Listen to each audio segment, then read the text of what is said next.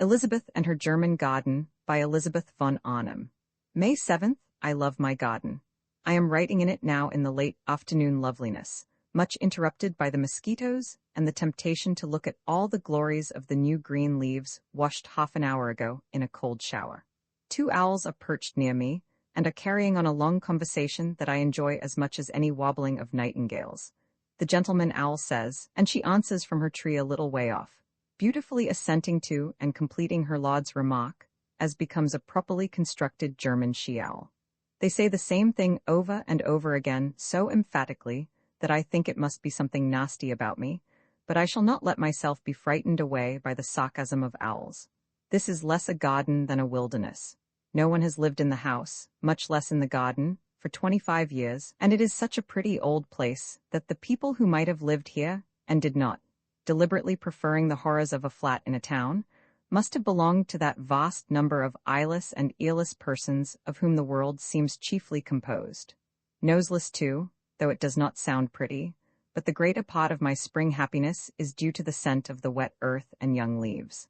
I am always happy out of doors, be it understood, for in doors there are servants and furniture, but in quite different ways, and my spring happiness bears no resemblance to my summer or autumn happiness, though it is not more intense, and there were days last winter when I danced for sheer joy out in my frost-bound garden, in spite of my years and children.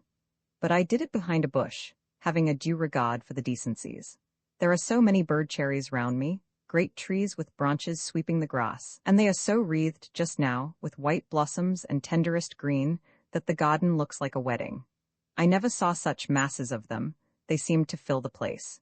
Even across a little stream that bounds the garden on the east, and right in the middle of the cornfield beyond, there is an immense one, a picture of grace and glory against the cold blue of the spring sky. My garden is surrounded by cornfields and meadows, and beyond are great stretches of sandy heath and pine forests, and where the forests leave off the bare heath begins again. But the forests are beautiful in their lofty, pink-stemmed vastness, far overhead the crowns of softest gray-green, and underfoot a bright green whortleberry carpet, and everywhere the breathless silence. And the bare heaths are beautiful too, for one can see across them into eternity almost, and to go out onto them, with one's face towards the setting sun, is like going into the very presence of God. In the middle of this plain is the oasis of bird cherries and greenery where I spend my happy days, and in the middle of the oasis is the gray stone house with many gables where I pass my reluctant nights. The house is very old, and has been added to at various times. It was a convent before the 30 Years' War, and the vaulted chapel, with its brick floor worn by pious peasant knees, is now used as a hall. Gustavus Adolphus and his Swedes passed through more than once, as is duly recorded in archives still preserved, for we are on what was then the high road between Sweden and Brandenburg, the unfortunate. The Lion of the North was no doubt an estimable person, and acted wholly up to his convictions, but he must have sadly upset the peaceful nuns, who were not without convictions of their own, sending them out onto the wide, empty plain to piteously seek some life to replace the life of silence here.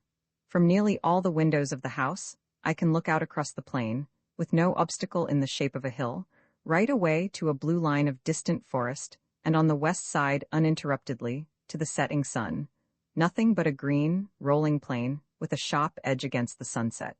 I love those west windows better than any others, and have chosen my bedroom on that side of the house, so that even times of hair brushing may not be entirely lost, and the young woman who attends to such matters has been taught to fulfill her duties about a mistress recumbent in an easy-chair before an open window, and not to profane with chatter that sweet and solemn time. This girl is grieved at my habit of living almost in the garden, and all her ideas as to the sort of life a respectable German lady should late have got into a sad muddle since she came to me. The people round about are persuaded that I am, to put it as kindly as possible, exceedingly eccentric, for the news has travelled that I spend the day out of doors with a book, and that no mortal eye has ever yet seen me sew a cook. But why cook when you can get someone to cook for you? And as for sewing, the maids will hem the sheets better and quicker than I could, and all forms of needlework of the fancy order are inventions of the evil one for keeping the foolish from applying their heart to wisdom. We had been married 5 years before it struck us that we might as well make use of this place by coming down and living in it.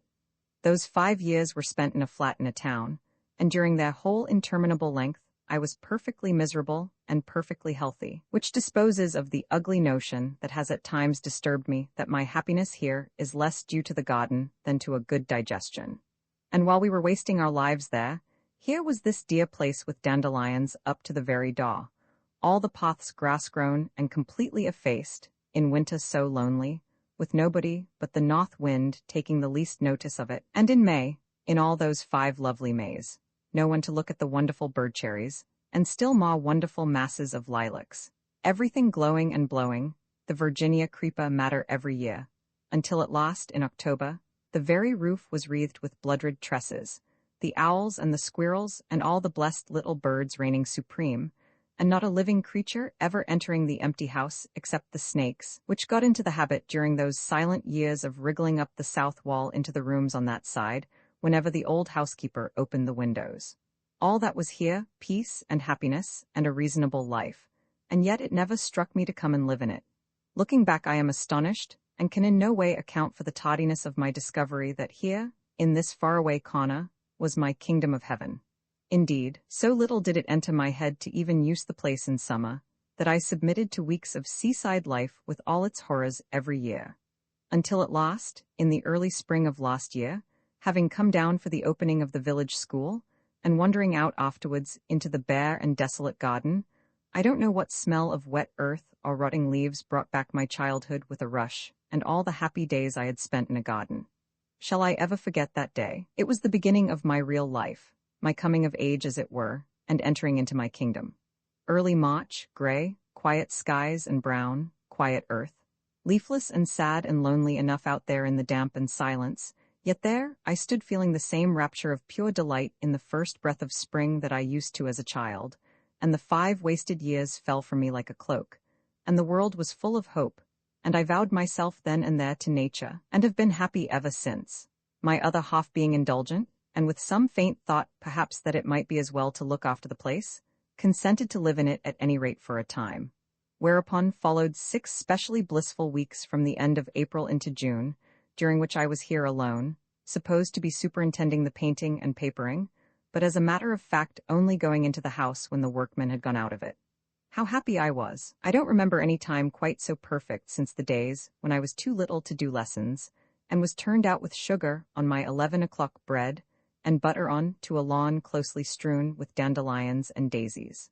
The sugar on the bread and butter has lost its charm, but I love the dandelions and daisies even more passionately now than then, and never would endure to see them all mown away, if I were not certain that in a day or two they would be pushing up their little faces again as jauntily as ever. During those 6 weeks I lived in a world of dandelions and delights. The dandelions carpeted the 3 lawns. They used to be lawns, but have long since blossomed out into meadows filled with every sort of pretty weed, and under and among the groups of leafless oaks and beeches were blue hepaticas, white anemones, violets, and celandines in sheets. The celandines in particular delighted me with their clean, happy brightness, so beautifully trim and newly varnished, as though they too had had the painters at work on them. Then, when the anemones went, came a few stray periwinkles and Solomon's seal, and all the bird cherries blossomed in a burst. And then, before I had a little got used to the joy of their flowers against the sky, came the lilacs, masses and masses of them, in clumps on the grass, with other shrubs and trees by the side of walks, and one great continuous bank of them half a mile long right past the west front of the house, away down as far as one could see, shining glorious against a background of firs. When that time came, and when, before it was over, the acacias all blossomed too, and 4 great clumps of pale, silvery pink peonies flowered under the south windows, I felt so absolutely happy and blessed and thankful and grateful that I really cannot describe it. My days seemed to melt away in a dream of pink and purple peace. There were only the old housekeeper and her handmaiden in the house, so that on the plea of not giving too much trouble, I could indulge what my other half calls my fantaisie de règle as regards meals. That is to say, meals so simple that they could be brought out to the lilacs on a tray. And I lived, I remember, on salad and bread and tea the whole time, sometimes a very tiny pigeon appearing at lunch to save me, as the old lady thought, from starvation. Who but a woman could have stood salad for 6 weeks, even salad sanctified by the presence and scent of the most gorgeous lilac masses? I did, and grew in grace every day, though I have never liked it since. How often now, oppressed by the necessity of assisting at 3 dining-room meals daily, 2 of which are conducted by the functionaries held indispensable to a proper maintenance of the family dignity, and all of which are pervaded by joints of meat. How often do I think of my salad days, 40 in number, and of the blessedness of being alone as I was then alone. And then the evenings, when the workmen had all gone, and the house was left to emptiness and echoes, and the old housekeeper had gathered up her rheumatic limbs into her bed, and my little room in quite another part of the house had been set ready. How reluctantly I used to leave the friendly frogs and owls, and with my hat, somewhere down in my shoes, lock the door to the garden behind me, and pass through the long series of echoing south rooms full of shadows and ladders and ghostly pails of painter's mess, and humming a tune to make myself believe I liked it, go rather slowly across the brick-floored hall, up the creaking stairs, down the long whitewashed passage, and with a final rush of panic whisk into my room and double lock and bolt the door. There were no bells in the house, and I used to take a great dinner bell to bed with me so that at least I might be able to make a noise if frightened in the night, though what good it would have been I don't know, as there was no one to hear. The housemaid slept in another little cell opening out of mine, and we two were the only living creatures in the great empty west wing. She evidently did not believe in ghosts, for I could hear how she fell asleep immediately after getting into bed.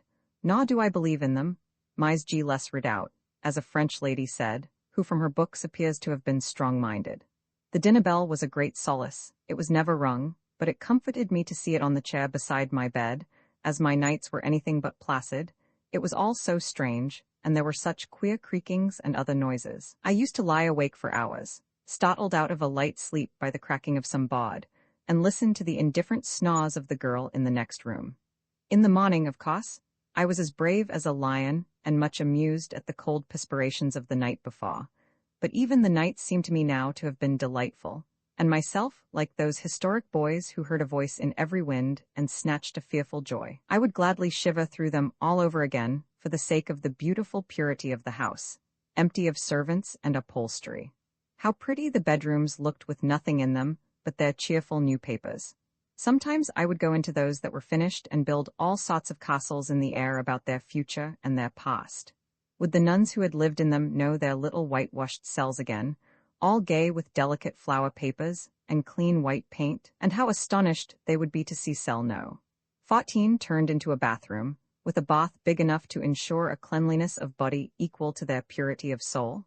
They would look upon it as a snare of the tempter, and I know that in my own case, I only began to be shocked at the blackness of my nails the day that I began to lose the first whiteness of my soul, by falling in love at 15 with the parish organist, or rather with the glimpse of surplice and Roman nose and fiery moustache, which was all I ever saw of him, and which I loved to distraction for at least 6 months.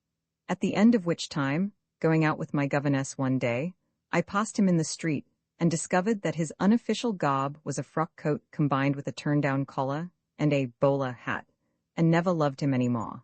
The first part of that time of blessedness was the most perfect, for I had not a thought of anything but the peace and beauty all round me. Then he appeared suddenly, who has a right to appear when and how he will, and rebuked me for never having written, and when I told him that I had been literally too happy to think of writing, he seemed to take it as a reflection on himself that I could be happy alone. I took him round the garden along the new paths I had made, and showed him the acacia and lilac glories, and he said that it was the purest selfishness to enjoy myself, when neither he nor the offspring were with me, and that the lilacs wanted thoroughly pruning. I tried to appease him by offering him the whole of my salad and toast supper, which stood ready at the foot of the little veranda steps when we came back, but nothing appeased that man of wrath, and he said he would go straight back to the neglected family. So he went, and the remainder of the precious time was disturbed by twinges of conscience, to which I am much subject, whenever I found myself wanting to jump for joy. I went to look at the painters every time my feet were for taking me to look at the garden. I trotted diligently up and down the passages. I criticized and suggested and commanded more in one day than I had done in all the rest of the time. I wrote regularly and sent my love, but I could not manage to fret and yearn. What are you to do if your conscience is clear, and your liver in order, and the sun is shining? November 20th last night we had 10 degrees of frost Fahrenheit, and I went out the first thing this morning to see what had become of the tea roses, and behold, they were wide awake and quite cheerful. Covered with rime it is true, but anything but black and shriveled. Even those in boxes on each side of the veranda steps were perfectly alive and full of buds, and one in particular, a bouquet d'eau, is a mass of buds, and would flower if it could get the least encouragement. I am beginning to think that the tenderness of tea roses is much exaggerated, and am certainly very glad I had the courage to try them in this northern garden. But I must not fly too boldly in the face of Providence, and have ordered those in the boxes to be taken into the greenhouse for the winter, and hope the bouquet d'eau, in a sunny place near the glass, may be induced to open some of those buds. The greenhouse is only used as a refuge, and kept at a temperature just above freezing, and is reserved entirely for such plants as cannot stand the very coldest part of the winter out of doors. I don't use it for growing anything, because I don't love things that will only bear the garden for 3 or 4 months in the year, and require coaxing and petting for the rest of it. Give me a garden full of strong, healthy creatures, able to stand roughness and cold without dismally giving in and dying. I never could see that delicacy of constitution is pretty, either in plants or women. No doubt there are many lovely flowers to be had by heat and constant coaxing, but then for each of these, there are 50 others still lovelier that will gratefully grow in God's wholesome air and are blessed in return with a far greater intensity of scent and color. We have been very busy till now getting the permanent beds into order and planting the new tea roses, and I am looking forward to next summer with more hope than ever in spite of my many failures. I wish the years would pass quickly that will bring my garden to perfection. The Persian yellows have gone into their new quarters, and their place is occupied by the tea rose safrano. All the rose beds are carpeted with pansies sown in July and transplanted in October, each bed having a separate color. The purple ones are the most charming and go well with every rose, but I have white ones with Laurette Messamy, and yellow ones with safrano, and a new red sought in the big center bed of red roses. Round the semicircle on the south side of the little privet hedge 2 rows of annual larkspurs in all their delicate shades have been sown, and just beyond the larkspurs, on the grass, is a semicircle of standard tea and pillar roses. In front of the house, the long borders have been stucked with larkspurs, annual and perennial, columbines, giant poppies, pinks, Madonna lilies, wallflowers, hollyhocks, perennial phloxes, peonies, lavender, starworts, cornflowers, lichneys chalcedonica, and bulbs packed in wherever bulbs could go. These are the borders that were so hardly used by the other gardener. The spring boxes for the veranda steps have been filled with pink and white and yellow tulips. I love tulips better than any other spring flower. They are the embodiment of alert cheerfulness and tidy grace, and next to a hyacinth look like a wholesome, freshly tubbed young girl beside a stout lady whose every movement weighs down the air with patchouli. Their faint, delicate scent is refinement itself. And is there anything in the world more charming than the sprightly way they hold up their little faces to the sun? I have heard them called bold and flaunting, but to me, they seem modest grace itself, only always on the alert to enjoy life as much as they can and not afraid of looking the sun or anything else above them in the face. On the grass there are 2 beds of them carpeted with forget-me-nots, and in the grass, in scattered groups, are daffodils and narcissus. Down the wilder shrubbery walks foxgloves and mulleins will, I hope, shine majestic, and one cool corner, backed by a group of firs, is graced by Madonna lilies, white foxgloves, and columbines. In a distant glade I have made a spring garden round an oak tree that stands alone in the sun, groups of crocuses, daffodils, narcissus, hyacinths, and tulips among such flowering shrubs and trees as Purus malus spectabilis, floribunda, and coronaria, Prunus juliana, mahaleb, seratina, triloba, and passati, Sidonias and Weigelias in every color, and several kinds of crataegus and other May lovelinuses. If the weather behaves itself nicely, and we get gentle rains in due season, I think this little corner will be beautiful. But what a big if it is. Drought is our great enemy, and the 2 last summers each contained 5 weeks of blazing, cloudless heat, when all the ditches dried up, and the soil was like hot pastry. At such times, the watering is naturally quite beyond the strength of 2 men, but as a garden is a place to be happy in, and not one where you want to meet a dozen curious eyes at every turn, I should not like to have more than these 2, or rather 1.5. The assistant having stock-like proclivities and going home in the autumn to his native Russia, returning in the spring with the first warm winds. I want to keep him over the winter, as there is much to be done even then, and I sounded him on the point the other day. He is the most abject-looking of human beings, lame, and afflicted with a hideous eye disease, but he is a good worker and plods along unwearyingly from sunrise to dusk.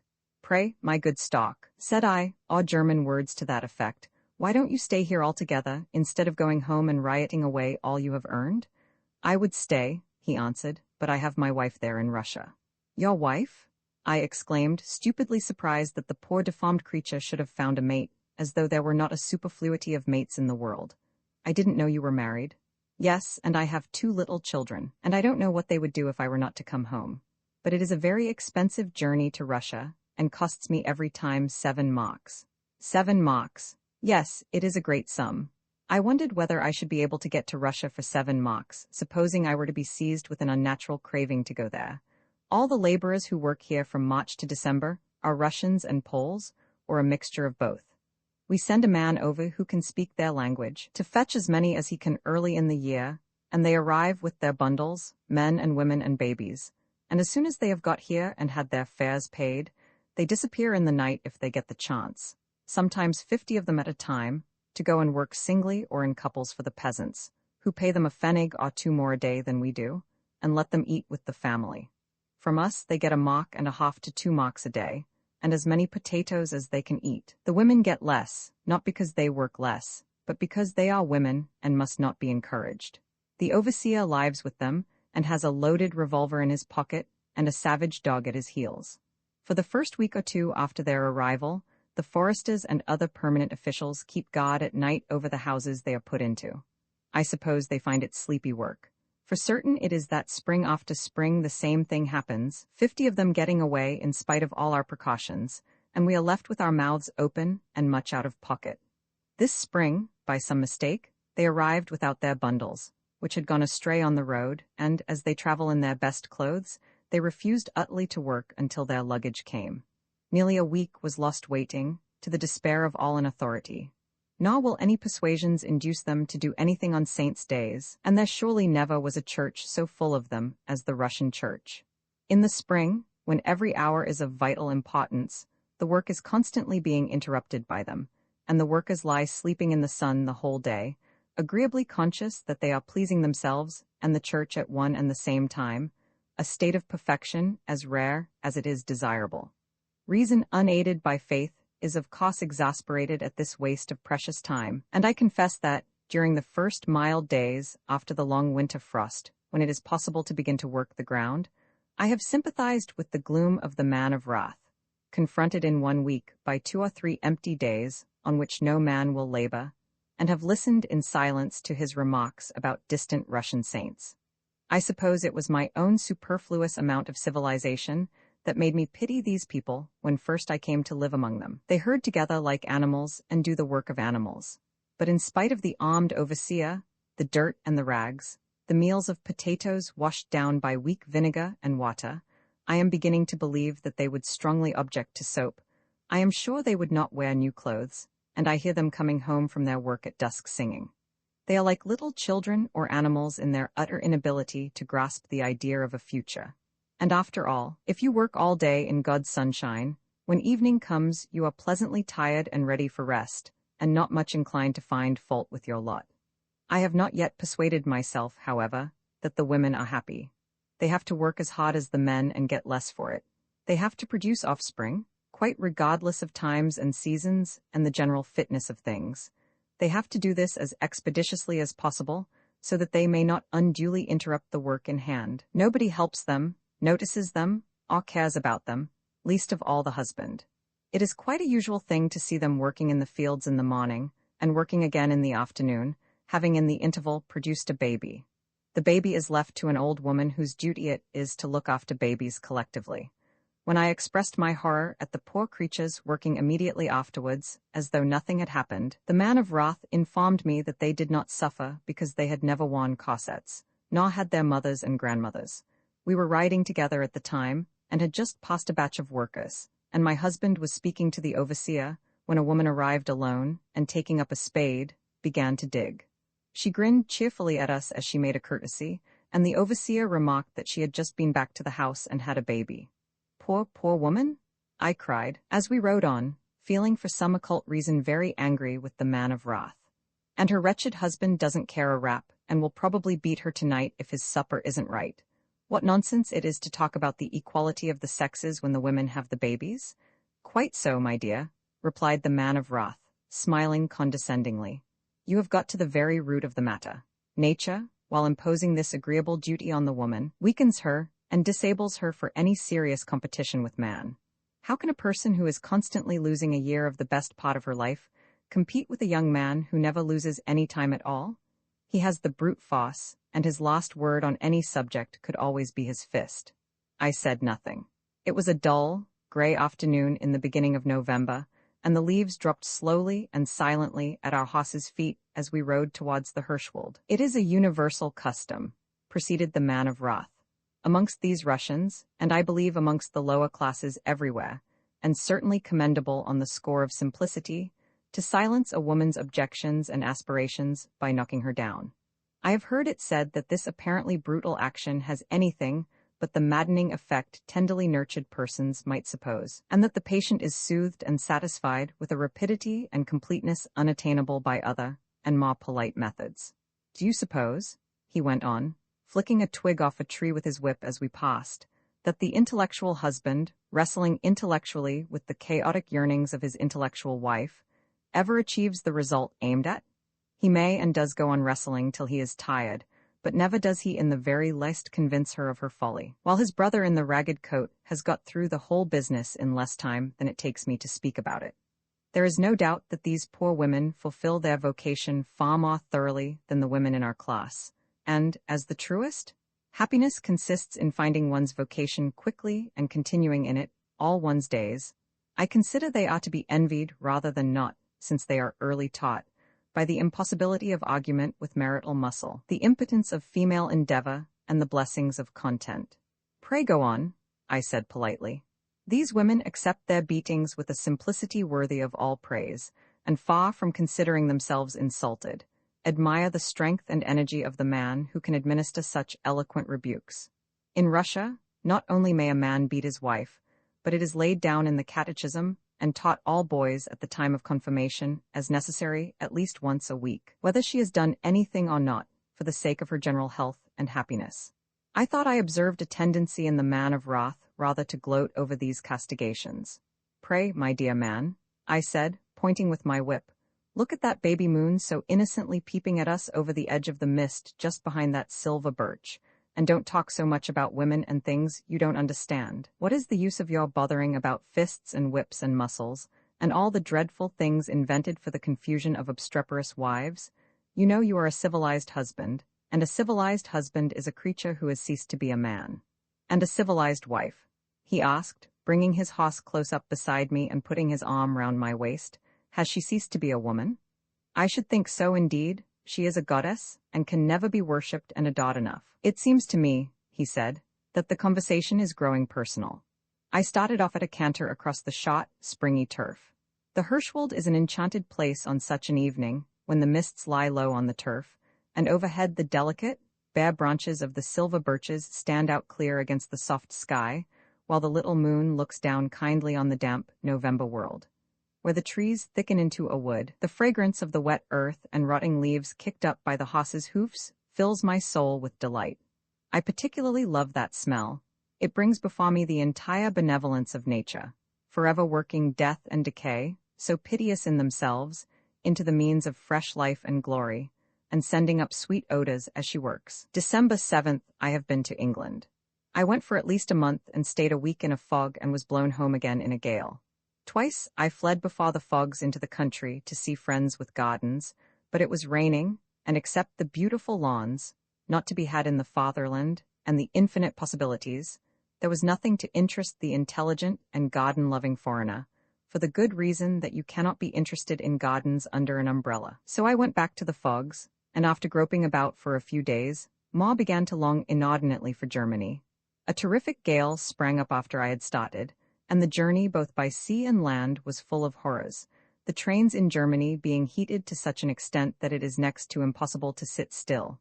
Great gusts of hot air coming up under the cushions, the cushions themselves being very hot, and the wretched traveller still hotter. But when I reached my home, and got out of the train into the purest, brightest snow atmosphere, the air so still that the whole world seemed to be listening, the sky cloudless, the crisp snow sparkling underfoot and on the trees, and a happy row of 3 beaming babies awaiting me.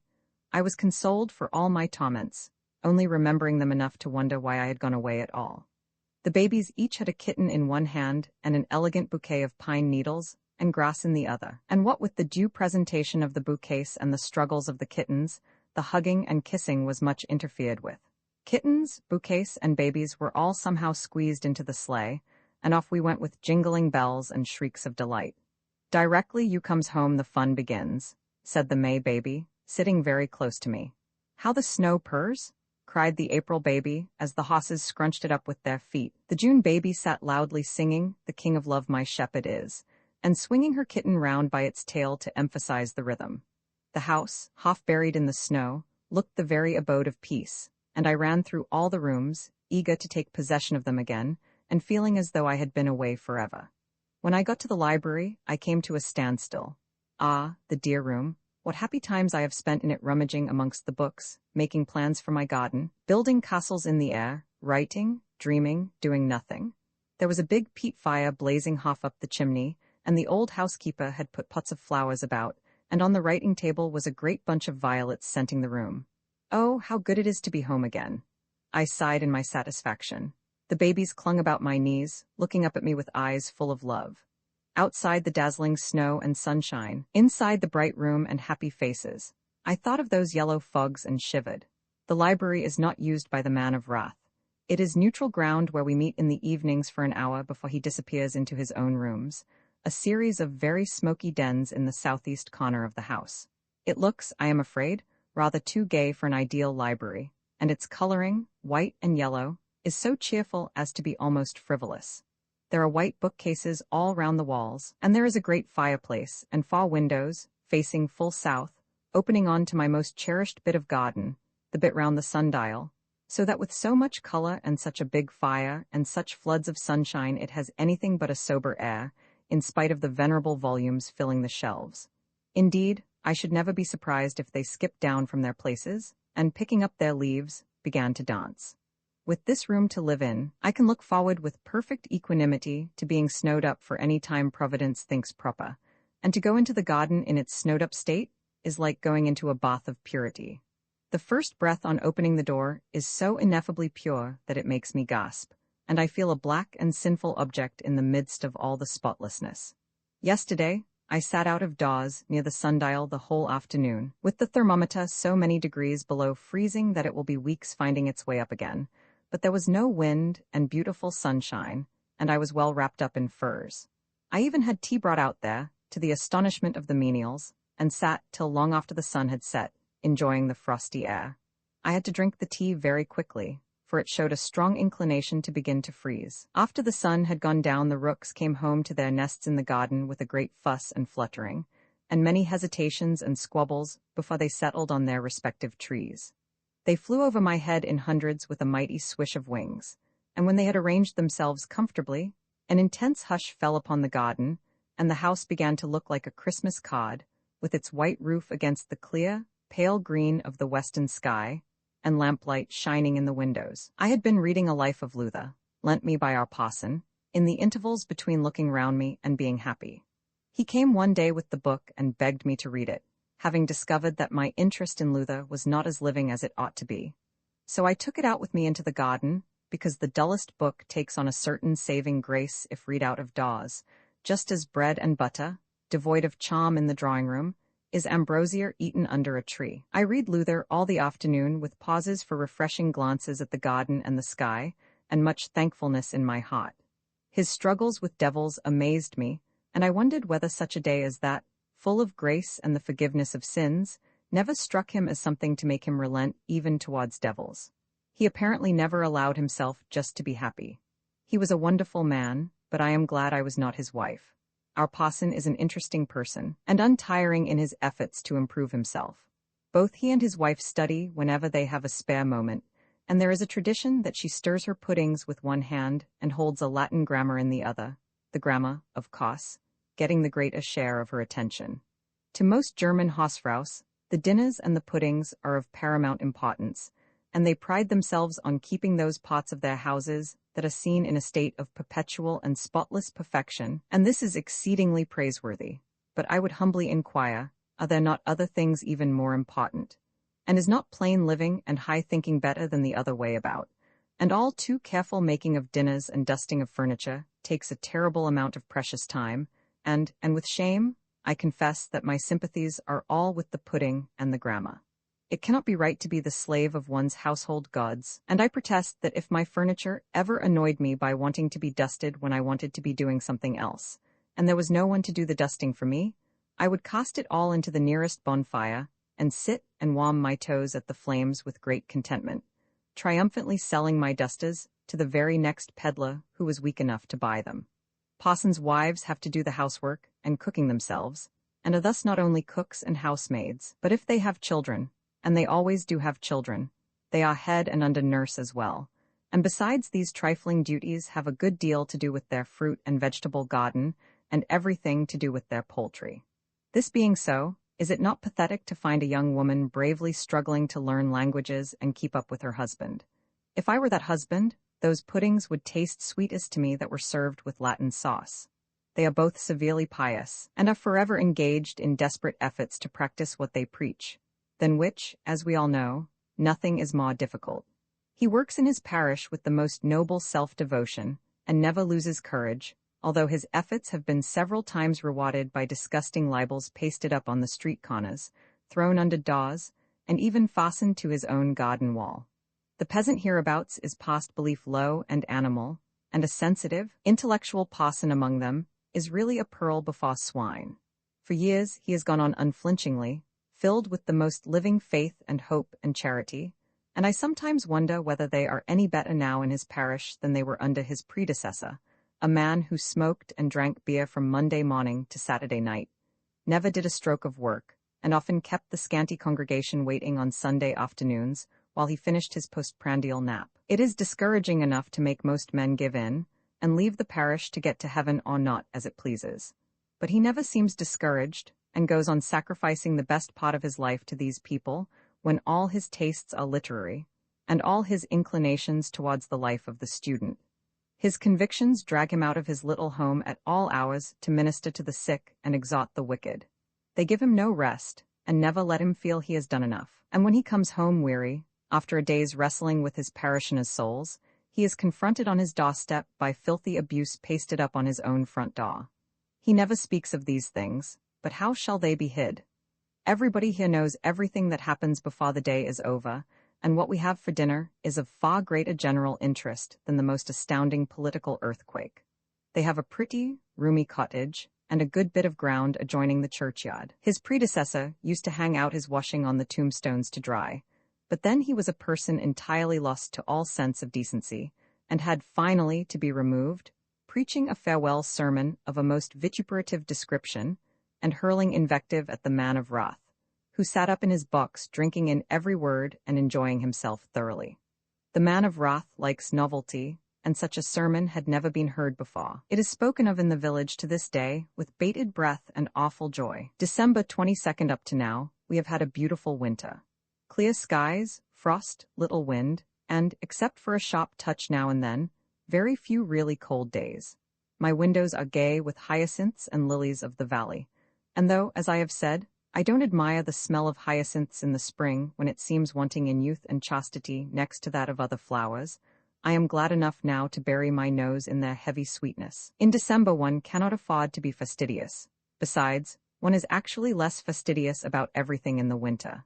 The keen air braces soul as well as body into robustness, and the food and the perfume disliked in the summer are perfectly welcome then.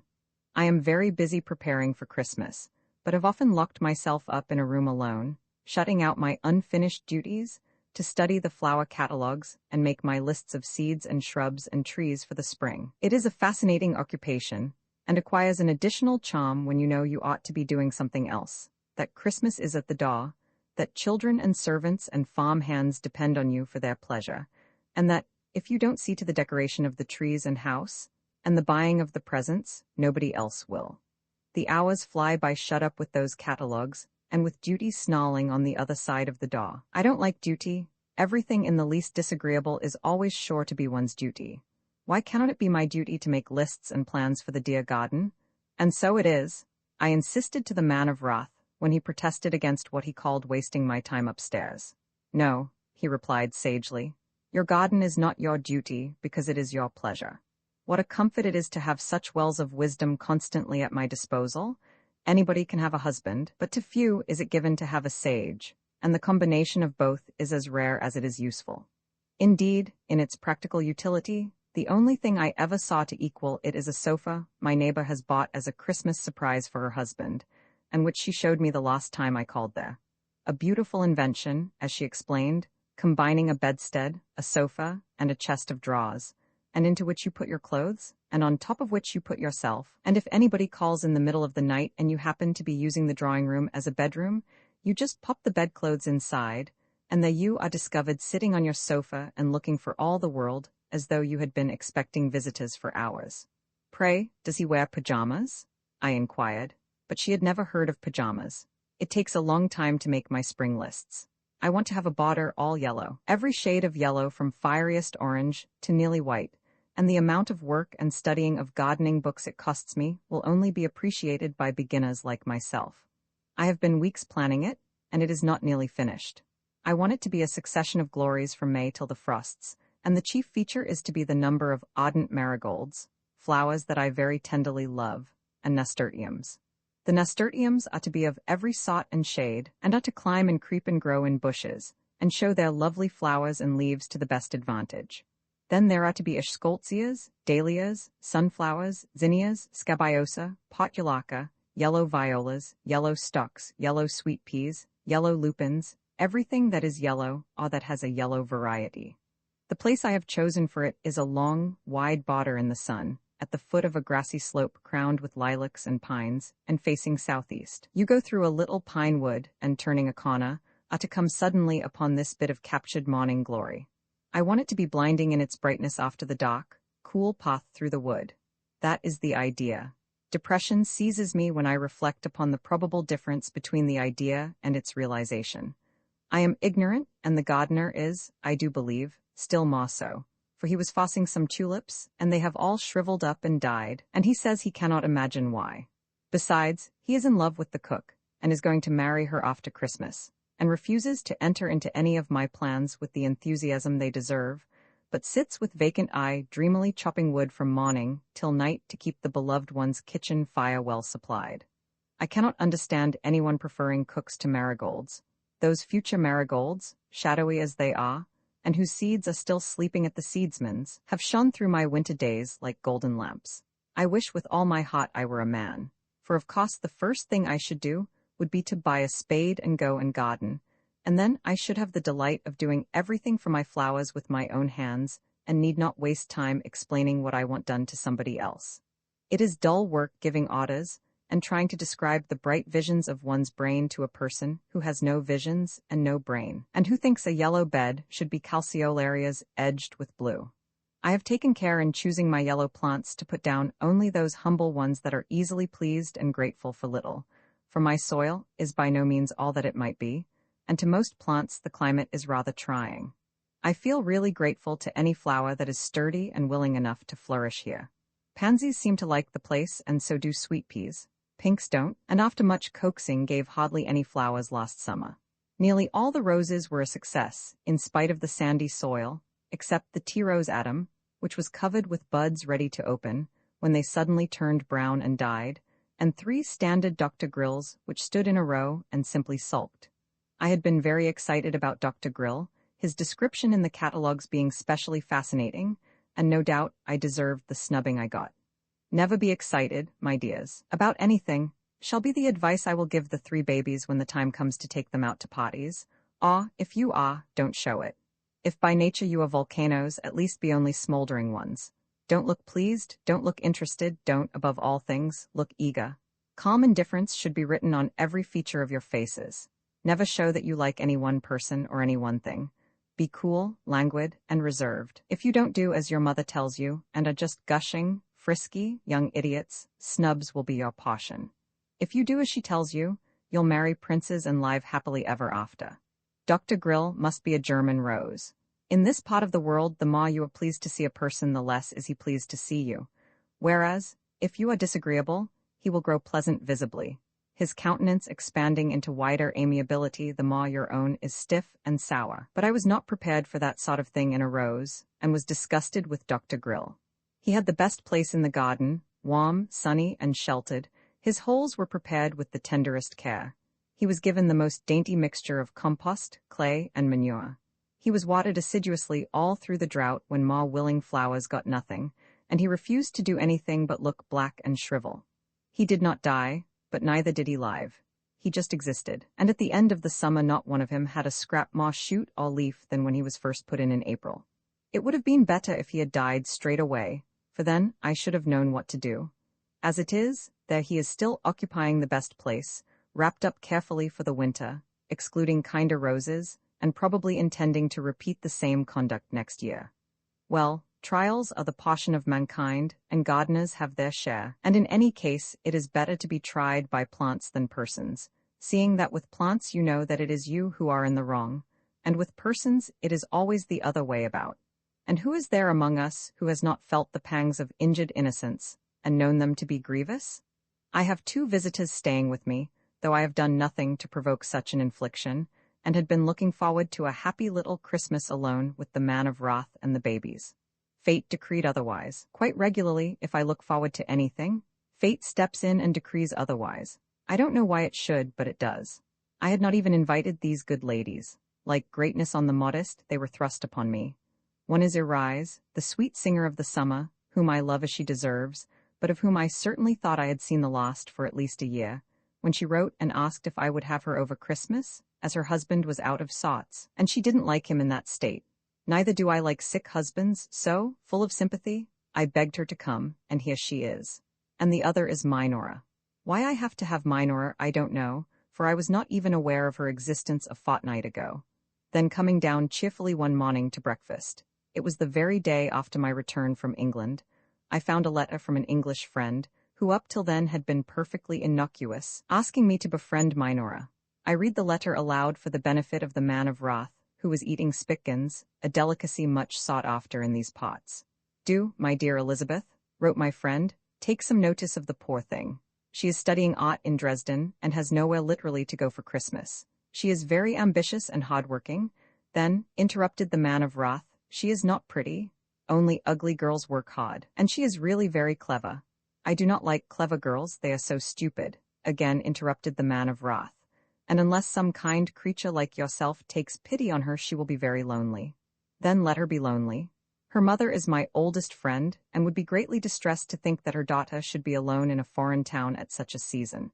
I do not mind the distress of the mother." "Oh, dear me," I exclaimed impatiently, "I shall have to ask her to come. If you should be inclined," the letter went on, "to play the Good Samaritan, dear Elizabeth, I am positive you would find Minora a bright, intelligent companion." "Minora?" questioned the man of wrath. The April baby, who has had a nursery governess of an altogether alarmingly zealous type attached to her person for the last 6 weeks, looked up from her bread and milk.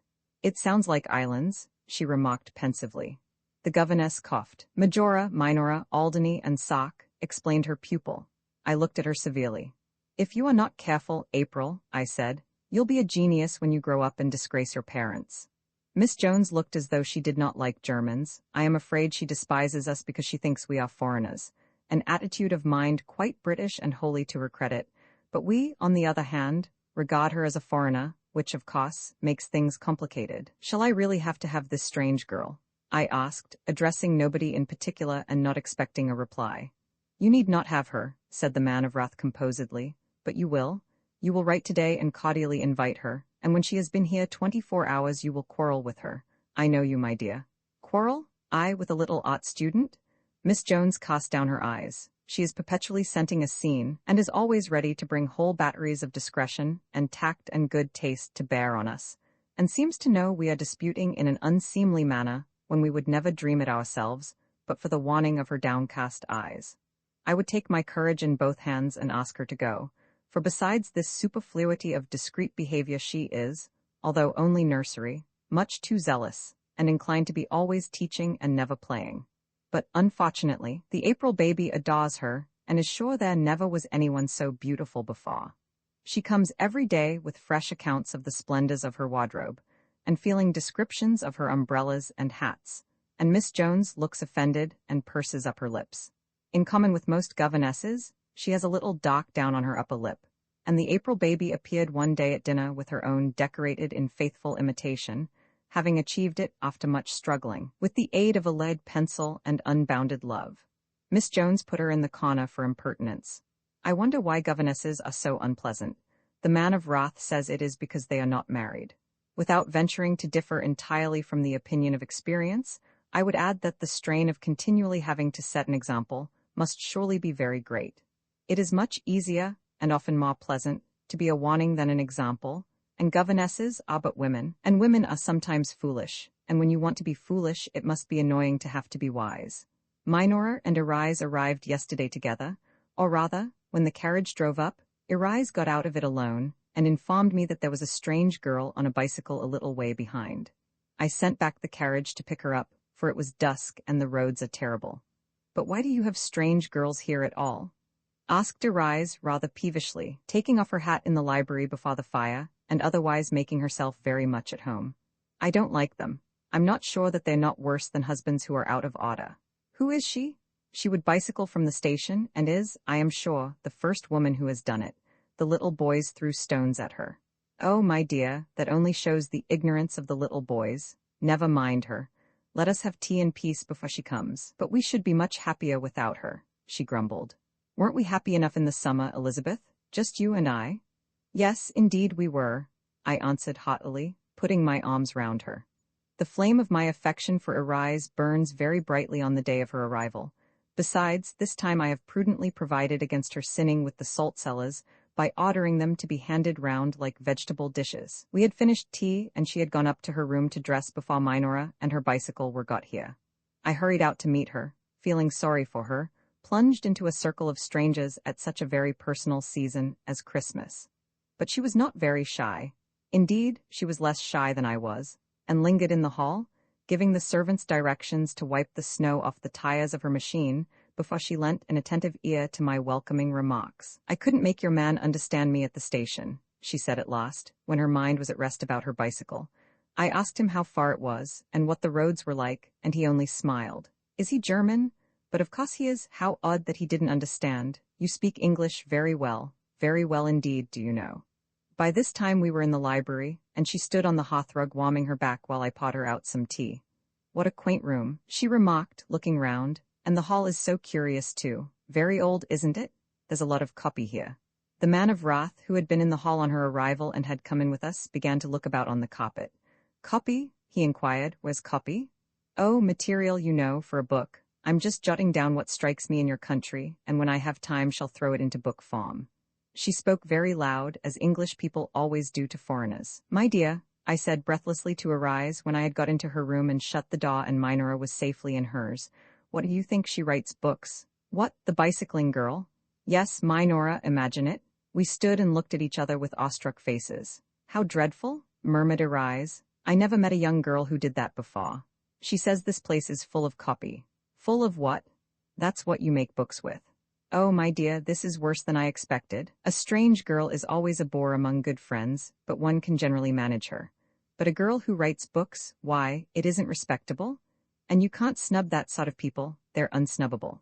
Oh, but we'll try, I cried, with such haughtiness that we both laughed. The hall and the library struck Minora most. Indeed, she lingered so long after dinner in the hall, which is cold, that the man of wrath put on his fur coat by way of a gentle hint. His hints are always gentle. She wanted to hear the whole story about the chapel and the nuns and Gustavus Adolphus, and pulling out a fat notebook began to take down what I said. I at once relapsed into silence. Well, she said, that's all. Oh, but you've only just begun. It doesn't go any further. Won't you come into the library? In the library she again took up her stand before the fire and warmed herself, and we sat in a row and were cold. She has a wonderfully good profile, which is irritating. The wind, however, is tempered to the shone lamb by her eyes being set too closely together. Arise lit a cigarette and, leaning back in her chair, contemplated her critically beneath her long eyelashes. You are writing a book? She asked presently. Well, yes, I suppose I may say that I am. Just my impressions, of your country. Anything that strikes me as curious or amusing, I jot it down, and when I have time shall work it up into something, I dare say. Are you not studying painting? Yes, but I can't study that forever. We have an English proverb. Life is short and art is long too long, I sometimes think, and writing is a great relaxation when I am tired. What shall you call it? Oh, I thought of calling it Journeyings in Germany. It sounds well and would be correct. Or Jottings from German Journeyings, I haven't quite decided yet which. By the author of Prowls in Pomerania, you might add, suggested Arise. And Drivel from Dresden, said I. And Bosch from Berlin, added Arise. Minora stared. I don't think those two last ones would do, she said, because it is not to be a facetious book, but your first one is rather a good title, she added, looking at Arise and drawing out her notebook. I think I'll just jot that down. If you jot down all we say and then publish it, will it still be your book? Asked Arise, but Minora was so busy scribbling that she did not hear. And have you no suggestions to make, Sage? Asked Arise, turning to the man of wrath, who was blowing out clouds of smoke in silence. Oh, do you call him Sage? Cried Minora. And always in English? Arise and I looked at each other.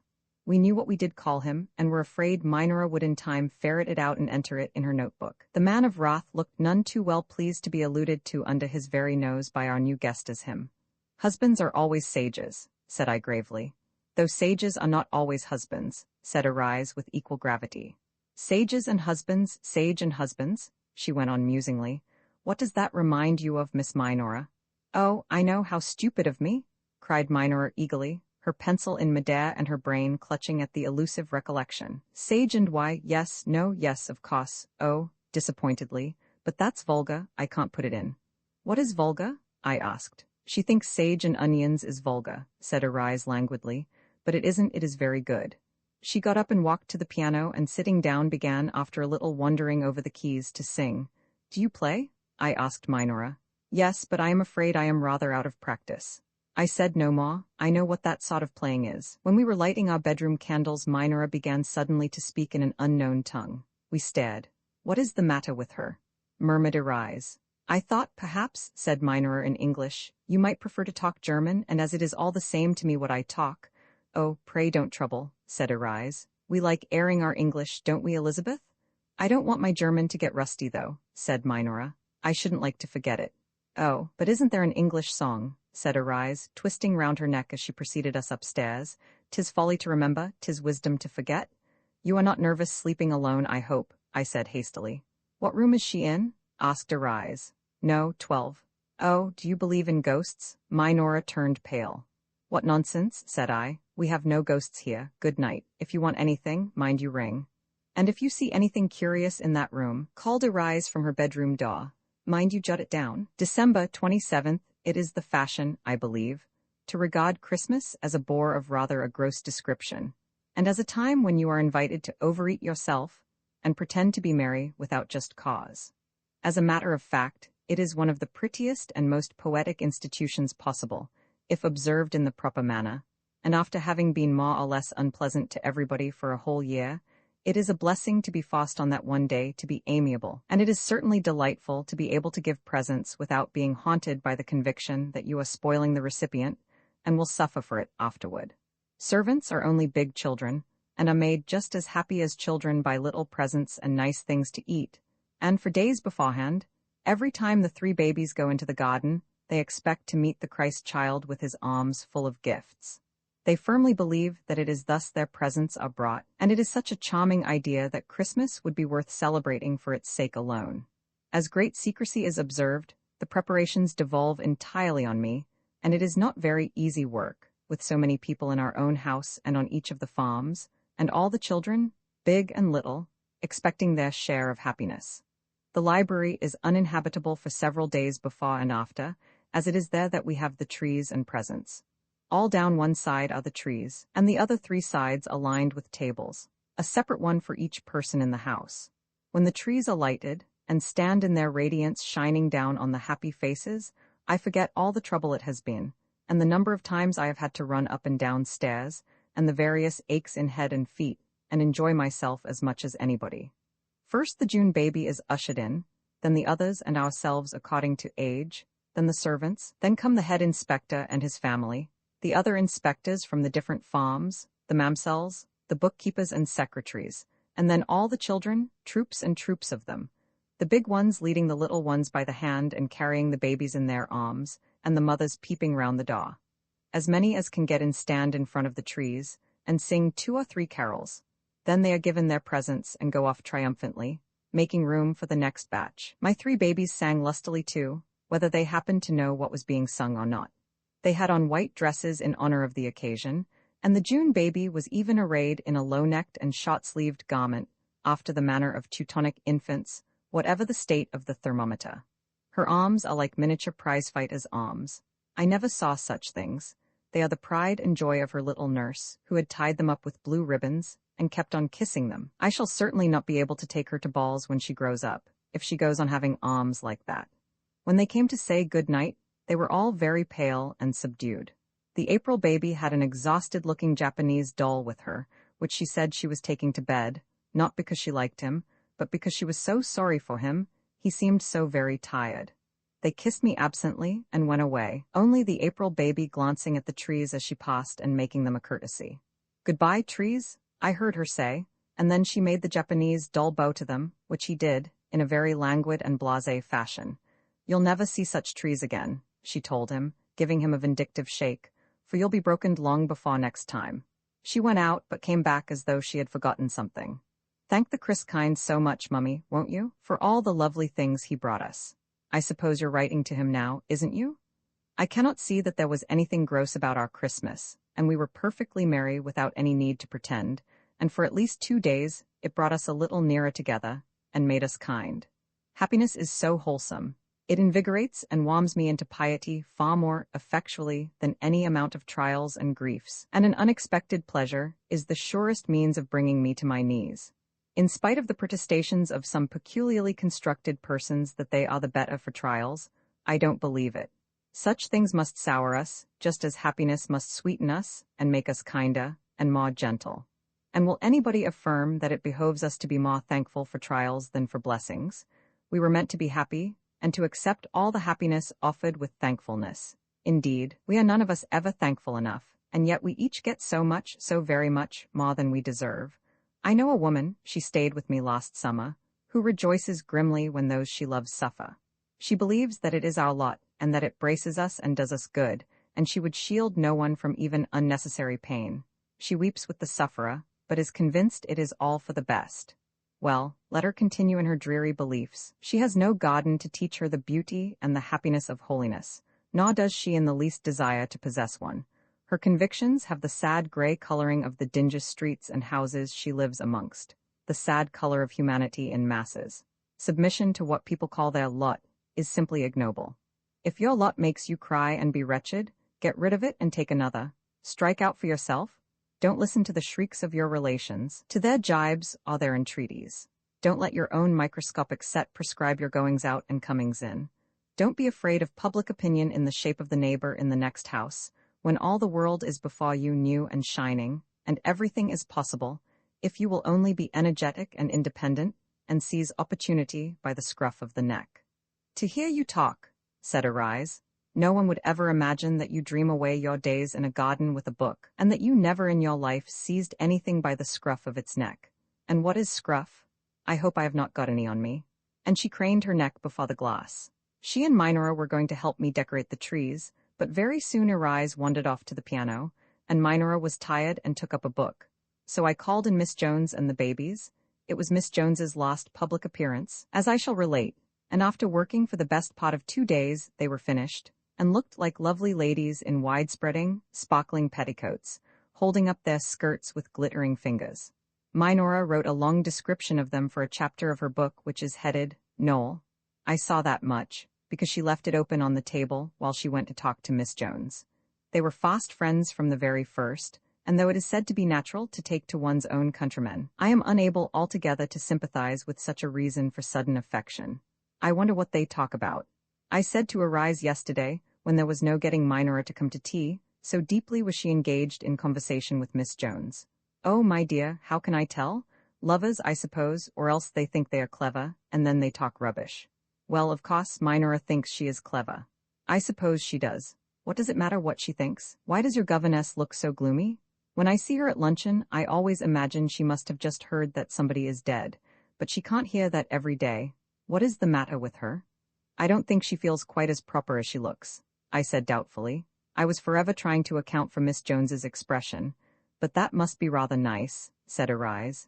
It would be awful for her if she felt exactly the same as she looks. At that moment, the door leading into the schoolroom opened softly, and the April baby, tired of playing, came in and sat down at my feet, leaving the door open.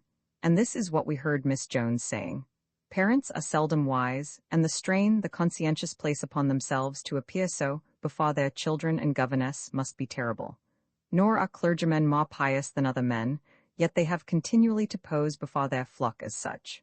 As for governesses, Miss Minora, I know what I am saying when I affirm that there is nothing more intolerable than to have to be polite, and even humble, to persons whose weaknesses and follies are glaringly apparent in every word they utter, and to be forced by the presence of children and employers to a dignity of manner in no way corresponding to one's feelings.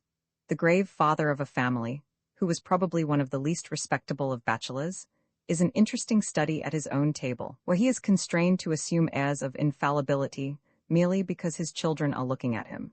The fact of his being a parent does not endow him with any supreme and sudden virtue, and I can assure you that among the eyes fixed upon him, not the least critical and amused are those of the humble person who fills the post of governess. "Oh, Miss Jones, how lovely!" we heard Minora say in accents of rapture, while we sat transfixed with horror at these sentiments. "Do you mind if I put that down in my book? You say it all so beautifully." Without a few hours of relaxation, continued Miss Jones, of private indemnification for the toilsome virtues displayed in public, who could wade through days of correct behavior, there would be no reaction, no room for better impulses, no place for repentance. Parents, priests, and governesses would be in the situation of a stout lady who never has a quiet moment in which she can take off her corsets. "My dear, what a firebrand," whispered Arise. I got up and went in. They were sitting on the sofa, Minora with clasped hands, gazing admiringly into Miss Jones's face, which wore a very different expression from the one of sour and unwilling propriety I have been used to seeing. "May I ask you to come to tea?" I said to Minora, "and I should like to have the children a little while." She got up very reluctantly, but I waited with the door open until she had gone in, and the two babies had followed. They had been playing at stuffing each other's ears with pieces of newspaper, while Miss Jones provided Minora with noble thoughts for her work, and had to be taught afterward with tweezers. I said nothing to Minora, but kept her with us till dinner time, and this morning we went for a long sleigh drive. When we came in to lunch there was no Miss Jones. "Is Miss Jones ill?" asked Minora. "She is gone," I said. "Gone? Did you never hear of such things as sick mothers?" asked Arise blandly, and we talked resolutely of something else. All the afternoon Minora has moped. She had found a kindred spirit, and it has been ruthlessly torn from her arms as kindred spirits so often are. It is enough to make her mope, and it is not her fault, poor thing, that she should have preferred the society of a Miss Jones to that of Arise and myself. At dinner, Arise surveyed her with her head on one side. "You look so pale," she said. "Are you not well?" Minora raised her eyes heavily, with the patient air of one who likes to be thought a sufferer. "I have a slight headache," she replied gently. "I hope you are not going to be ill," said Arise with great concern, "because there is only a cow doctor to be had here, and though he means well, I believe he is rather rough." Minora was plainly startled.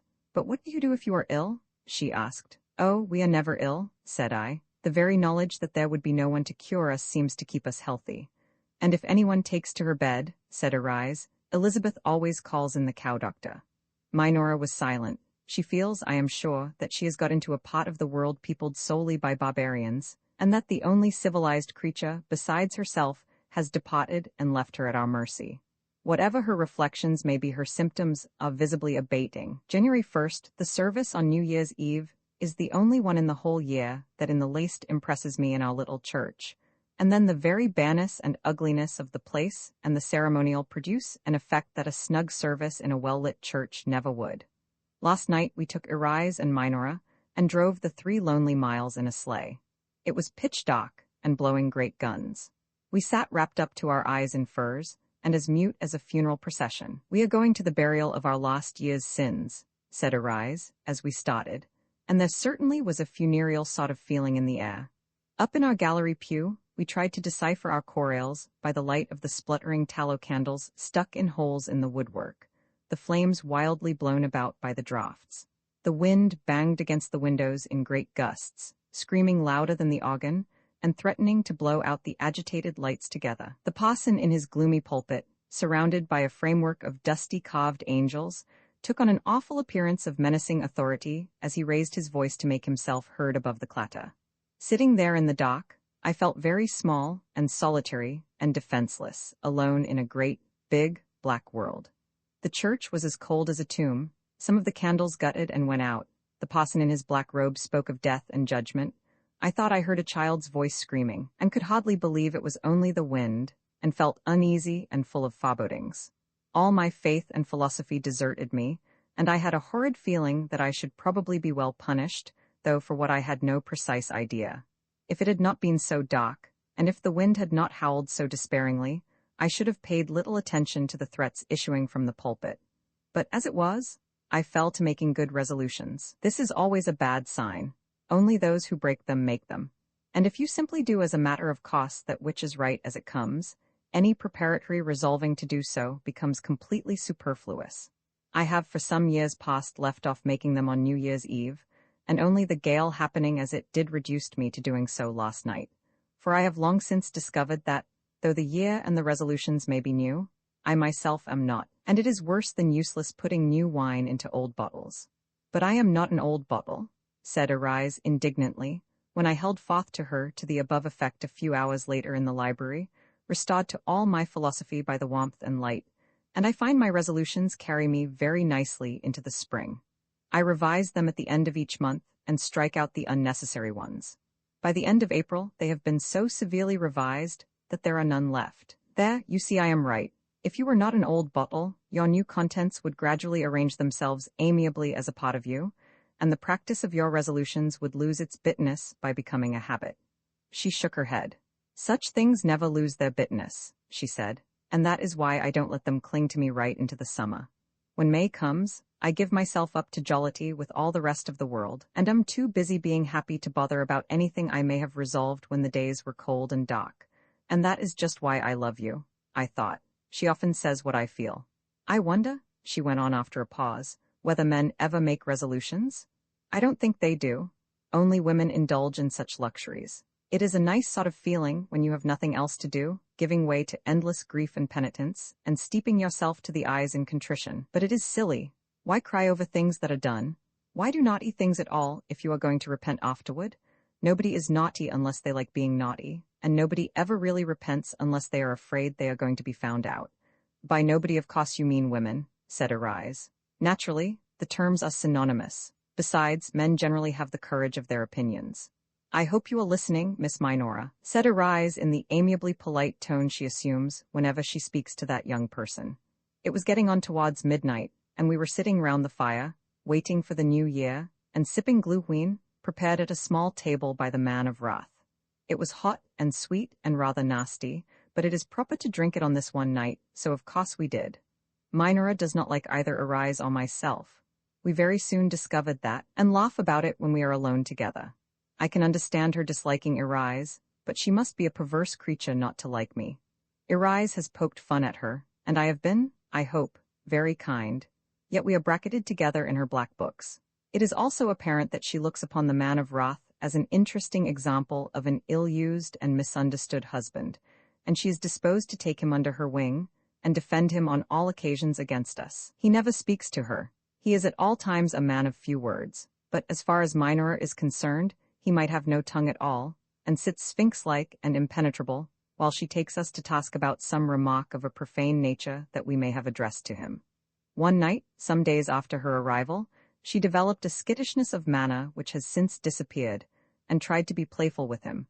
But you might as well try to be playful with a graven image. The wife of one of the servants had just produced a boy, the first after a series of 5 daughters, and at dinner we drank the health of all parties concerned, the man of wrath making the happy father drink a glass off at one gulp, his heels well together in military fashion. Minora thought the incident typical of German manners, and not only made notes about it, but joined heartily in the health drinking, and afterward grew skittish. She proposed, first of all, to teach us a dance called, I think, the Washington Post, and which was, she said, much danced in England, and to induce us to learn, she played the tune to us on the piano. We remained untouched by its beauties, each buried in an easy chair toasting our toes at the fire. Amongst those toes were those of the man of wrath, who sat peaceably reading a book and smoking. Minora volunteered to show us the steps, and as we still did not move, danced solitary behind our chairs. Irise did not even turn her head to look, and I was the only one amiable or polite enough to do so. Do I deserve to be placed in Minora's list of disagreeable people side by side with Irise? Certainly not, yet I most surely am. It wants the music, of course, observed Minora breathlessly, darting in and out between the chairs, apparently addressing me, but glancing at the man of wrath. No answer from anybody. It is such a pretty dance, she panted again, after a few more gyrations. No answer. And is all the rage at home? No answer. Do let me teach you. Won't you try, Herr Sage? She went up to him and dropped him a little courtesy. It is thus she always addresses him, entirely oblivious to the fact so patent to everyone else that he resents it. Oh, come, put away that tiresome old book, she went on gaily, as he did not move. I am certain it is only some dry agricultural work that you just nod over. Dancing is much better for you. Irise and I looked at one another quite frightened. I am sure we both turned pale when the unhappy girl actually laid hold forcibly of his book, and with a playful little shriek, ran away with it into the next room, hugging it to her bosom and looking back roguishly over her shoulder at him as she ran. There was an awful pause. We hardly dared raise our eyes. Then the man of wrath got up slowly, knocked the ashes off the end of his cigar, looked at his watch and went out at the opposite door into his own rooms, where he stayed for the rest of the evening. She has never, I must say, been skittish since. I hope you are listening, Miss Minora, said Irise, because this sort of conversation is likely to do you good. I always listen when people talk sensibly, replied Minora, stirring her grog. Irise glanced at her with slightly doubtful eyebrows. Do you agree with our hostess's description of women? She asked after a pause. As nobodies? No, of course I do not. Yet she is right. In the eye of the law, we are literally nobodies in our country. Did you know that women are forbidden to go to political meetings here? Really? Out came the notebook. The law expressly forbids the attendance at such meetings of women, children, and idiots. Children and idiots, I understand that, said Minora, but women, and classed with children and idiots? Classed with children and idiots, repeated Irise, gravely nodding her head. Did you know that the law forbids females of any age to ride on the top of omnibuses or tramcars? Not really. Do you know why? I can't imagine. Because in going up and down the stairs, those inside might perhaps catch a glimpse of the stocking covering their ankles. But what? Did you know that the morals of the German public are in such a shaky condition that a glimpse of that sort would be fatal to them? But I don't see how a stocking, with stripes round it, said Irise. And dawns in it, I added, could possibly be pernicious. The pernicious stocking? Thoughts on the ethics of petticoats, said Irise. Put that down as the name of your next book on Germany. I never know, complained Minora, letting her notebook fall, whether you are in earnest or not. Don't you? Said Irise sweetly. Is it true, appealed Minora to the man of wrath, busy with his lemons in the background, that your law classes women with children and idiots? Certainly, he answered promptly, and a very proper classification, too. We all looked blank. That's rude, said I at last. Truth is always rude, my dear, he replied complacently. Then he added, if I were commissioned to draw up a new legal code, and had previously enjoyed the privilege, as I have been doing lately, of listening to the conversation of you three young ladies, I should make precisely the same classification. Even Minora was incensed at this. You are telling us in the most unvarnished manner that we are idiots, said Irise. Idiots? No, by no means. But children? Nice little agreeable children. I very much like to hear you talk together. It is all so young and fresh what you think and what you believe, and not of the least consequence to anyone. Not of the least consequence? Cried Minora. What we believe is of very great consequence indeed to us. Are you jeering at our beliefs? Inquired Irise sternly. Not for worlds. I would not on any account disturb or change your pretty little beliefs. It is your chief charm that you always believe everything. How desperate would our case be if young ladies only believed facts and never accepted another person's assurance, but preferred the evidence of their own eyes? They would have no illusions, and a woman without illusions is the dreariest and most difficult thing to manage possible. Thing? Protested Irise. The man of wrath, usually so silent, makes up for it from time to time by holding forth at unnecessary length. He took up his stand now with his back to the fire, and a glass of glühwein in his hand. Minora had hardly heard his voice before, so quiet had he been since she came, and sat with her pencil raised, ready to fix forever the wisdom that should flow from his lips. What would become of poetry if women became so sensible that they turned a deaf ear to the poetic platitudes of love? That love does indulge in platitudes, I suppose you will admit. He looked at her eyes. Yes, they all say exactly the same thing, she acknowledged. Who could murmur pretty speeches on the beauty of a common sacrifice, if the listener's want of imagination was such as to enable her only to distinguish one victim in the picture, and that one herself? Minora took that down word for word. Much good may it do her. Who would be brave enough to affirm that if refused he will die, if his assurances merely elicit a recommendation to diet himself, and take plenty of outdoor exercise? Women are responsible for such lies, because they believe them. Their amazing vanity makes them swallow flattery so gross that it is an insult, and men will always be ready to tell the precise number of lies that a woman is ready to listen to. Who indulges more recklessly in glowing exaggerations than the lover who hopes, and has not yet obtained? He will, like the nightingale, sing with unceasing modulations, display all his talent, untiringly repeat his sweetest notes until he has what he wants, when his song, like the nightingale's, immediately ceases, never again to be heard. Take that down, murmured Arise aside to Minora. Unnecessary advice, for her pencil was scribbling as fast as it could. A woman's vanity is so immeasurable that, after having had 99 object lessons in the difference between promise and performance, and the emptiness of pretty speeches, the beginning of the 100th will find her lending the same willing and enchanted ear to the eloquence of flattery, as she did on the occasion of the first. What can the exhortations of the strong-minded sister, who has never had these experiences, do for such a woman? It is useless to tell her she is man's victim, that she is his plaything, that she is cheated, downtrodden, kept under, laughed at, shabbily treated in every way. That is not a true statement of the case. She is simply the victim of her own vanity, and against the belief in her own fascinations, against the very part of herself that gives all the color to her life. Who shall expect a woman to take up arms? Are you so vain, Elizabeth? Inquired Arise with a shocked face, and had you lent a willing ear to the blandishments of 99 before you reached your final destiny? I am one of the sensible ones, I suppose, I replied, for nobody ever wanted me to listen to blandishments. Minora sighed.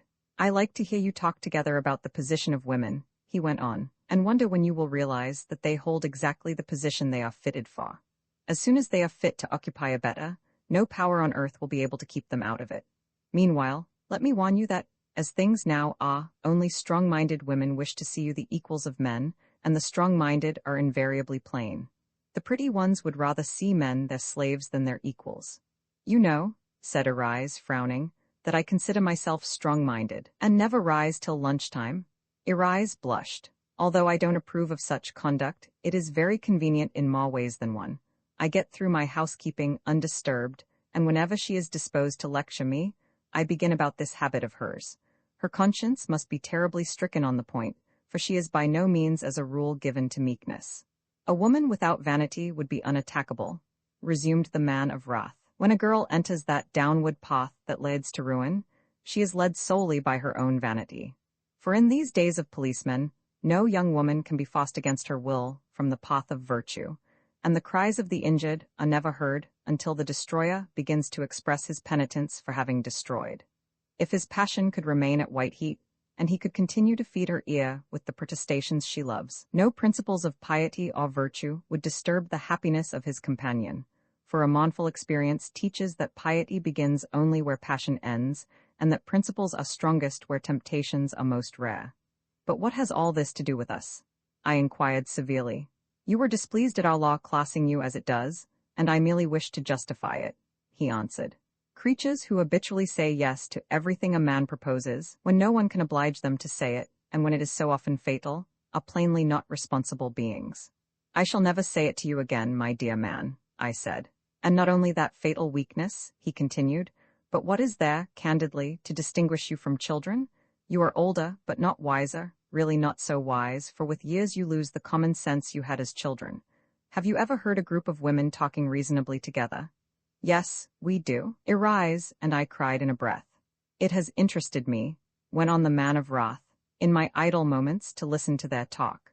It amused me to hear the malicious little stories they told of their best friends who were absent, to note the spiteful little digs they gave their best friends who were present, to watch the utter incredulity with which they listened to the tale of some other woman's conquests, the radiant good faith they displayed in connection with their own, the instant collapse into bottom if some topic of so-called general interest by some extraordinary chance were introduced. You must have belonged to a particularly nice set, remarked Arise. And as for politics, he said, I have never heard them mentioned among women. Children and idiots are not interested in such things, I said, and we are much too frightened of being put in prison, said Arise. In prison? Echoed Minora. Don't you know, said Arise, turning to her, that if you talk about such things here you run a great risk of being imprisoned? But why?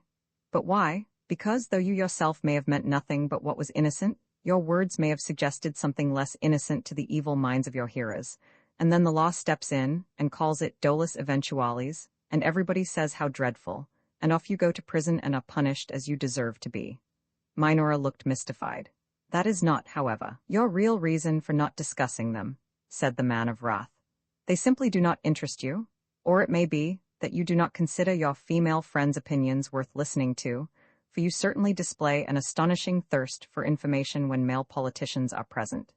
I have seen a pretty young woman, hardly in her 20s, sitting a whole evening drinking in the doubtful wisdom of an elderly political star, with every appearance of eager interest. He was a bimetallic star, and was giving her whole pamphlets full of information. She wanted to make up to him for some reason, said Arise, and got him to explain his hobby to her, and he was silly enough to be taken in. Now which was the sillier in that case? She threw herself back in her chair and looked up defiantly, beating her foot impatiently on the carpet. She wanted to be thought clever, said the man of wrath. What puzzled me, he went on musingly, was that she went away apparently as serene and happy as when she came.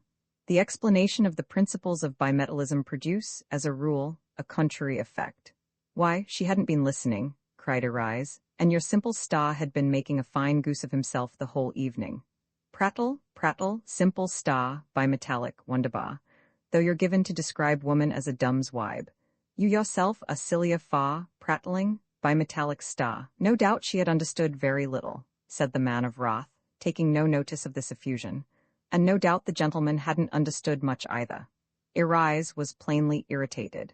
Your opinion of woman, said Minora in a very small voice, is not a high one, but in the sick chamber, I suppose you agree that no one could take her place?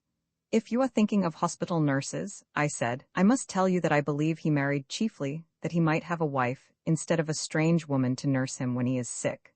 But, said Minora, bewildered at the way her illusions were being knocked about, the sick-room is surely the very place of all others in which a woman's gentleness and tact are most valuable. Gentleness and tact, repeated the man of wrath. I have never met those qualities in the professional nurse. According to my experience, she is a disagreeable person who finds in private nursing exquisite opportunities for asserting her superiority over ordinary and prostrate mankind.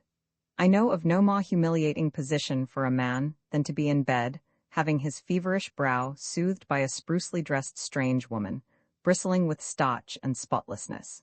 He would give half his income for his clothes, and probably the other half if she would leave him alone, and go away altogether. He feels her superiority through every pore. He never before realized how absolutely inferior he is.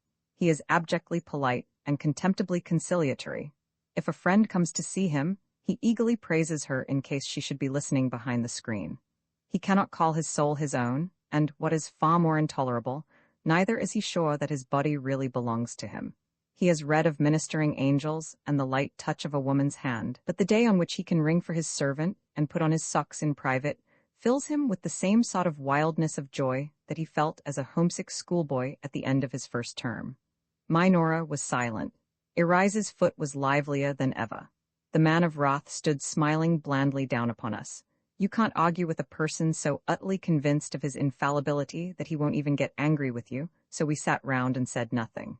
If, he went on, addressing Arise, who looked rebellious, you doubt the truth of my remarks, and still cling to the old poetic notion of noble, self-sacrificing women tenderly helping the patient over the rough places on the road to death, or recovery. Let me beg you to try for yourself. Next time anyone in your house is ill, whether the actual fact in any way corresponds to the picturesque belief.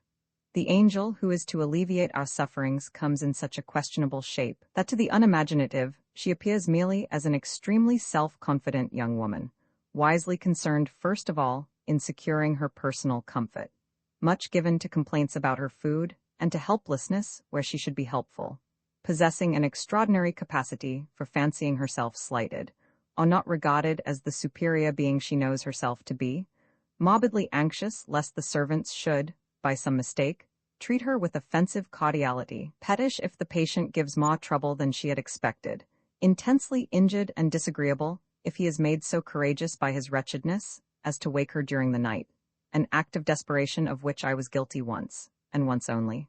Oh, these good women! What sane man wants to have to do with angels?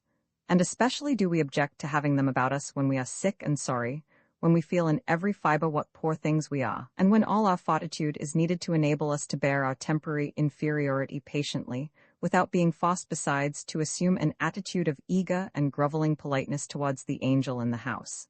There was a pause. "I didn't know you could talk so much, Sage," said Arise at length. "What would you have women do then?" asked Minora meekly. Arise began to beat her foot up and down again. What did it matter what men of wrath would have us do? "There are not," continued Minora, blushing, "husbands enough for everyone, and the rest must do something." "Certainly," replied the oracle. "Study the art of pleasing by dress and manner as long as you are of an age to interest us, and above all, let all women, pretty and plain, married and single, study the art of cookery. If you are an artist in the kitchen, you will always be esteemed." I sat very still. Every German woman, even the wayward Arise, has learned to cook. I seem to have been the only one who was naughty and wouldn't. "Only be careful," he went on, "in studying both arts, never to forget the great truth that dinner precedes blandishments and not blandishments dinner.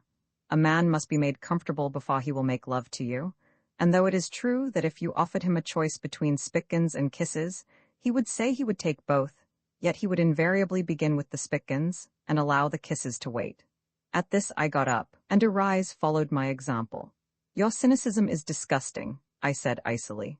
"You two are always exceptions to anything I may say," he said, smiling amiably. He stooped and kissed Arise's hand. "She is inordinately vain of her hands and says her husband married her for their sake, which I can quite believe. I am glad they are on her and not on Minora, for if Minora had had them I should have been annoyed. Minoras are bony, with chilly-looking knuckles, ignored nails, and too much wrist. I feel very well disposed towards her when my eye falls on them." She put one forward now, evidently thinking it would be kissed too. "Did you know," said Arise, seeing the movement, "that it is the custom here to kiss women's hands? But only married women's," I added, not desiring her to feel out of it, "never young girls." She drew it in again. "It is a pretty custom," she said with a sigh, and pensively inscribed it in her book. "January 15th, the bills for my roses and bulbs and other last year's horticultural indulgences were all on the table when I came down to breakfast this morning. They rather frightened me. Gardening is expensive, I find, when it has to be paid for out of one's own private pin money. The man of wrath does not in the least want roses, or flowering shrubs, or plantations, or new paths, and therefore, he asks, why should he pay for them? So he does not, and I do, and I have to make up for it by not indulging all too riotously in new clothes, which is no doubt very chastening. I certainly prefer buying new rose trees to new dresses, if I cannot comfortably have both, and I see a time coming when the passion for my garden will have taken such a hold on me that I shall not only entirely cease buying more clothes, but begin to sell those that I already have. The garden is so big that everything has to be bought wholesale, and I fear I shall not be able to go on much longer with only one man and a stock, because the more I plant the more there will be to water in the inevitable drought, and the watering is a serious consideration when it means going backwards and forwards all day long to a pump near the house, with a little water cart. People living in England, in almost perpetual mildness and moisture, don't really know what a drought is. If they have some weeks of cloudless weather, it is generally preceded and followed by good rains, but we have perhaps an hour's shower every week, and then comes a month or 6 weeks' drought. The soil is very light, and dries so quickly that, after the heaviest thunder shower, I can walk over any of my paths in my thin shoes, and to keep the garden even moderately damp it should pour with rain regularly every day for 3 hours. My only means of getting water is to go to the pump near the house, or to the little stream that forms my eastern boundary, and the little stream dries up too, unless there has been rain, and is at the best of times difficult to get at, having steep banks covered with forget-me-nots. I possess one moist, peaty bit of ground, and that is to be planted with silver birches in imitation of the Hirschwald, and is to be carpeted between the birches with flaming azaleas. All the rest of my soil is sandy, the soil for pines and acacias, but not the soil for roses. Yet see what love will do. There are more roses in my garden than any other flower. Next spring the bare places are to be filled with trees that I have ordered. Pines behind the delicate acacias, and startling mountain ashes, oaks, copper beeches, maples, larches, juniper trees. Was it not Elijah who sat down to rest under a juniper tree? I have often wondered how he managed to get under it. It is a compact little tree, not more than 2 to 3 yards high here, and all closely squeezed up together. Perhaps they grew more aggressively where he was. By the time the babies have grown old and disagreeable, it will be very pretty here, and then possibly they won't like it. And if they have inherited the man of wrath's indifference to gardens, they will let it run wild and leave it to return to the state in which I found it. Or perhaps their 3 husbands will refuse to live in it, or to come to such a lonely place at all, and then of course its fate is sealed. My only comfort is that husbands don't flourish in the desert, and that the 3 will have to wait a long time before enough are found to go round. Mothers tell me that it is a dreadful business finding one husband, how much more painful then to have to look for 3 at once. The babies are so nearly the same age that they only just escaped being twins, but I won't look. I can imagine nothing more uncomfortable than a son-in-law, and besides, I don't think a husband is at all a good thing for a girl to have. I shall do my best in the years at my disposal to train them so to love the garden, and outdoor life, and even farming, that, if they have a spark of their mother in them, they will want and ask for nothing better. My hope of success is however exceedingly small, and there is probably a fearful period in store for me, when I shall be taken every day during the winter to the distant towns to balls. A poor old mother shivering in broad daylight in her party gown, and being made to start after an early lunch and not getting home till breakfast time next morning. Indeed, they have already developed an alarming desire to go to partings, as they call them, the April baby announcing her intention of beginning to do so when she is 12. "Are you 12, Mummy?" she asked. "The gardener is leaving on the 1st of April, and I am trying to find another. It is grievous changing so often. In 2 years I shall have had 3, because at each change a great part of my plants and plans necessarily suffers. Seeds get lost, seedlings are not pricked out in time, places already sown are planted with something else, and there is confusion out of doors and despair in my heart." But he was to have married the cook, and the cook saw a ghost and immediately left, and he is going after her as soon as he can, and meanwhile is wasting visibly away. What she saw was doors that are locked opening with a great clatter all by themselves on the hinge side, and then somebody invisible cursed at her. These phenomena now go by the name of the ghost. She asked to be allowed to leave at once, as she had never been in a place where there was a ghost before. I suggested that she should try and get used to it, but she thought it would be wasting time, and she looked so ill that I let her go, and the garden has to suffer. I don't know why it should be given to cooks to see such interesting things and withheld from me, but I have had 2 others since she left, and they both have seen the ghost. Minora grows very silent as bedtime approaches, and relents towards Irise and myself, and after having shown us all day how little she approves us, when the bedroom candles are brought, she quite begins to cling. She has once or twice anxiously inquired whether Irise is sure she does not object to sleeping alone. "If you are at all nervous, I will come and keep you company," she said. "I don't mind at all, I assure you." But Irise is not to be taken in by such simple wiles, and has told me she would rather sleep with 50 ghosts than with one Minora. Since Miss Jones was so unexpectedly called away to her parents' bedside, I have seen a good deal of the babies. And it is so nice without a governess that I would put off engaging another for a year or 2, if it were not that I should in so doing come within the reach of the arm of the law, which is what every German spends his life in trying to avoid. The April baby will be 6 next month, and after her 6th birthday is past, we are liable at any moment to receive a visit from a school inspector, who will inquire curiously into the state of her education, and, if it is not up to the required standard, all sorts of fearful things might happen to the guilty parents, probably beginning with fines, and going on crescendo to dungeons if, owing to gaps between governesses and difficulties in finding the right one, we persisted in our evil causes. Shades of the prison house begin to close here upon the growing boy, and prisons compass the Teuton about on every side all through life, to such an extent that he has to walk very delicately indeed, if he would stay outside them and pay for their maintenance. Cultured individuals do not, as a rule, neglect to teach their offspring to read, and write, and say their prayers, and are apt to resent the intrusion of an examining inspector into their homes. But it does not much matter after all, and I dare say it is very good for us to be worried. Indeed, a philosopher of my acquaintance declares that people who are not regularly and properly worried are never any good for anything. In the eye of the law, we are all sinners, and every man is held to be guilty until he has proved that he is innocent. Minora has seen so much of the babies that, after vainly trying to get out of their way for several days, she thought it better to resign herself and make the best of it by regarding them as copy and using them to fill a chapter in her book.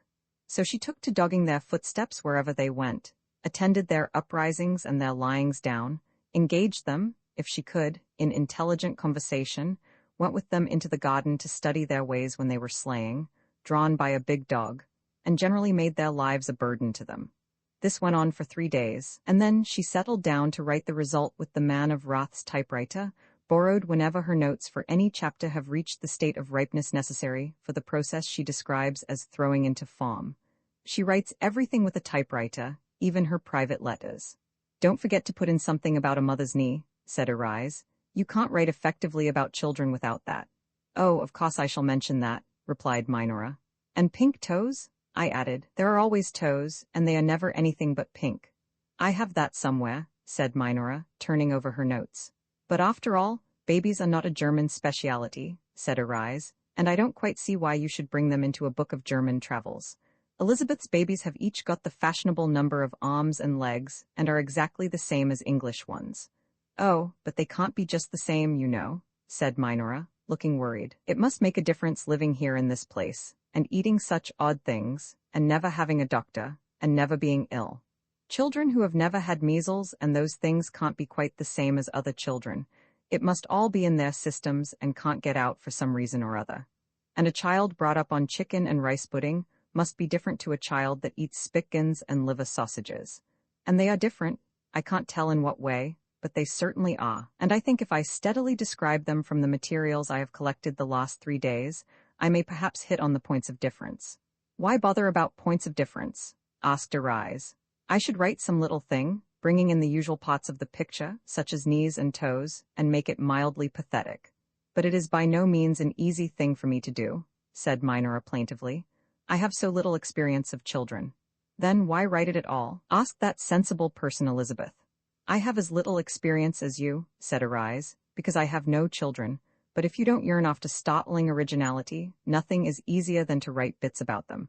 I believe I could do a dozen in an hour."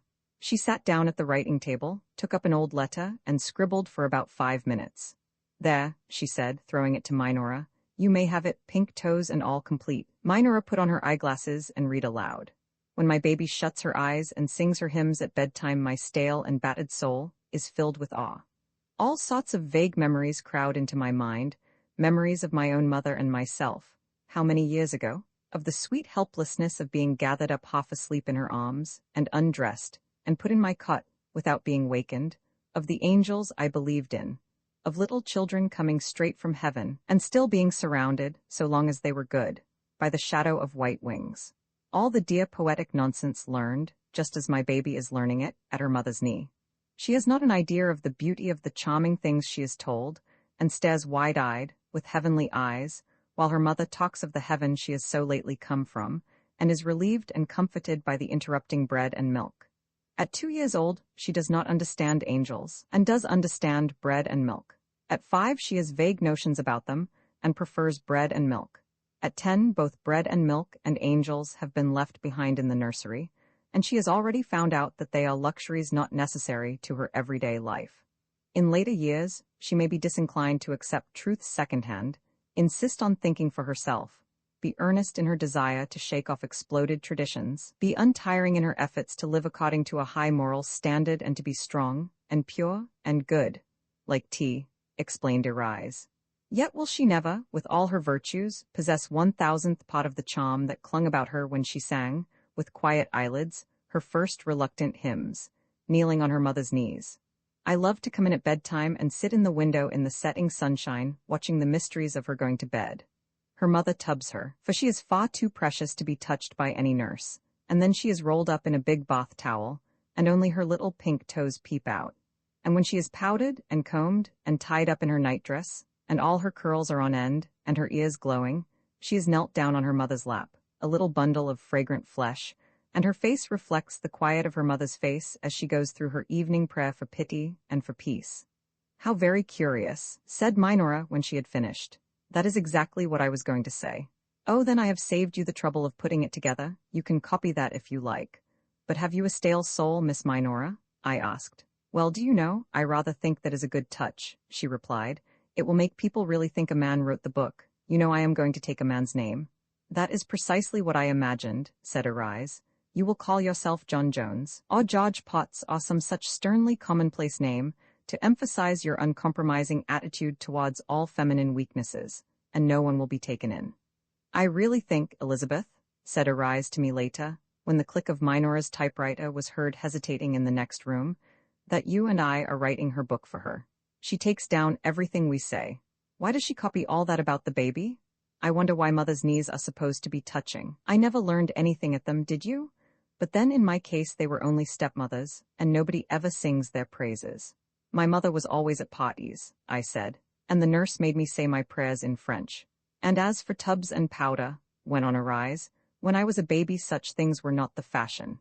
There were never any bathrooms and no tubs. Our faces and hands were washed, and there was a foot bath in the room, and in the summer we had a bath and were put to bed afterwards for fear we might catch cold. My stepmother didn't worry much. She used to wear pink dresses all over lace, and the older she got the prettier the dresses got. When is she going?" "Who?" "Minora. I haven't asked her that." "Then I will. It is really bad for her aunt to be neglected like this. She has been here an unconscionable time. It must be nearly 3 weeks." "Yes, she came the same day you did," I said pleasantly. Arise was silent. I hope she was reflecting that it is not worse to neglect one's aunt than one's husband, and her husband is lying all this time stretched on a bed of sickness, while she is spending her days so agreeably with me. She has a way of forgetting that she has a home, or any other business in the world than just to stay on chatting with me, and reading, and singing, and laughing at anyone there is to laugh at, and kissing the babies, and tilting with the man of wrath. Naturally, I love her. She is so pretty that anybody with eyes in his head must love her. But too much of anything is bad, and next month the passages and offices are to be whitewashed, and people who have ever whitewashed their houses inside know what nice places they are to live in while it is being done. And there will be no dinner for Arise, and none of those succulent salads full of caraway seeds that she so devotedly loves. I shall begin to lead her thoughts gently back to her duties by inquiring every day anxiously after her husband's health.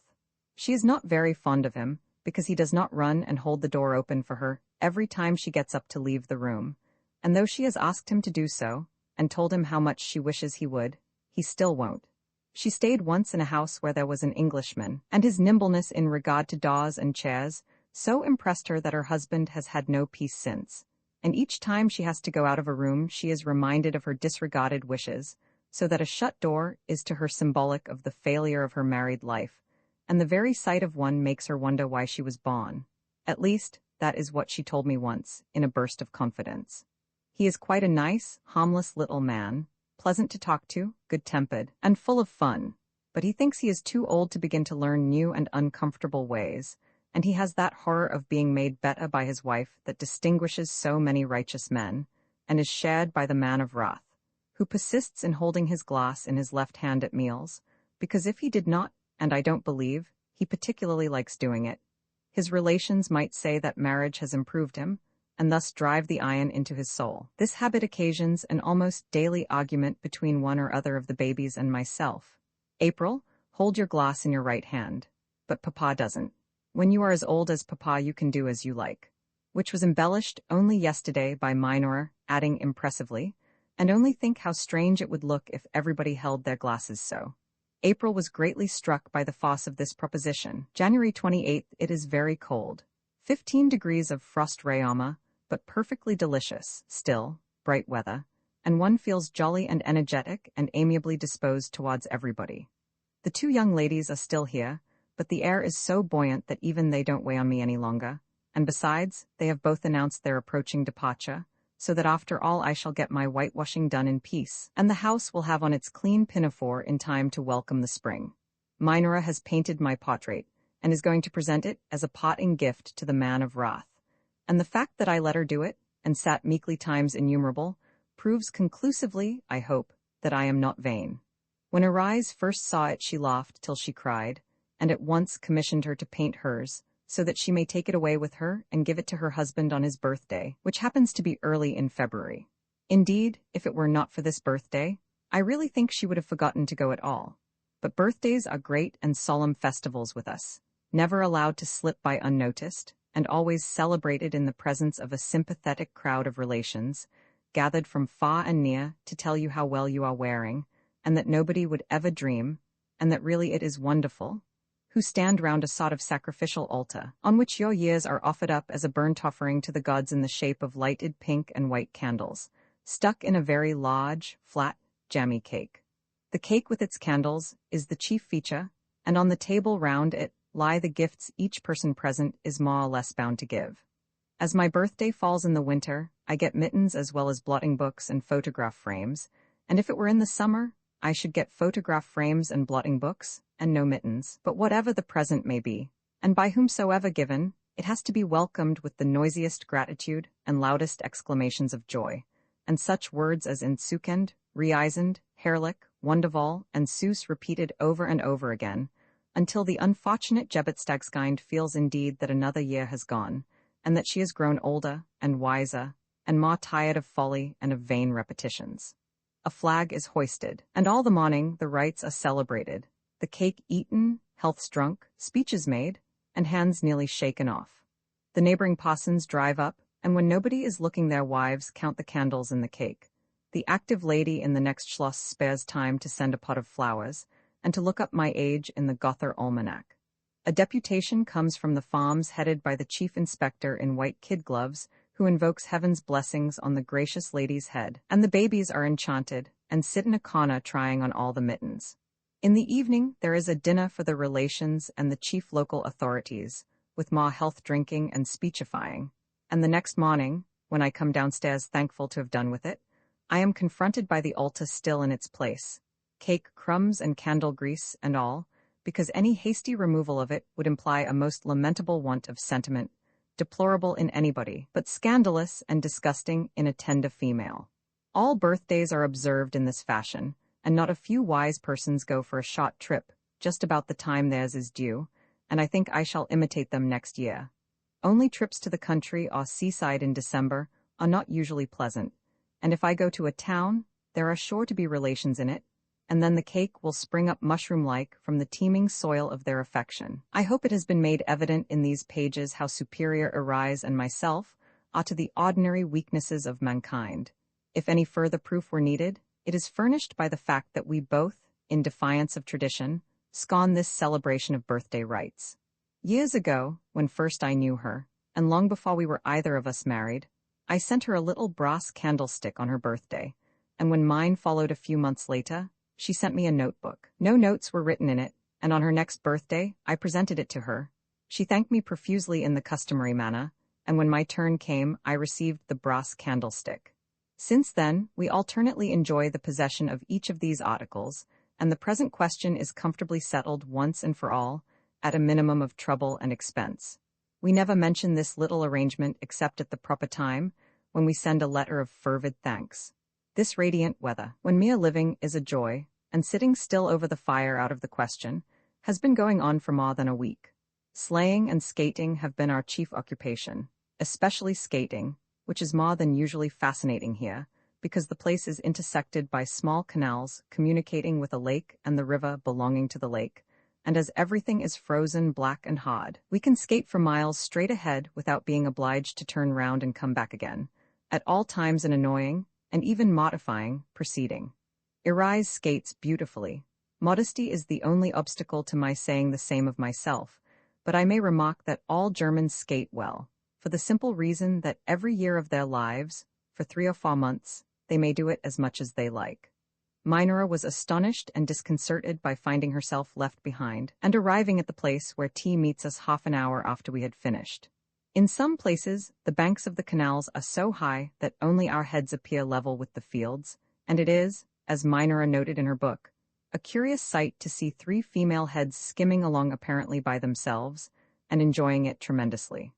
When the banks are low, we appear to be gliding deliciously over the roughest plowed fields, with or without legs according to circumstances. Before we start, I fix on the place where tea and a sleigh are to meet us, and we drive home again, because skating against the wind is as detestable as skating with it is delightful, and an unkind nature arranges its blowing without the smallest regard for our convenience.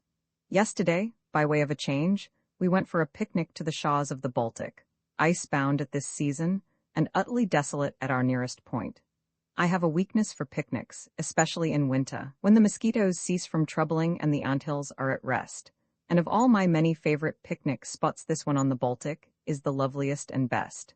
As it is a 3 hours' drive, the man of wrath is loud in his lamentations when the special sort of weather comes, which means, as experience has taught him, this particular excursion. There must be deep snow, hard frost, no wind, and a cloudless sky.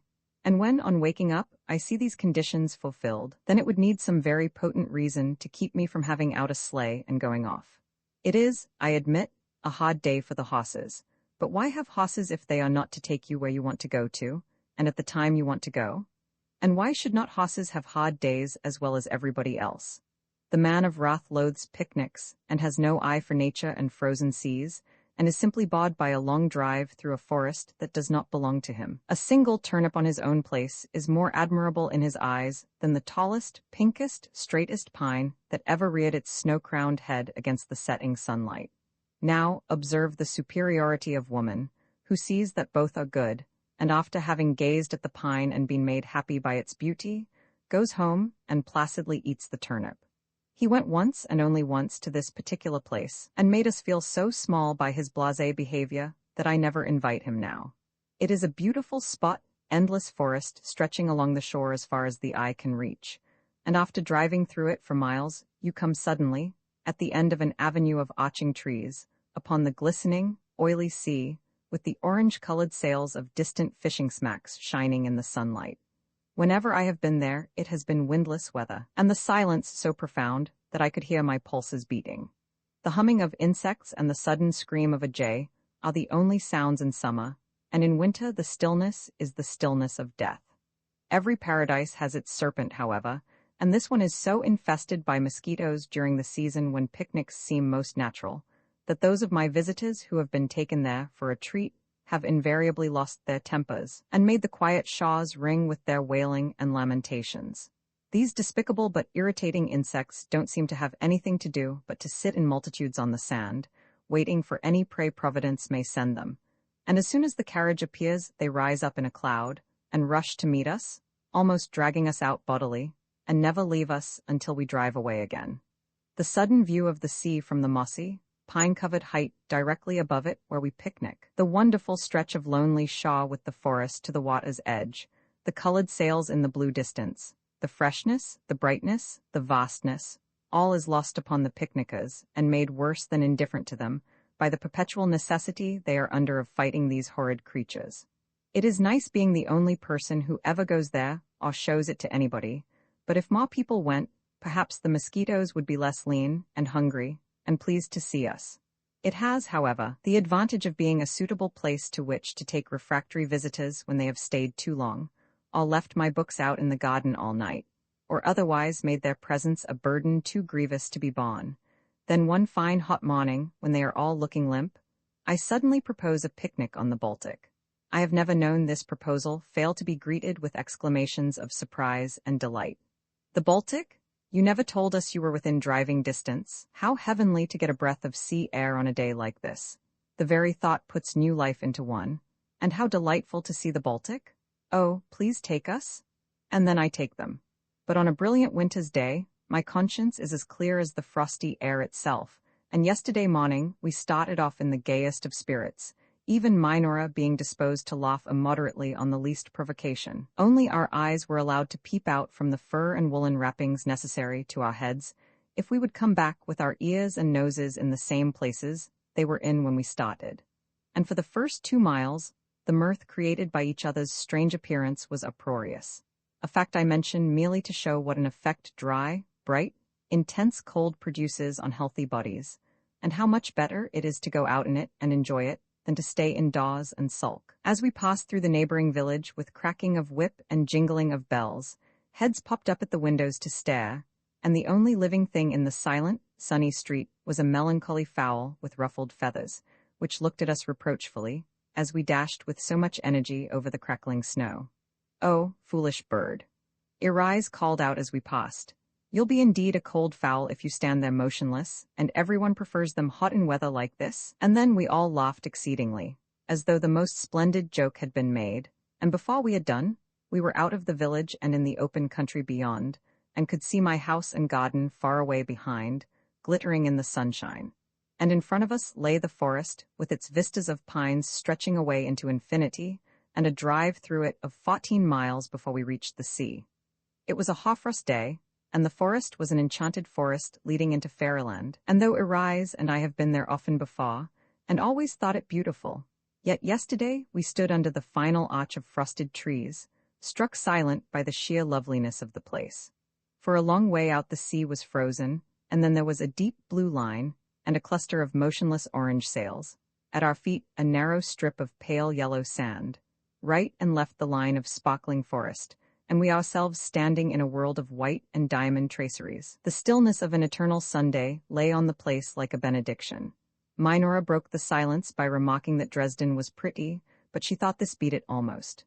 "I don't quite see," said Irise in a hushed voice, as though she were in a holy place, "how the two can be compared."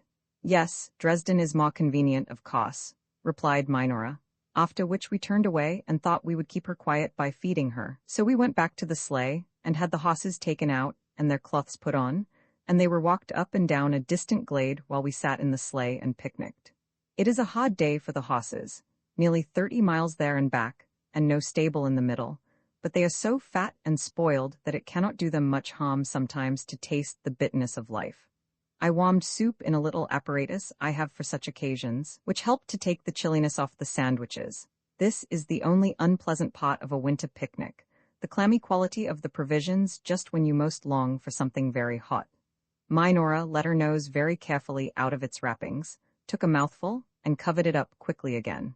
She was nervous lest it should be frost-nipped, and truth compels me to add that her nose is not a bad nose, and might even be pretty on anybody else.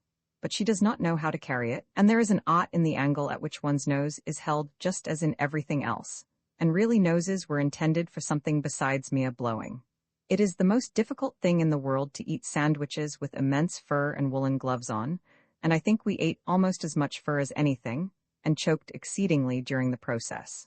Minora was angry at this, and at last pulled off her glove, but quickly put it on again.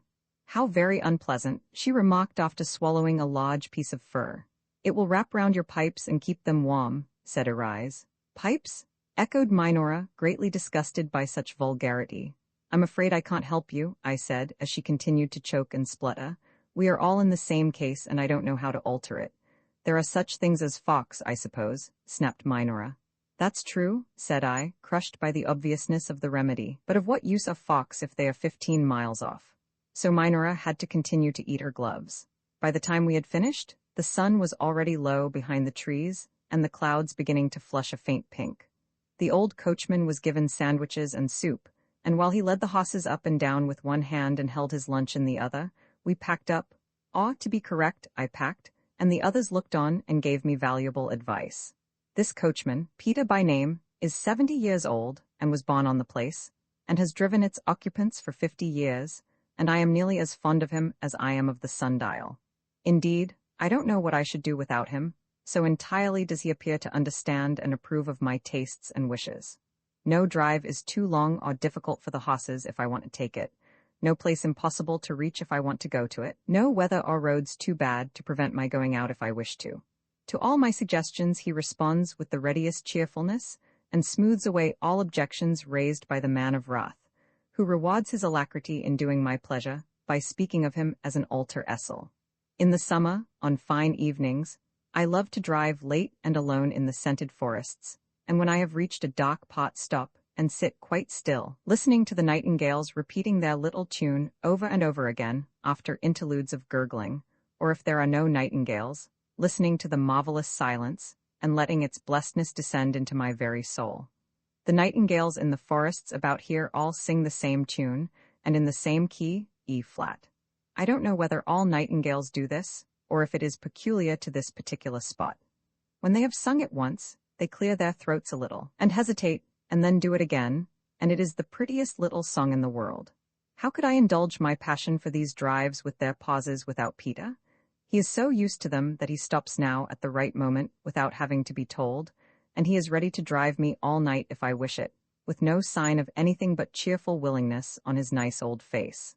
The man of wrath deplores these eccentric tastes, as he calls them, of mine, but has given up trying to prevent my indulging them because, while he is deploring in one part of the house, I have slipped out at a door in the other, and am gone before he can catch me, and have reached and am lost in the shadows of the forest by the time he has discovered that I am nowhere to be found.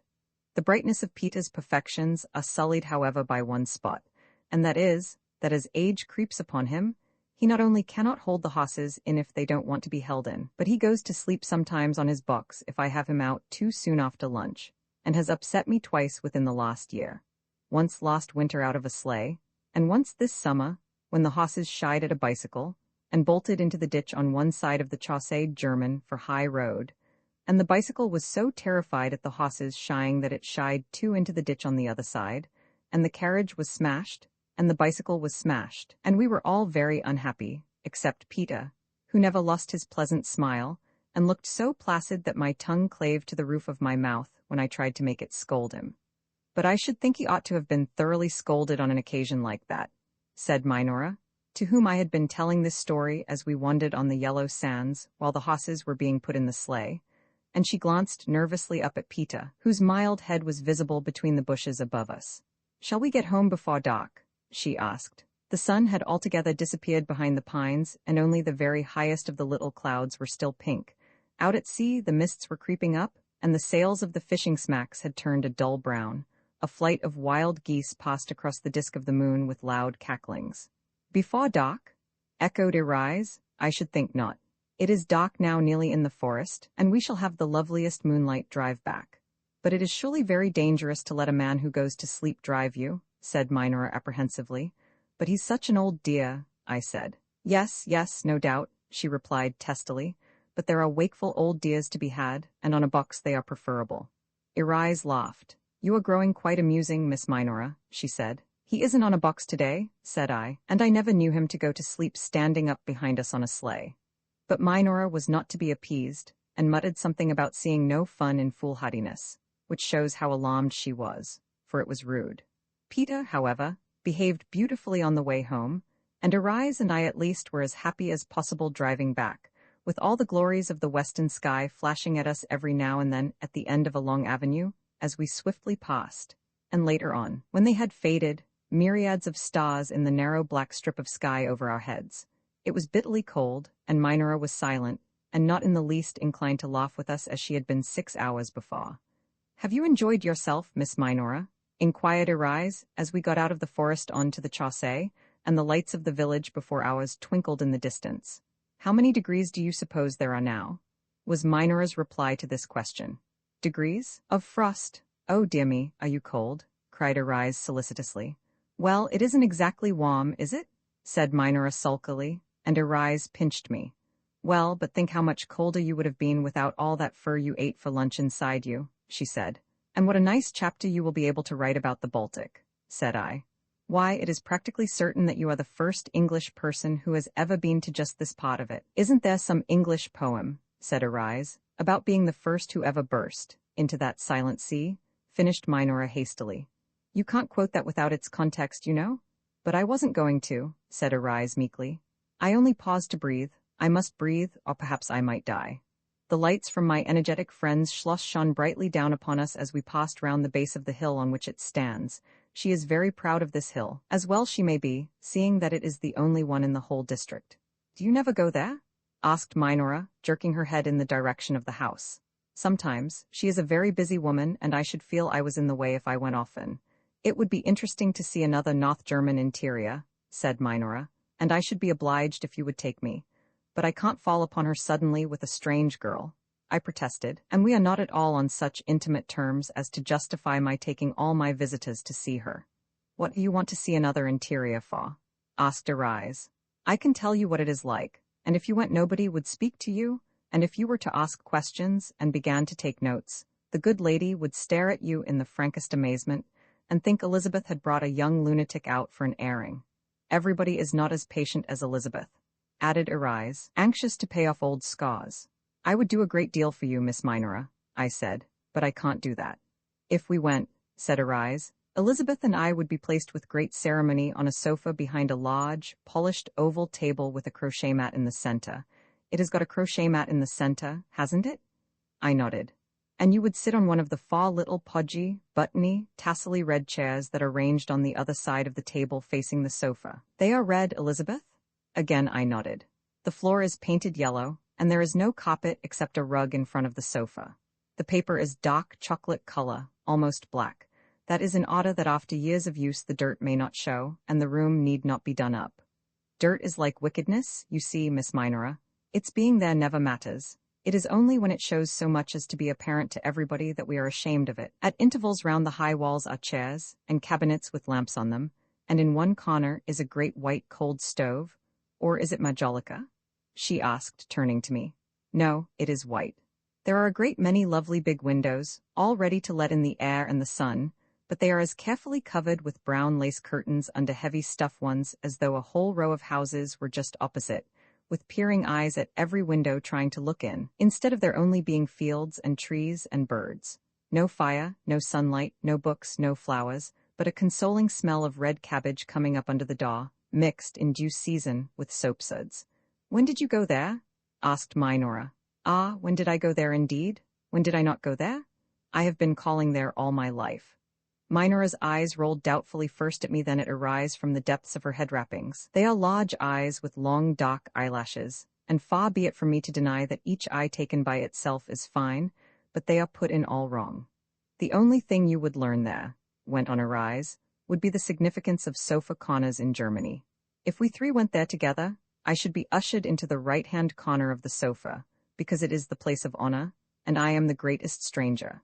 Elizabeth would be invited to seat herself in the left-hand corner. As next in importance, the hostess would sit near us in an armchair, and you, as a person of no importance whatever, would either be left to sit where you could, or would be put on a chair facing us, and with the entire breadth of the table between us to mark the immense social gulf that separates the married woman from the mere virgin. These sofa corners make the drawing of nice distinctions possible in a way that nothing else could. The world might come to an end, and create less sensation in doing it than you would, Miss Minora, if by any chance you got into the right-hand corner of one. That you were put on a chair on the other side of the table places you at once in the scale of precedence, and exactly defines your social position, or rather your complete want of a social position. And Arise tilted her nose ever so little heavenwards. Note it, she added, as the heading of your next chapter. Note what? Asked Minor impatiently. Why, the subtle significance of sofas, of course, replied Arise. If, she continued, as Minora made no reply appreciative of this suggestion, you were to call unexpectedly, the bad luck which pursues the innocent would most likely make you hit on a washing day, and the distracted mistress of the house would keep you waiting in the cold room so long while she changed her dress, that you would begin to fear you were to be left to perish from want and hunger. And when she did appear, would show by the bitterness of her welcoming smile the rage that was boiling in her heart. But what has the mistress of the house to do with washing? What has she to do with washing? Oh, you sweet innocent, pardon my familiarity, but such ignorance of country life customs is very touching in one who is writing a book about them. Oh, I have no doubt I am very ignorant, said Minora loftily. Seasons of washing, explained Arise, are seasons set apart by the Hausfrau to be kept holy. They only occur every 2 or 3 months, and while they are going on the whole house is in an uproar, every other consideration sacrificed, husband and children sunk into insignificance, and no one approaching or interfering with the mistress of the house during these days of purification, but at their peril. You don't really mean, said Minora, that you only wash your clothes 4 times a year? Yes, I do mean it, replied Irise. Well, I think that is very disgusting, said Minora emphatically. Irise raised those pretty, delicate eyebrows of hers. Then you must take care and not marry a German, she said. But what is the object of it? Went on Minora. Why, to clean the linen, I suppose. Yes, yes, but why only at such long intervals? It is an outward and visible sign of vast possessions in the shape of linen. If you were to want to have your clothes washed every week, as you do in England, you would be put down as a person who only has just enough to last that length of time, and would be an object of general contempt. But I should be a clean object, cried Minora, and my house would not be full of accumulated dirt. We said nothing. There was nothing to be said. It must be a happy land, that England of yours, Irise remarked after a while with a sigh. A beatific vision, no doubt, presenting itself to her mind of a land full of washerwomen and agile gentlemen dotting at door-handles. It is a clean land, at any rate, replied Minora. I don't want to go and live in it, I said, for we were driving up to the house, and a memory of fogs and umbrellas came into my mind as I looked up fondly at its dear old west front, and I felt that what I want is to live and die just here, and that there never was such a happy woman as Elizabeth. April 18th, I have been so busy ever since Irise and Minora left that I can hardly believe the spring is here, and the garden hurrying on its green and flowered petticoat. Only its petticoat as yet, for though the underwood is a fairyland of tender little leaves, the trees above are still quite bare. February was gone before I well knew that it had come, so deeply was I engaged in making hotbeds, and having them sown with petunias, verbenas, and nicotina affinis, while no less than 30 are dedicated solely to vegetables. It having been borne in upon me lately that vegetables must be interesting things to grow, besides possessing solid virtues not given to flowers, and that I might as well take the orchard and kitchen garden under my wing. So I have rushed in with all the zeal of utter inexperience, and my February evenings were spent poring over gardening books, and my days in applying the freshly absorbed wisdom, who says that February is a dull, sad, slow month in the country. It was of the cheerfulest, swiftest description here, and its mild days enabled me to get on beautifully with the digging and manuring, and filled my rooms with snowdrops. The longer I live, the greater is my respect and affection for manure in all its forms, and already, though the year is so young, a considerable portion of its pin money has been spent on artificial manure. The man of wrath says he never met a young woman who spent her money that way before. I remarked that it must be nice to have an original wife, and he retorted that the word original hardly described me, and that the word eccentric was the one required. Very well, I suppose I am eccentric, since even my husband says so. But if my eccentricities are of such a practical nature as to result later in the biggest cauliflowers and tenderest lettuce in Prussia, why then he ought to be the first to rise up and call me blessed. I sent to England for vegetable marrow seeds, as they are not grown here, and people try and make boiled cucumbers take their place, but boiled cucumbers are nasty things, and I don't see why marrows should not do here perfectly well. These, and primrose roots, are the English contributions to my garden. I brought over the roots in a tin box last time I came from England, and am anxious to see whether they will consent to live here. Certain it is that they don't exist in the fatherland, so I can only conclude the winter kills them, for surely, if such lovely things would grow, they never would have been overlooked. Irise is deeply interested in the experiment. She reads so many English books and has heard so much about primroses, and they have got so mixed up in her mind with leagues and dames and Disraelis that she longs to see this mysterious political flower, and has made me promise to telegraph when it appears, and she will come over. But they are not going to do anything this year, and I only hope those cold days did not send them off to the paradise of flowers. I am afraid their first impression of Germany was a chilly one. Irise writes about once a week, and inquires after the garden and the babies, and announces her intention of coming back as soon as the numerous relations staying with her have left, which they won't do, she wrote the other day, until the first frosts nip them off, when they will disappear like belated dahlias, double ones of course, for single dahlias are too charming to be compared to relations. I have every sort of cousin and uncle and aunt here, and here they have been ever since my husband's birthday. Not the same ones exactly, but I get so confused that I never know where one ends and the other begins. My husband goes off after breakfast to look at his crops, he says, and I am left at their mercy. I wish I had crops to go and look at. I should be grateful even for one, and would look at it from morning till night, and quite stare it out of countenance, sooner than stay at home and have the truth told me by enigmatic aunts. Do you know my Aunt Bertha? She, in particular, spends her time propounding obscure questions for my solution.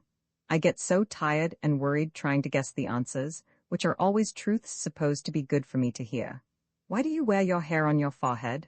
She asks, and that sets me off wondering why I do wear it on my forehead, and what she wants to know for, or whether she does know and only wants to know if I will answer truthfully. I am sure I don't know, Aunt, I say meekly, after puzzling over it for ever so long. Perhaps my maid knows. Shall I ring and ask her? And then she informs me that I wear it so to hide an ugly line she says I have down the middle of my forehead, and that betokens a listless and discontented disposition. Well, if she knew, what did she ask me for? Whenever I am with them, they ask me riddles like that, and I simply lead a dog's life. Oh, my dear, relations are like drugs, useful sometimes, and even pleasant, if taken in small quantities and seldom, but dreadfully pernicious on the whole, and the truly wise avoid them. From Minora, I have only had one communication since her departure, in which she thanked me for her pleasant visit, and said she was sending me a bottle of English embrocation to rub on my bruises after skating, that it was wonderful stuff, and she was sure I would like it, and that it cost 2 marks, and would I send stamps. I pondered long over this. Was it a parting hit, intended as revenge for our having laughed at her? Was she personally interested in the sale of embrocation, or was it merely Minora's idea of a graceful return for my hospitality? As for bruises, nobody who skates decently regards it as a bruise-producing exercise, and whenever there were any they were all on Minora. But she did happen to turn round once, I remember, just as I was in the act of tumbling down for the first and only time, and her delight was but thinly veiled by her excessive solicitude and sympathy. I sent her the stamps, received the bottle, and resolved to let her drop out of my life.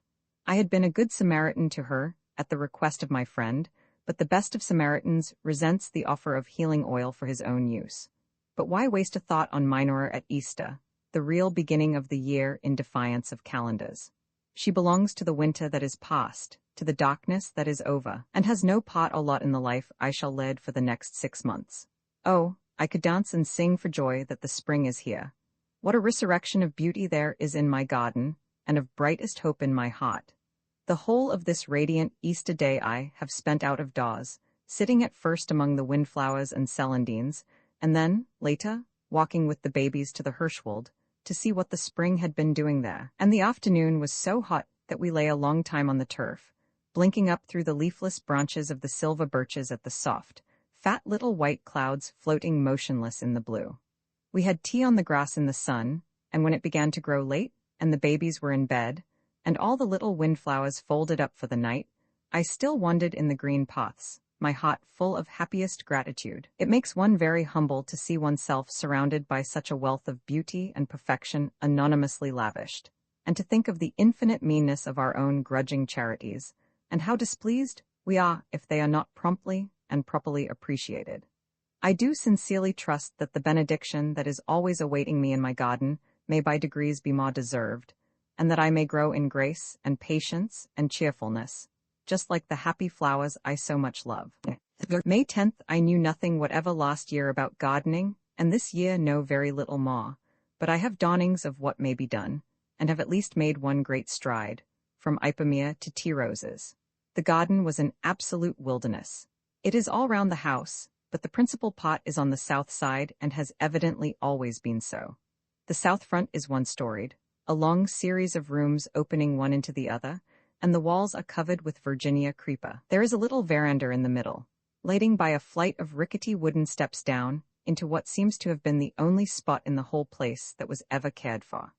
This is a semicircle cut into the lawn and edged with privet, and in this semicircle are 11 beds of different sizes botted with box and arranged round a sundial, and the sundial is very venerable and moss-grown, and greatly beloved by me. These beds were the only sign of any attempt at gardening to be seen, except a solitary crocus that came up all by itself each spring in the grass, not because it wanted to, but because it could not help it, and these I had sown with Ipamea, the whole 11, having found a German gardening book, according to which Ipamea in vast quantities was the one thing needful to turn the most hideous desert into a paradise. Nothing else in that book was recommended with anything like the same warmth, and being entirely ignorant of the quantity of seed necessary, I bought 10 pounds of it, and had it sown not only in the 11 beds, but round nearly every tree, and then waited in great agitation for the promised paradise to appear. It did not, and I learned my first lesson. Luckily, I had sown 2 great patches of sweet peas, which made me very happy all the summer. And then there were some sunflowers and a few hollyhocks under the south windows, with Madonna lilies in between. But the lilies, after being transplanted, disappeared to my great dismay, for how was I to know it was the way of lilies? And the hollyhocks turned out to be rather ugly colors, so that my first summer was decorated and beautified solely by sweet peas. At present, we are only just beginning to breathe after the bustle of getting new beds and borders and paths made in time for this summer. The 11 beds round the sundial are filled with roses, but I see already that I have made mistakes with some. As I have not a living soul with whom to hold communion on this, or indeed on any matter, my only way of learning is by making mistakes. All 11 were to have been carpeted with purple pansies, but finding that I had not enough and that nobody had any to sell me, only 6 have got their pansies, the others being sown with dwarf mignonette. 2 of the 11 are filled with Marie Van Hout roses, 2 with Viscountess Folkestone, 2 with Lorette Messamy, 1 with Souvenir de la Malmaison, 1 with Adam and Devoniensis, 2 with Persian yellow and bicolor, and 1 big bed behind the sundial with 3 sorts of red roses, 72 in all, Duke of Teck, Cheshunt Scarlet, and Perfette de Limburg. This bed is, I am sure, a mistake, and several of the others are, I think, but of course I must wait and see, being such an ignorant person. Then I have had 2 long beds made in the grass on either side of the semicircle, each sown with mignonette, and 1 filled with Marie Van Hout, and the other with Jules Finger and the Bride.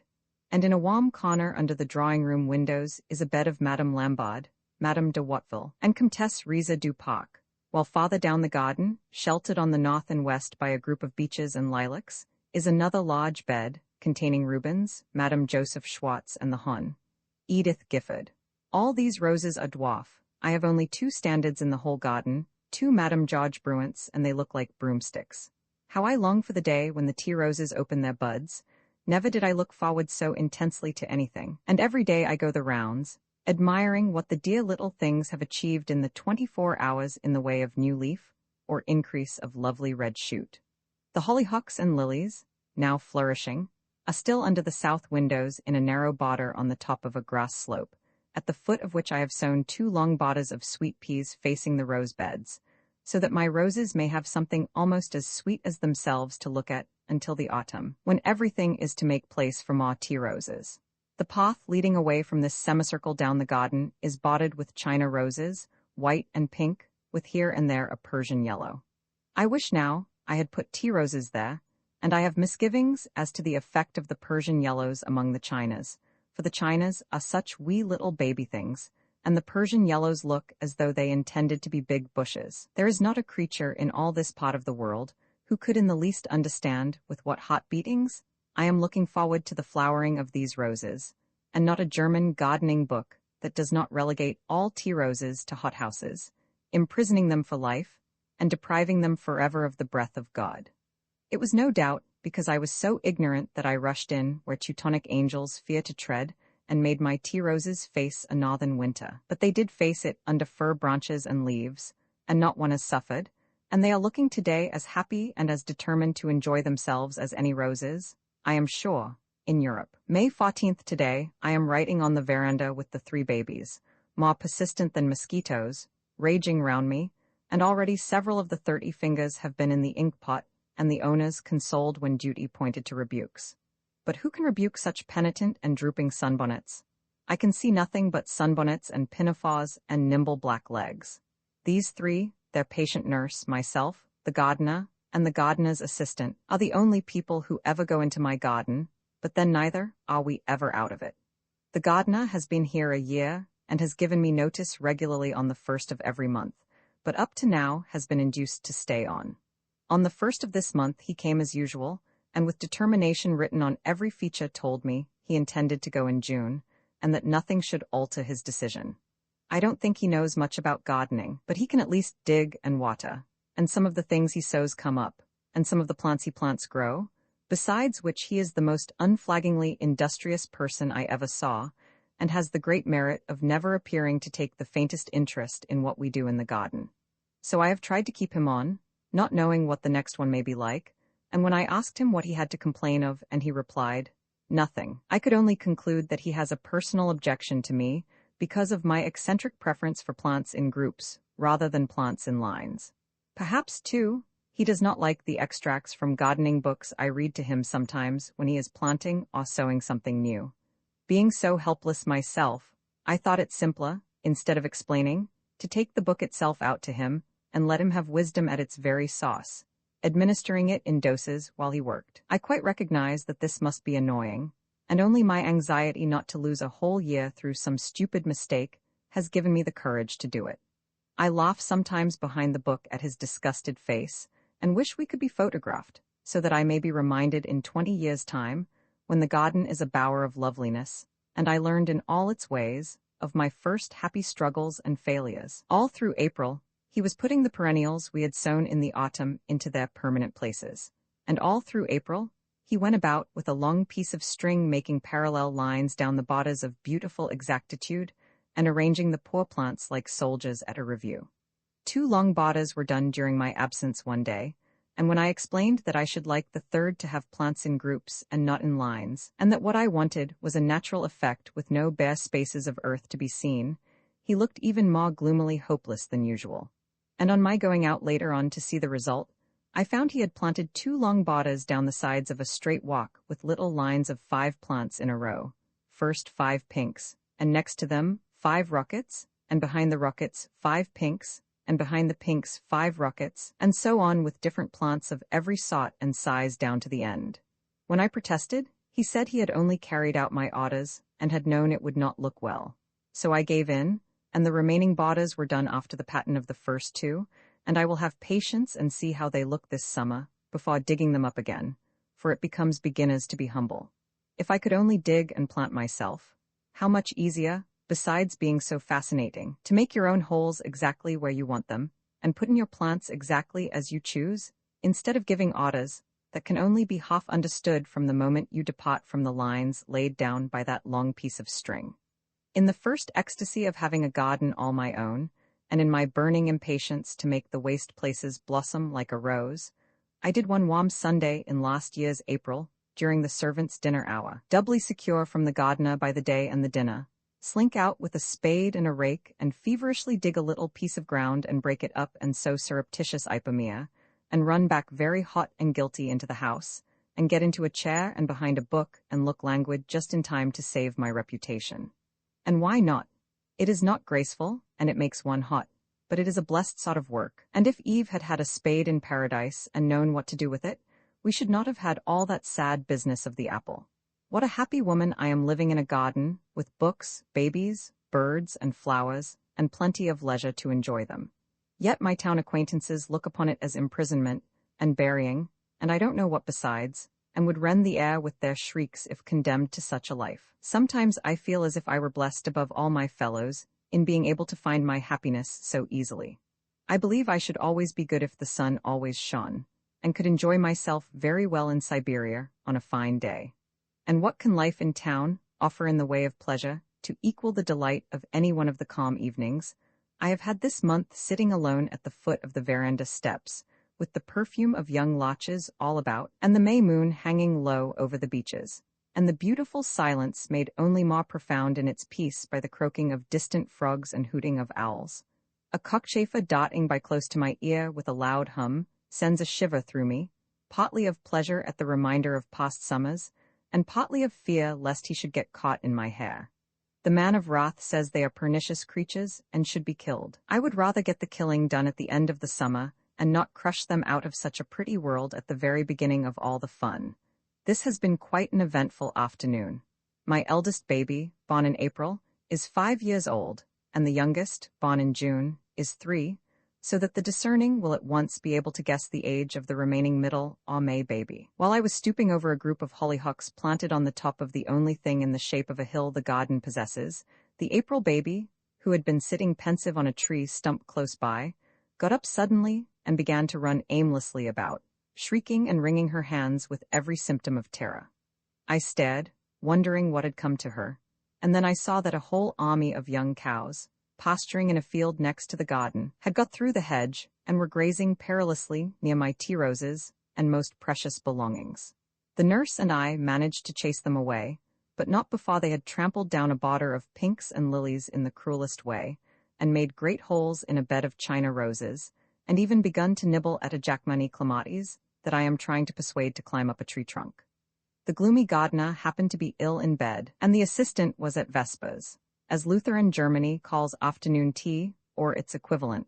So the nurse filled up the holes as well as she could with mold, burying the crushed and mangled roses, cheated forever of their hopes of summer glory, and I stood by looking on dejectedly.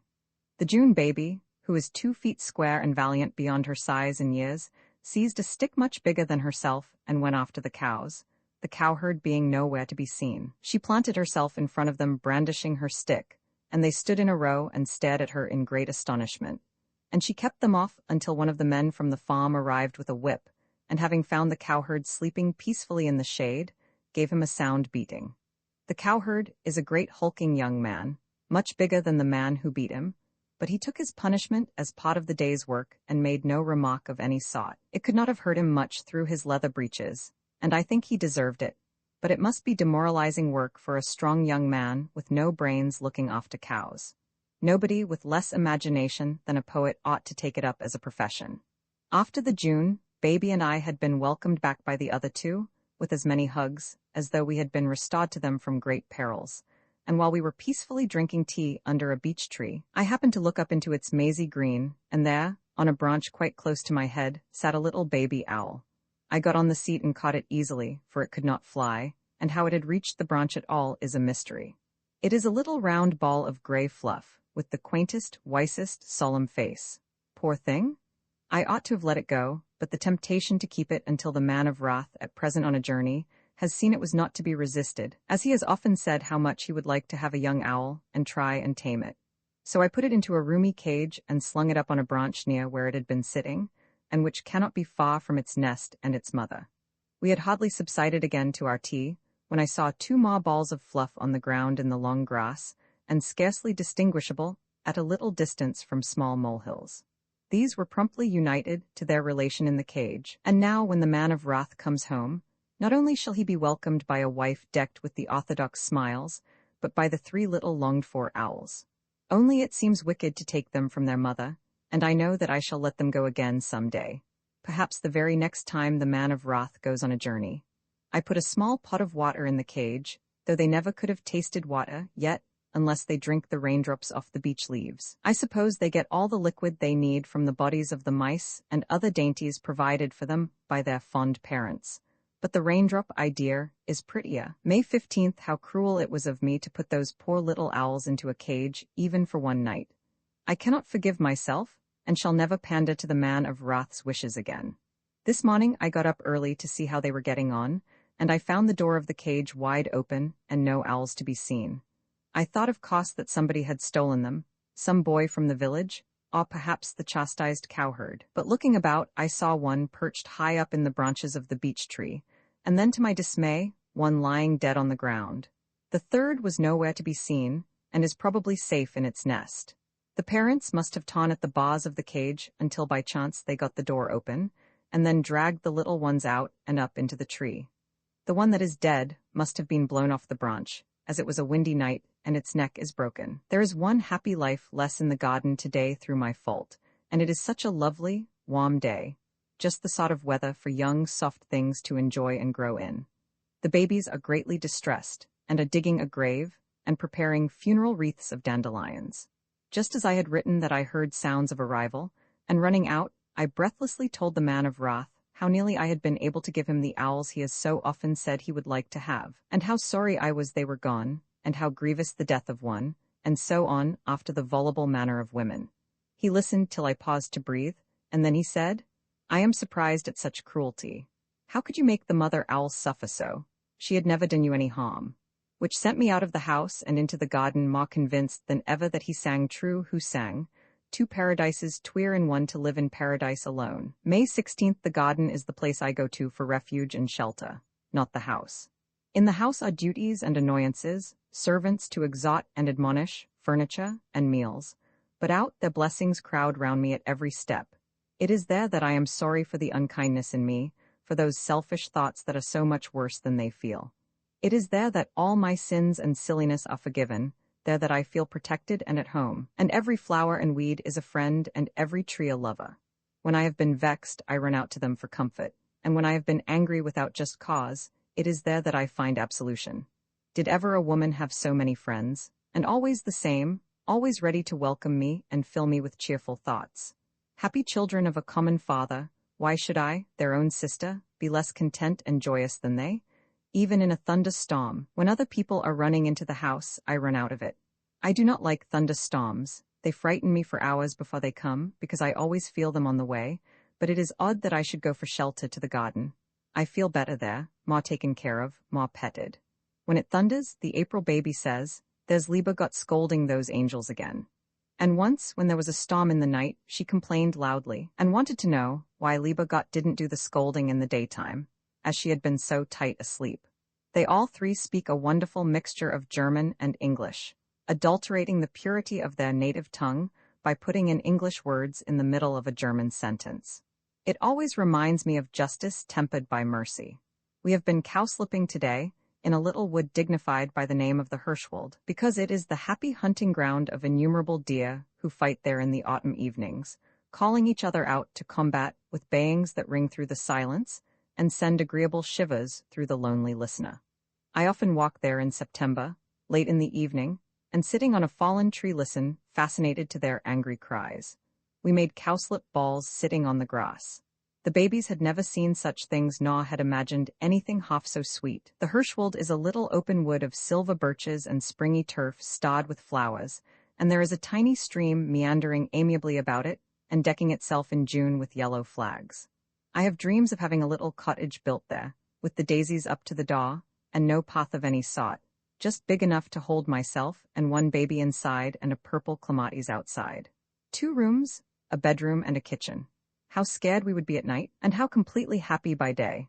I know the exact spot where it should stand, facing southeast, so that we should get all the cheerfulness of the morning, and close to the stream, so that we might wash our plates among the flags. Sometimes, when in the mood for society, we would invite the remaining babies to tea and entertain them with wild strawberries on plates of horse chestnut leaves. But no one less innocent and easily pleased than a baby would be permitted to darken the effulgence of our sunny cottage. Indeed, I don't suppose that anybody wiser would care to come. Wise people want so many things before they can even begin to enjoy themselves, and I feel perpetually apologetic when with them, for only being able to offer them that which I love best myself.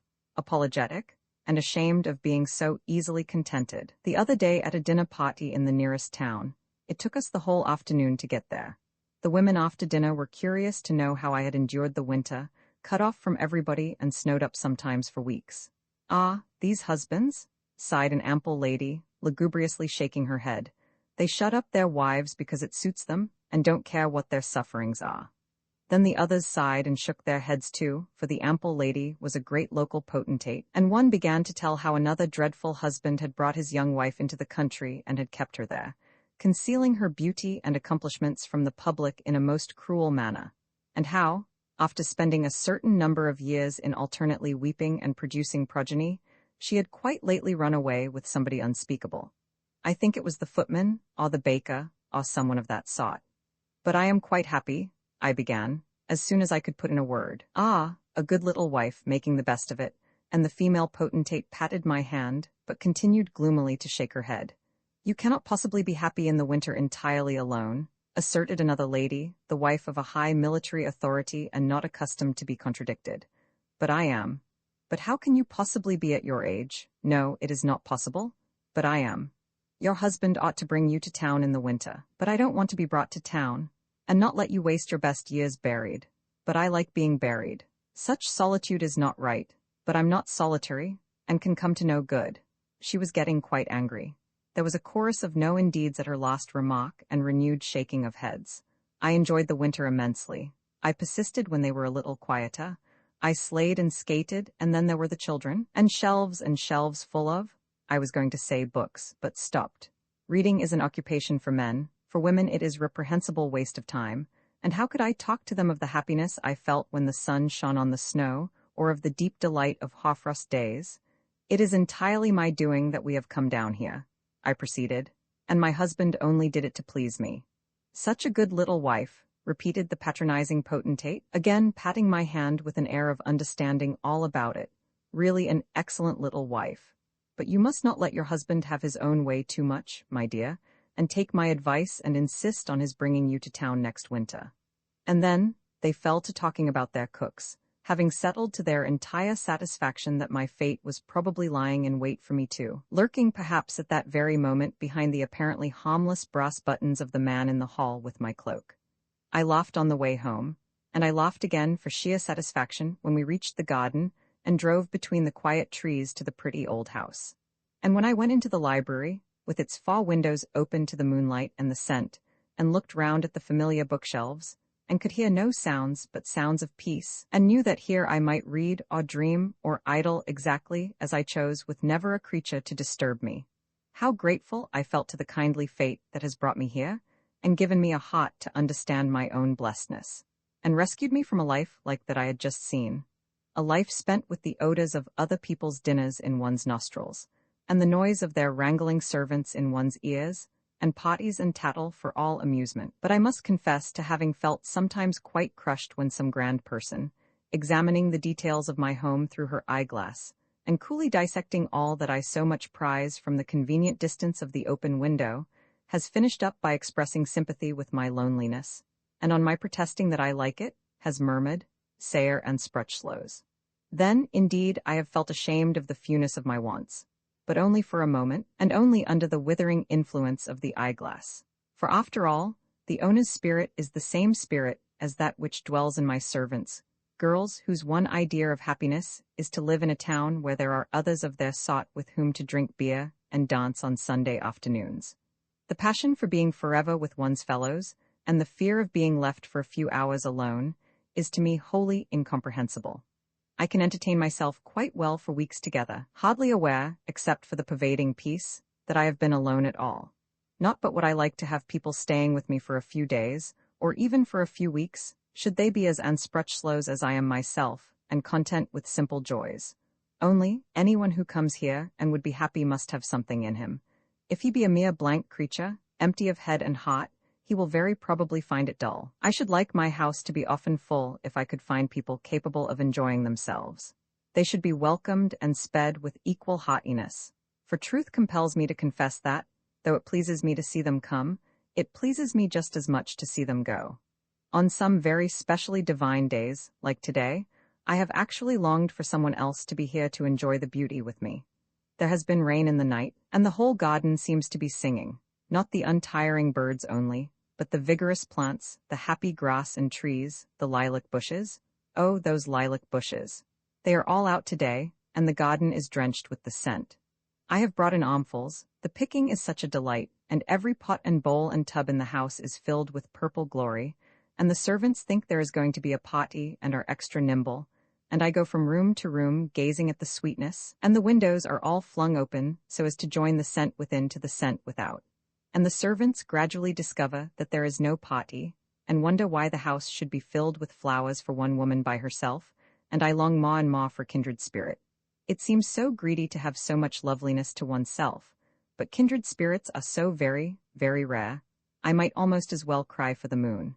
It is true that my garden is full of friends, only they are dumb. June 3rd, this is such an out-of-the-way corner of the world that it requires quite unusual energy to get here at all, and I am thus delivered from casual callers.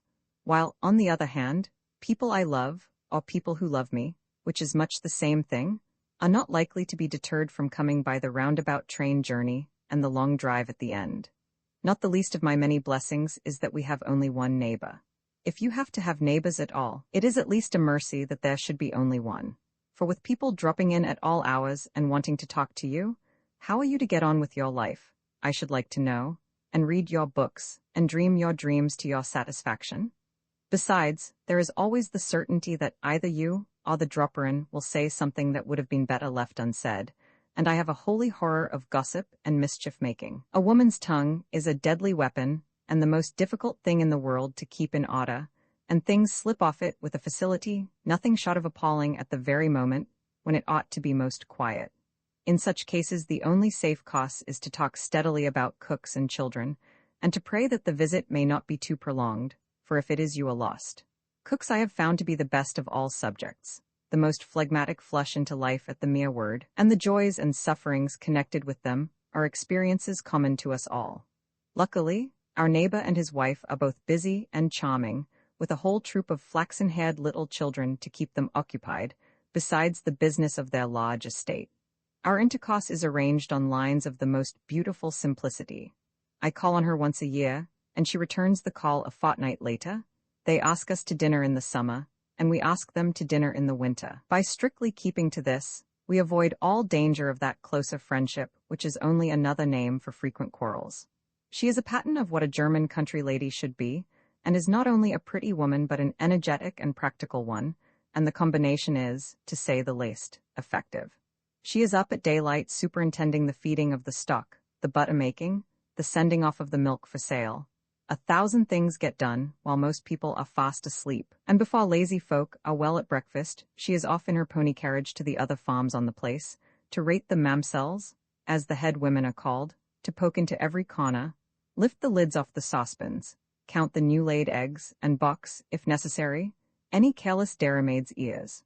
We are allowed by law to administer slight corporal punishment to our servants, it being left entirely to individual taste to decide what slight shall be, and my neighbor really seems to enjoy using this privilege, judging from the way she talks about it. I would give much to be able to peep through a keyhole and see the dauntless little lady, terrible in her wrath and dignity, standing on tiptoe to box the ears of some great strapping girl big enough to eat her.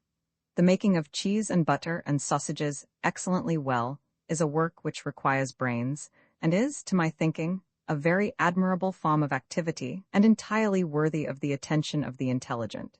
That my neighbor is intelligent is at once made evident by the bright alertness of her eyes that nothing escapes, and that only gain in prettiness by being used to some good purpose.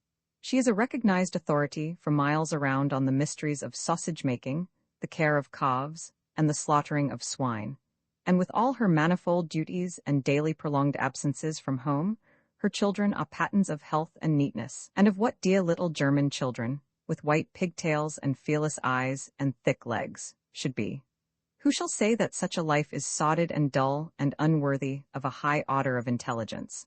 I protest that to me it is a beautiful life, full of wholesome outdoor work, and with no room for those listless moments of depression and boredom, and of wondering what you will do next, that leave wrinkles round a pretty woman's eyes, and are not unknown even to the most brilliant. But while admiring my neighbor, I don't think I shall ever try to follow in her steps, my talents not being of the energetic and organizing variety, but rather of that order which makes their owner almost lamentably prone to take up a volume of poetry and wander out to where the kingcups grow, and, sitting on a willow trunk beside a little stream, forget the very existence of everything but green pastures and still waters, and the glad blowing of the wind across the joyous fields.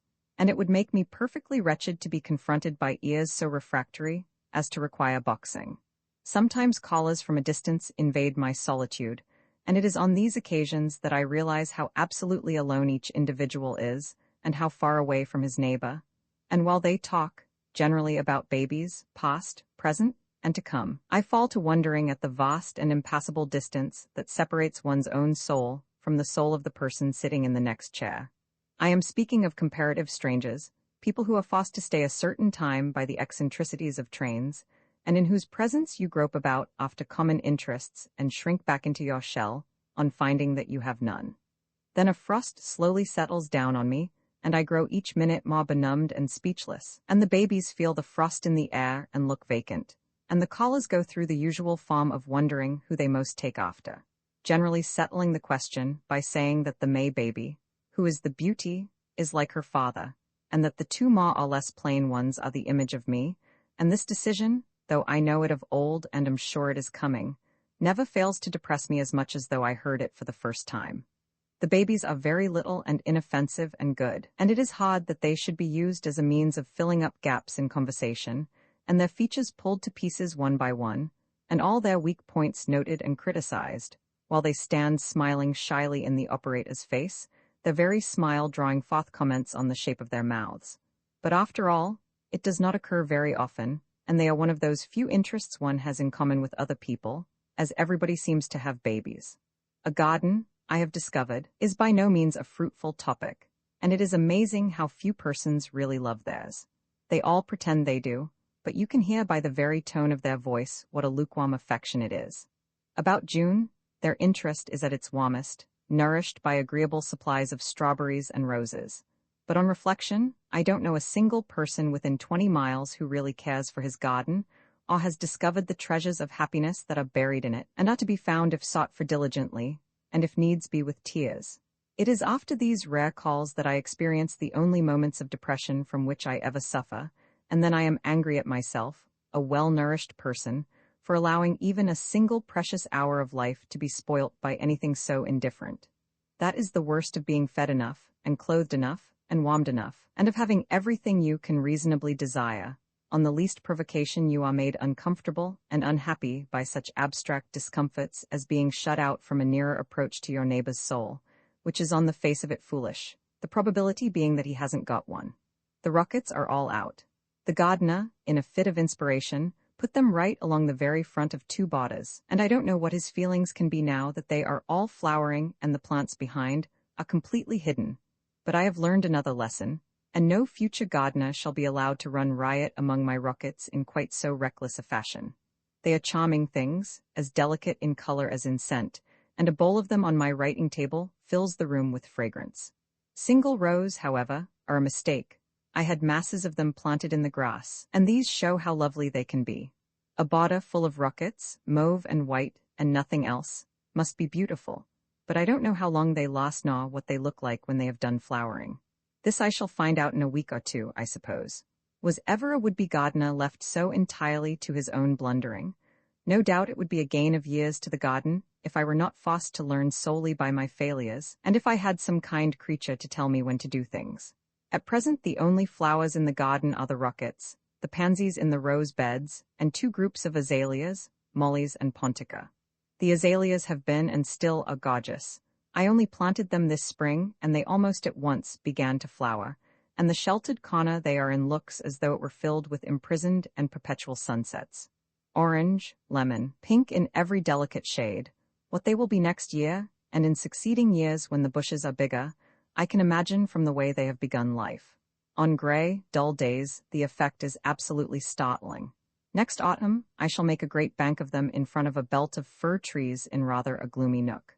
My tea roses are covered with buds which will not open for at least another week, so I conclude this is not the sort of climate where they will flower from the very beginning of June to November, as they are said to do. July 11th, there has been no rain since the day before Whitsunday, 5 weeks ago, which partly, but not entirely, accounts for the disappointment my beds have been. The dejected gardener went mad soon after Whitsuntide, and had to be sent to an asylum. He took to going about with a spade in one hand and a revolver in the other, explaining that he felt safer that way, and we bore it quite patiently, as becomes civilized beings who respect each other's prejudices, until one day, when I mildly asked him to tie up a fallen creeper. And after he bought the revolver, my tones in addressing him were of the mildest, and I quite left off reading to him aloud. He turned round, looked me straight in the face for the first time since he has been here, and said, "Do I look like Graf X, a great local celebrity, all like a monkey?" After which there was nothing for it but to get him into an asylum as expeditiously as possible. There was no gardener to be had in his place, and I have only just succeeded in getting one. So that what with the drought, and the neglect, and the gardener's madness, and my blunders, the garden is in a sad condition. But even in a sad condition, it is the dearest place in the world, and all my mistakes only make me more determined to persevere. The long borders, where the rockets were, are looking dreadful. The rockets have done flowering, and after the manner of rockets in other walks of life, have degenerated into sticks, and nothing else in those borders intends to bloom this summer. The giant poppies I had planted out in them in April have either died off, or remained quite small, and so have the columbines. Here and there a delphinium droops unwillingly, and that is all. I suppose poppies cannot stand being moved, or perhaps they were not watered enough at the time of transplanting. Anyhow, those botters are going to be sown tomorrow, with more poppies for next year. For poppies I will have, whether they like it or not, and they shall not be touched, only thinned out. Well, it is no use being grieved, and after all, directly I come out and sit under the trees, and look at the dappled sky, and see the sunshine on the cornfields away on the plain, all the disappointment smooths itself out, and it seems impossible to be sad and discontented when everything about me is so radiant and kind. Today is Sunday, and the garden is so quiet that, sitting here in this shady corner watching the lazy shadows stretching themselves across the grass, and listening to the rooks quarreling in the treetops, I almost expect to hear English church bells ringing for the afternoon service. But the church is 3 miles off, has no bells, and no afternoon service. Once a fortnight, we go to morning prayer at 11, and sit up in a sort of private box with a room behind, whither we can retire unobserved when the sermon is too long or our flesh too weak, and hear ourselves being prayed for by the black-robed parson. In winter the church is bitterly cold. It is not heated, and we sit muffled up in more furs than ever we wear out of doors. But it would of course be very wicked for the parson to wear furs, however cold he may be, so he puts on a great many extra coats under his gown, and as the winter progresses, swells to a prodigious size. We know when spring is coming by the reduction in his figure. The congregation sit at ease while the parson does the praying for them, and while they are droning the long-drawn-out chorales, he retires into a little wooden box just big enough to hold him. He does not come out until he thinks we have sung enough, nor do we stop until his appearance gives us the signal. I have often thought how dreadful it would be if he fell ill in his box and left us to go on singing. I am sure we should never dare to stop, unauthorized by the church. I asked him once what he did in there. He looked very shocked at such a profane question, and made an evasive reply. If it were not for the garden, a German Sunday would be a terrible day, but in the garden on that day, there is a sigh of relief and more profound peace, nobody raking or sweeping or fidgeting. Only the little flowers themselves and the whispering trees. I have been much afflicted again lately by visitors. Not stray callers to be got rid of after a due administration of tea and things you are sorry afterwards that you said, but people staying in the house and not to be got rid of at all. All June was lost to me in this way, and it was from first to last a radiant month of heat and beauty, but a garden where you meet the people you saw at breakfast, and will see again at lunch and dinner, is not a place to be happy in. Besides, they had a knack of finding out my favorite seats and lounging in them just when I longed to lounge myself. And they took books out of the library with them, and left them face downwards on the seats all night to get well drenched with dew, though they might have known that what is meat for roses is poison for books. And they gave me to understand that if they had had the arranging of the garden, it would have been finished long ago. Whereas I don't believe a garden ever is finished. They have all gone now, thank heaven, except one, so that I have a little breathing space before others begin to arrive. It seems that the place interests people, and that there is a sort of novelty in staying in such a deserted corner of the world, for they were in a perpetual state of mild amusement at being here at all. Irise is the only one left. She is a young woman with a beautiful, refined face, and her eyes and straight, fine eyebrows are particularly lovable. At meals she dips her bread into the salt cellar, bites a bit off, and repeats the process, although Providence, taking my shape, has caused salt spoons to be placed at convenient intervals down the table. She lunched today on beer, schweinekoteletten, and cabbage salad with caraway seeds in it, and now I hear her through the open window, extemporizing touching melodies in her charming, cooing voice.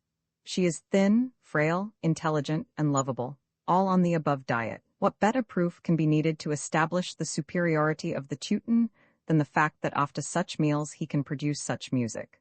Cabbage salad is a horrid invention, but I don't doubt its utility as a means of encouraging thoughtfulness. Nor will I quarrel with it, since it results so poetically, any more than I quarrel with the manure that results in roses, and I give it to Irise every day to make her sing. She is the sweetest singer I have ever heard, and has a charming trick of making up songs as she goes along. When she begins, I go and lean out of the window and look at my little friends out there in the bodas while listening to her music, and feel full of pleasant sadness and regret. It is so sweet to be sad when one has nothing to be sad about. The April baby came panting up just as I had written that, the others hurrying along behind, and with flaming cheeks displayed for my admiration 3 brand-new kittens, lean and blind, that she was carrying in her pinafore, and that had just been found motherless in the woodshed. "Look," she cried breathlessly, "such a much." I was glad it was only kittens this time, for she had been once before this afternoon on purpose, as she informed me, sitting herself down on the grass at my feet, to ask about the Liebe Gott, it being Sunday and her pious little nurse's conversation having run, as it seems, on heaven and angels. Her questions about the Liebe Gott better left unrecorded, and I was relieved when she began about the angels. What do they wear for clothes? She asked in her German English. Why, you've seen them in pictures, I answered, in beautiful long dresses and with big white wings. Feathers? She asked. I suppose so, and long dresses, all white and beautiful. Are they girlies? Girls, ye ease. Don't boys go into the Himmel? Yes, of course, if they are good. And then what do they wear? Why, the same as all the other angels, I suppose. Dresses? She began to laugh, looking at me sideways as though she suspected me of making jokes. What a funny mummy, she said, evidently much amused. She has a fat little laugh that is very infectious. I think, said I gravely, you had better go and play with the other babies. She did not answer and sat still a moment watching the clouds. I began writing again. Mummy, she said presently. Well, where do the angels get their dresses? I hesitated. From Liebe Gott, I said. Are there shops in the Himmel? Shops? No. But then, where does Liebe Gott buy their dresses? Now run away like a good baby, I'm busy. But you said yesterday when I asked about Liebe Gott that you would tell about him on Sunday, and it is Sunday. Tell me a story about him. There was nothing for it but resignation, so I put down my pencil with a sigh. Call the others, then. She ran away, and presently they all three emerged from the bushes one after the other, and tried all together to scramble onto my knee. The April baby got the knee as she always seems to get everything, and the other two had to sit on the grass. I began about Adam and Eve, with an eye to future pasonic probings. The April baby's eyes opened wider and wider, and her face grew redder and redder. I was surprised at the breathless interest she took in the story. The other two were tearing up tufts of grass and hardly listening. I had scarcely got to the angels with the flaming sods and announced that that was all, when she burst out. Now I'll tell about it. Once upon a time there was Adam and Eva, and they had plenty of clothes, and there was no snake, and Liebe Gott wasn't angry with them, and they could eat as many apples as they liked, and was happy forever and ever. There now. She began to jump up and down defiantly on my knee. But that's not the story, I said rather helplessly. Yes, it's a much nicelier one. Now another. But these stories are true, I said severely, and it's no use my telling them if you make them up your own way afterwards. Another, she shrieked, jumping up and down with redoubled energy, all her silvery curls flying. I began about Noah and the flood. Did it rain so badly? She asked with a face of the deepest concern and interest. Yes, all day long and all night long for weeks and weeks, and was everybody so wet? Yes, but why didn't they open their umbrellas? Just then I saw the nurse coming out with the tea tray. I'll tell you the rest another time, I said, putting her off my knee, greatly relieved. You must all go to Anna now and have tea. I don't like Anna, remarked the June baby, not having hitherto opened her lips. She is a stupid girl. The other two stood transfixed with horror at this statement, for, besides being naturally extremely polite, and at all times anxious not to hurt anyone's feelings, they had been brought up to love and respect their kind little nurse. The April baby recovered her speech first, and lifting her finger, pointed it at the criminal in just indignation. Such a child will never go into the Himmel, she said with great emphasis, and the air of one who delivers judgment. September 15th, this is the month of quiet days, crimson creepers and blackberries, of mellow afternoons in the ripening garden, of tea under the acacias instead of the too shady beeches, of wood fires in the library in the chilly evenings. The babies go out in the afternoon, and blackberry in the hedges. The three kittens, grown big and fat, sit cleaning themselves on the sunny veranda steps. The man of wrath shoots partridges across the distant stubble, and the summer seems as though it would dream on forever. It is hard to believe that in 3 months we shall probably be snowed up and certainly be cold. There is a feeling about this month that reminds me of March and the early days of April, when spring is still hesitating on the threshold, and the garden holds its breath in expectation. There is the same mildness in the air, and the sky and grass have the same look as then, but the leaves tell a different tale, and the reddening creeper on the house is rapidly approaching its last and loveliest glory. My roses have behaved as well on the whole as was to be expected, and the Viscountess Folkestones and Laurette Messimies have been most beautiful, the latter being quite the loveliest things in the garden, each flower an exquisite loose cluster of coral pink petals, paling at the base to a yellow-white. I have ordered 100 standard tea roses for planting next month, half of which are Viscountess Folkestones, because the tea roses have such a way of hanging their little heads that one has to kneel down to be able to see them well in the dwarf farms. Not but what I entirely approve of kneeling before such perfect beauty, only it dirties one's clothes. So I am going to put standards down each side of the walk under the south windows, and shall have the flowers on a convenient level for worship. My only fear is that they will stand the winter less well than the dwarf sorts, being so difficult to pack up snugly. The Persian yellows and bicolors have been, as I predicted, a mistake among the tea roses. They only flower twice in the season, and all the rest of the time look dull and moping. And then the Persian yellows have such an odd smell, and so many insects inside them eating them up. I have ordered Safrano tea roses to put in their place, as they all come out next month and are to be grouped in the grass. And the semicircle being immediately under the windows, besides having the best position in the place, must be reserved solely for my choicest treasures. I have had a great many disappointments, but feel as though I were really beginning to learn. Humility, and the most patient perseverance, seem almost as necessary in gardening as rain and sunshine, and every failure must be used as a stepping stone to something better. I had a visitor last week who knows a great deal about gardening and has had much practical experience. When I heard he was coming, I felt I wanted to put my arms right round my garden and hide it from him, but what was my surprise and delight when he said, after having gone all over it, "Well, I think you have done wonders." Dear me, how pleased I was. It was so entirely unexpected, and such a complete novelty after the remarks I have been listening to all the summer. I could have hugged that discerning and indulgent critic, able to look beyond the result to the intention, and appreciating the difficulties of every kind that had been in the way.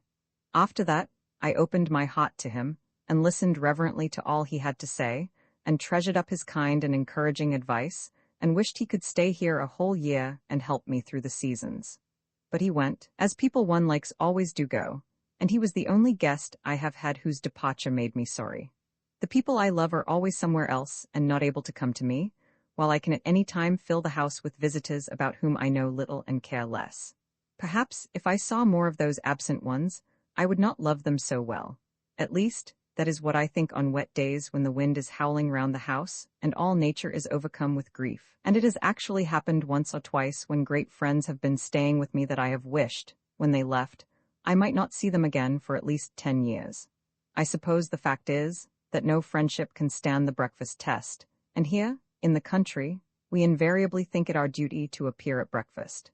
Civilization has done away with curl papers, yet at that hour the soul of the Hausfrau is as tightly screwed up in them as was ever her grandmother's hair, and though my body comes down mechanically, having been trained that way by punctual parents, my soul never thinks of beginning to wake up for other people till lunchtime, and never does so completely till it has been taken out of doors and aired in the sunshine.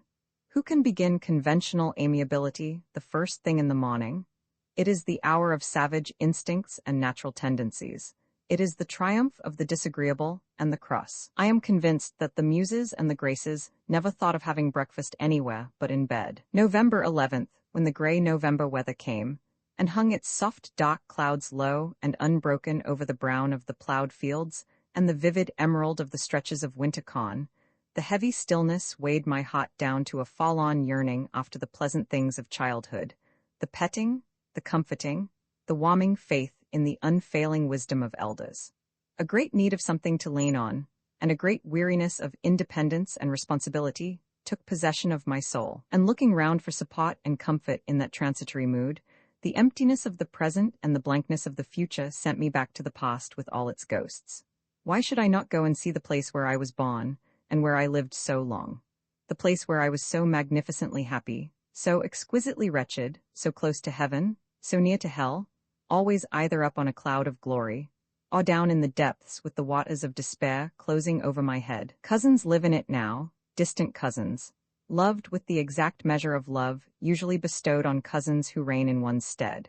Cousins of practical views, who have dug up the flower beds and planted cabbages where roses grew.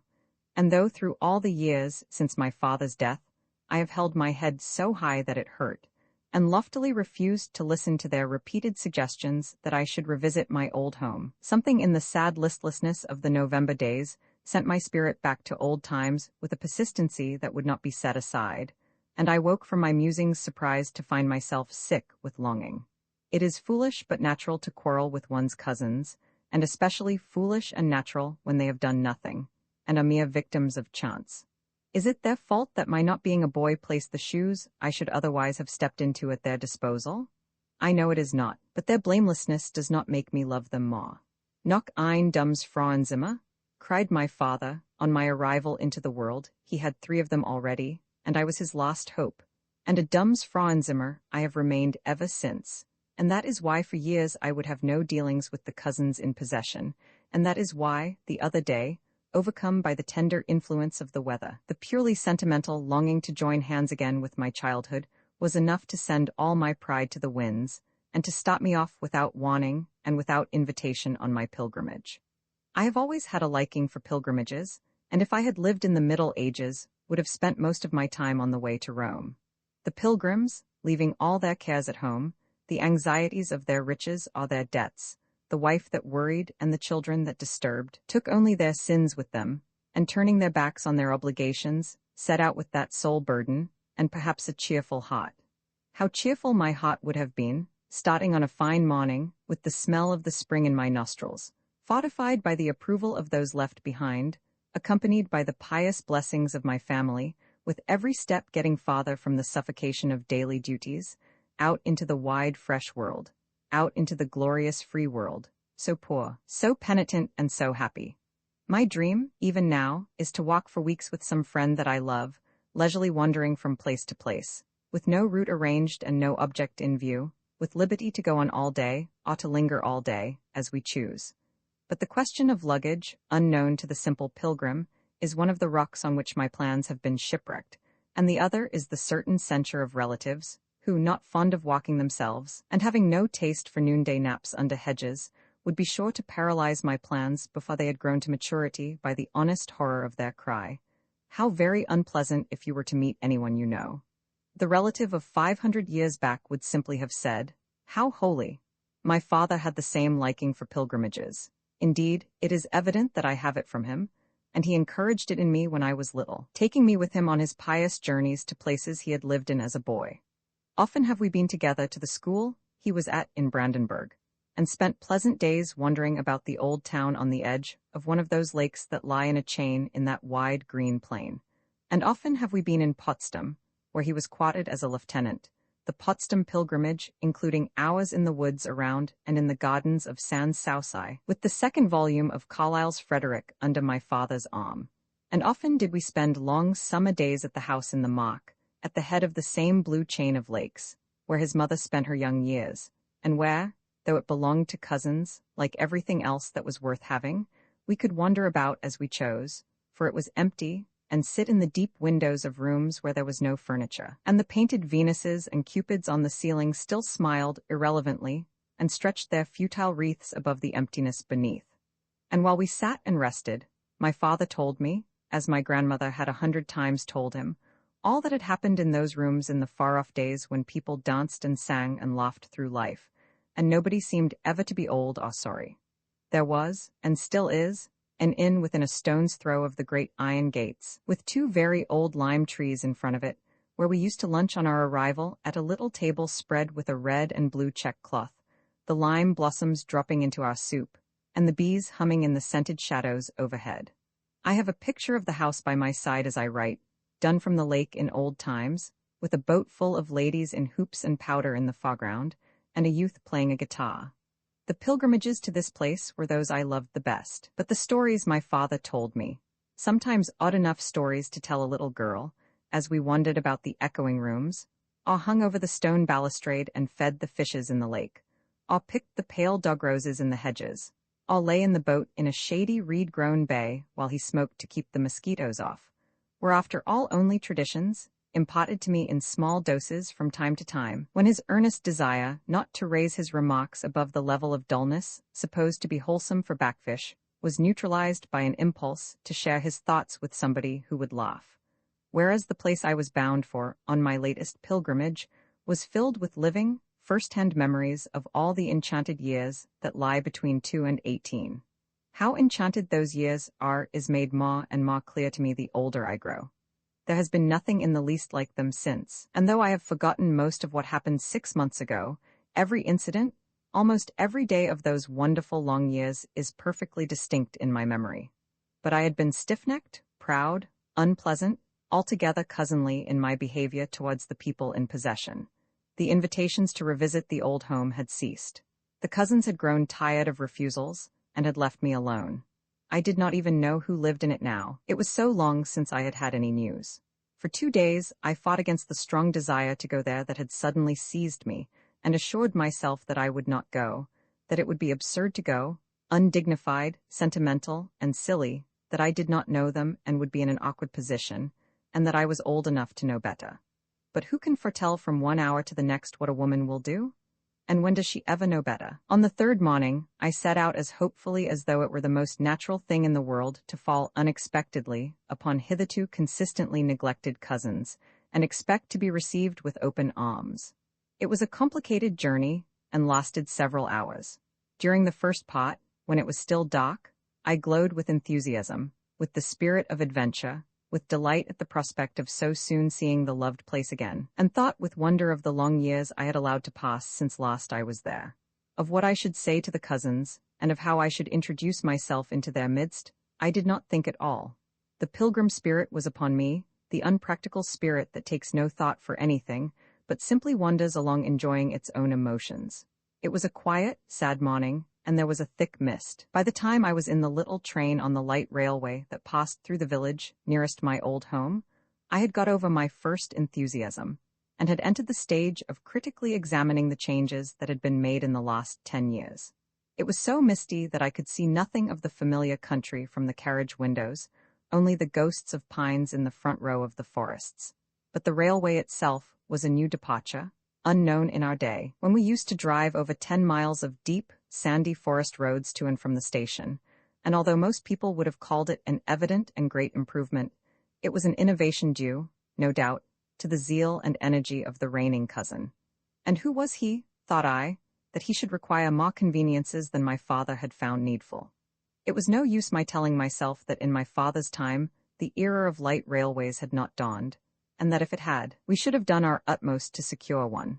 The thought of my cousin, stepping into my shoes, and then altering them, was odious to me. By the time I was walking up the hill from the station, I had got over this feeling too, and had entered a third stage of wondering uneasily what in the world I should do next. Where was the intrepid courage with which I had started? At the top of the first hill, I sat down to consider this question in detail, for I was very near the house now, and felt I wanted time. Where, indeed, was the courage and joy of the morning? It had vanished so completely that I could only suppose that it must be lunch time, the observations of years having led to the discovery that the higher sentiments and virtues fly affrighted on the approach of lunch, and none fly quicker than courage. So I ate the lunch I had brought with me, hoping that it was what I wanted. But it was chilly, made up of sandwiches and pears, and it had to be eaten under a tree at the edge of a field. And it was November, and the mist was thicker than ever and very wet. The grass was wet with it, the gaunt tree was wet with it, I was wet with it, and the sandwiches were wet with it.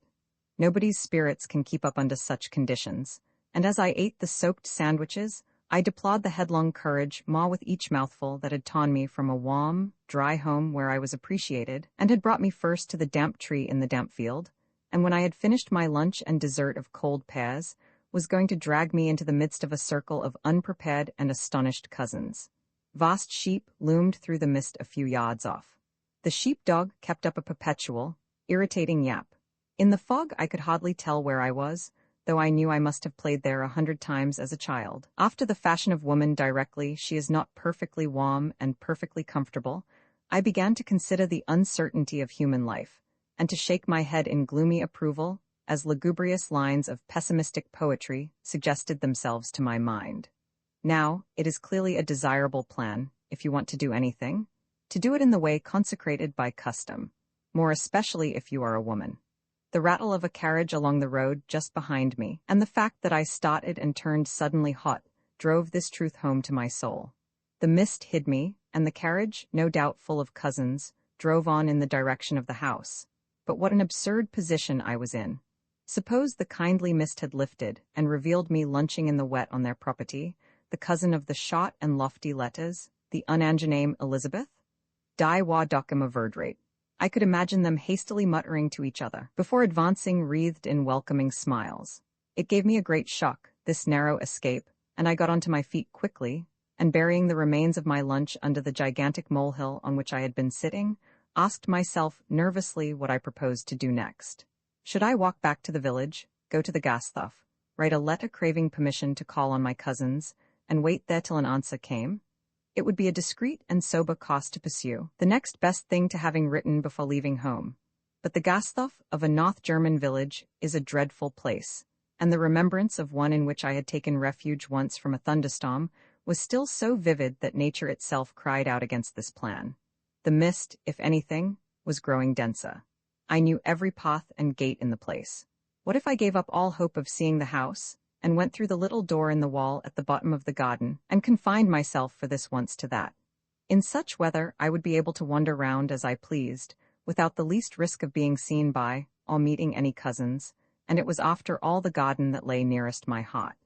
What a delight it would be to creep into it unobserved, and revisit all the corners I so well remembered, and slip out again and get away safely without any need of explanations, assurances, protestations, displays of affection, without any need, in a word, of that exhausting form of conversation, so dear to relations, known as Redensaten. The mist tempted me. I think if it had been a fine day, I would have gone soberly to the Gasthof and written the conciliatory letter, but the temptation was too great. It was altogether irresistible, and in 10 minutes I had found the gate, opened it with some difficulty, and was standing with a beating heart in the garden of my childhood. Now, I wonder whether I shall ever again feel thrills of the same potency as those that ran through me at that moment. First of all, I was trespassing, which is in itself thrilling. But how much more thrilling when you are trespassing on what might just as well have been your own ground, on what actually was for years your own ground, and when you are in deadly peril of seeing the rightful owners, whom you have never met, but with whom you have quarreled, appear round the corner, and of hearing them remark with an inquiring and awful politeness, "I do not think I have the pleasure?" Then the place was unchanged. I was standing in the same mysterious tangle of damp little paths that had always been just there. They curled away on either side among the shrubs, with the brown tracks of recent footsteps in the center of their green stains, just as they did in my day. The overgrown lilac bushes still met above my head. The moisture dripped from the same ledge in the wall onto the sodden leaves beneath, as it had done all through the afternoons of all those past Novembers. This was the place, this damp and gloomy tangle, that had specially belonged to me. Nobody ever came to it, for in winter it was too dreary, and in summer so full of mosquitoes that only a backfish indifferent to spots could have borne it. But it was a place where I could play unobserved, and where I could walk up and down uninterrupted for hours, building castles in the air. There was an unwholesome little arbor in one dark corner, much frequented by the larger black slug, where I used to pass glorious afternoons making plans. I was forever making plans, and if nothing came of them, what did it matter? The mere making had been a joy.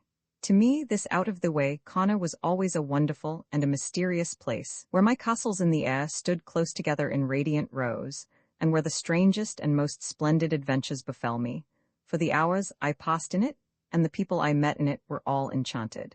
Standing there and looking round with happy eyes, I forgot the existence of the cousins. I could have cried for joy at being there again. It was the home of my fathers, the home that would have been mine if I had been a boy, the home that was mine now by 1,000 tender and happy and miserable associations, of which the people in possession could not dream. They were tenants, but it was my home. I threw my arms round the trunk of a very wet fir tree, every branch of which I remembered, for had I not climbed it, and fallen from it, and torn and bruised myself on it uncountable numbers of times, and I gave it such a haughty kiss that my nose and chin were smudged into one green stain, and still I did not care. Far from caring, it filled me with a reckless, backfish pleasure in being dirty, a delicious feeling that I had not had for years. Alice in Wonderland, after she had drunk the contents of the magic bottle, could not have grown smaller more suddenly than I grew younger the moment I passed through that magic door. Bad habits cling to us, however, with such persistency that I did mechanically pull out my handkerchief and begin to rub off the welcoming smudge, a thing I never would have dreamed of doing in the glorious old days. But an artful scent of violets clinging to the handkerchief brought me to my senses, and with a sudden impulse of scorn, the fine scone for scent of every honest backfish, I rolled it up into a ball and flung it away into the bushes, where I dare say it is at this moment. "Away with you," I cried.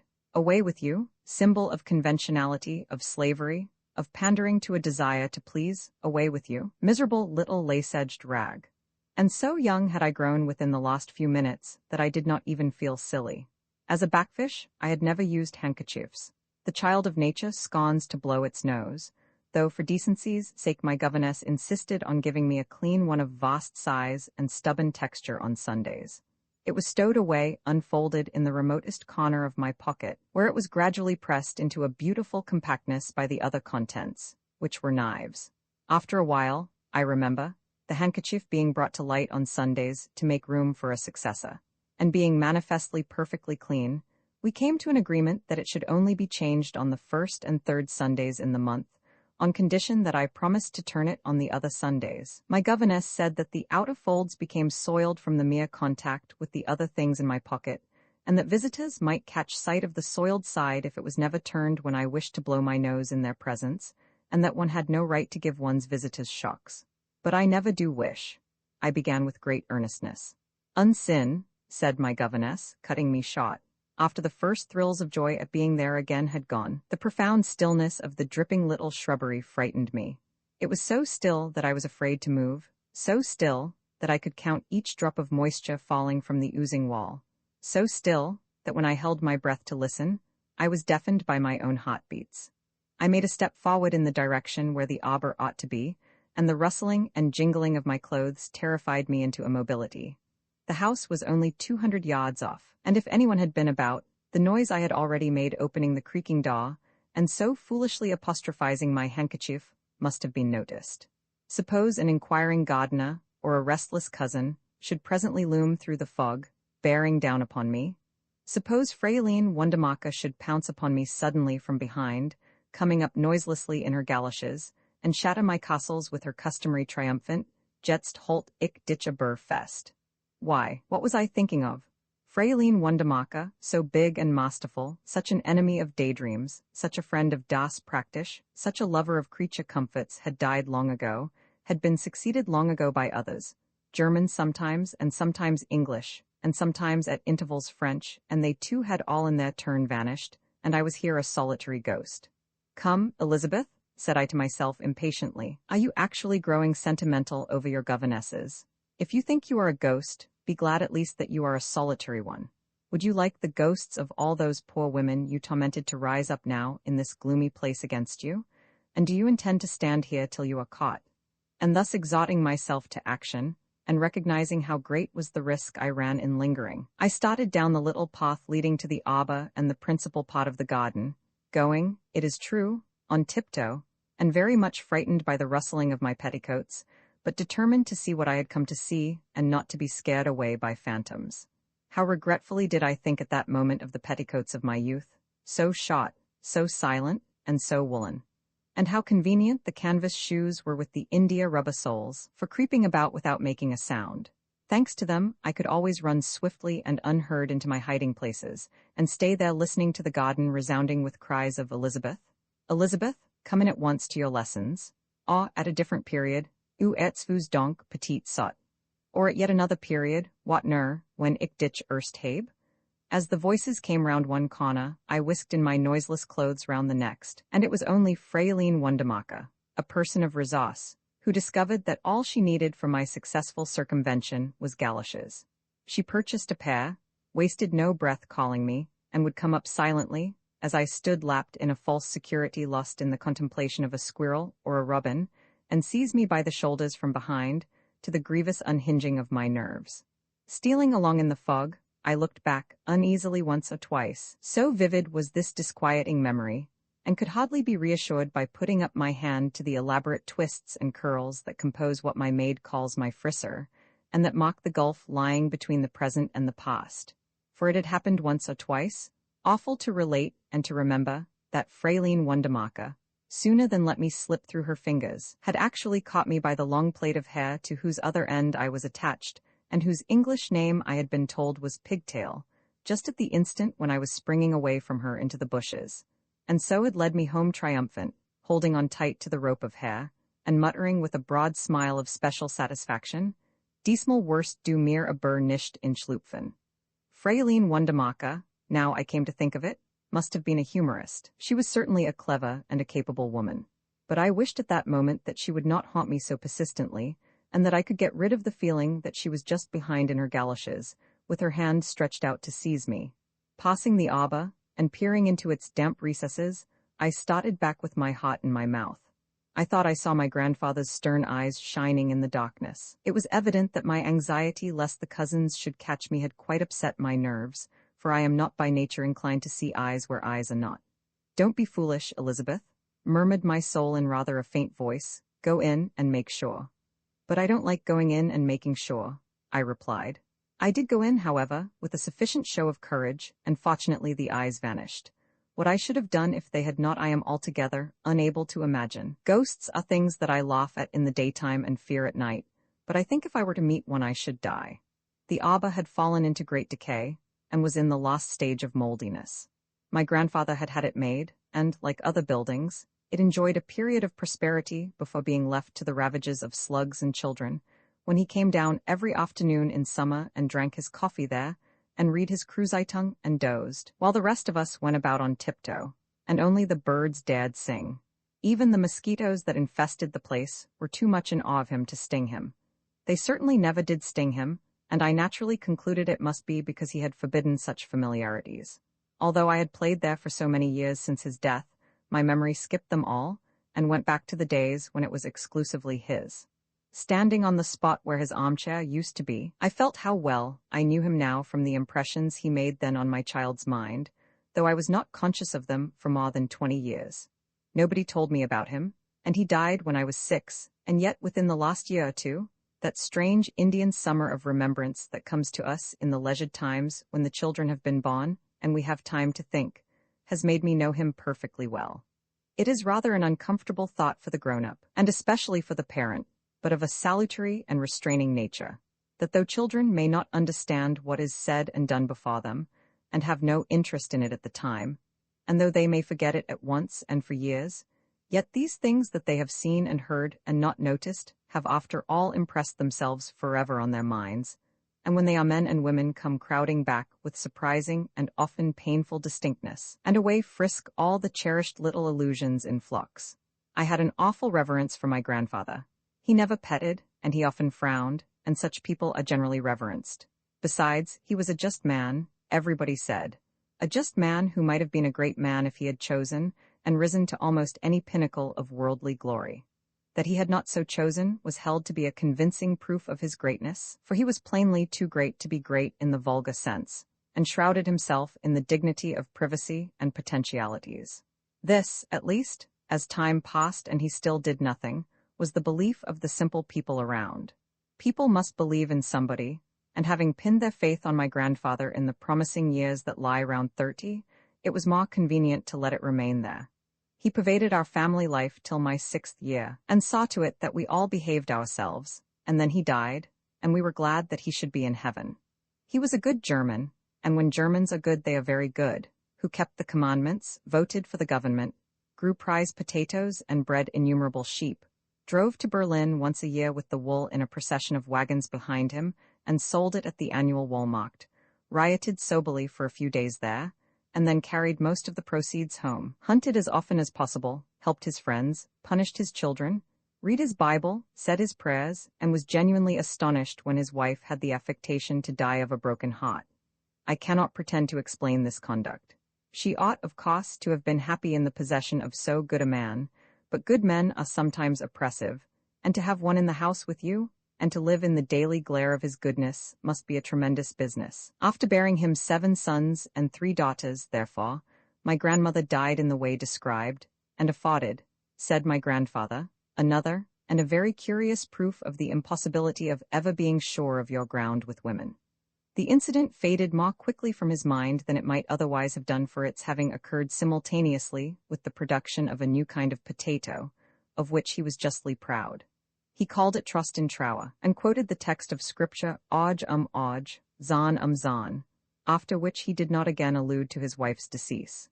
In his last years, when my father managed the estate, and he only lived with us and criticized, he came to have the reputation of an oracle.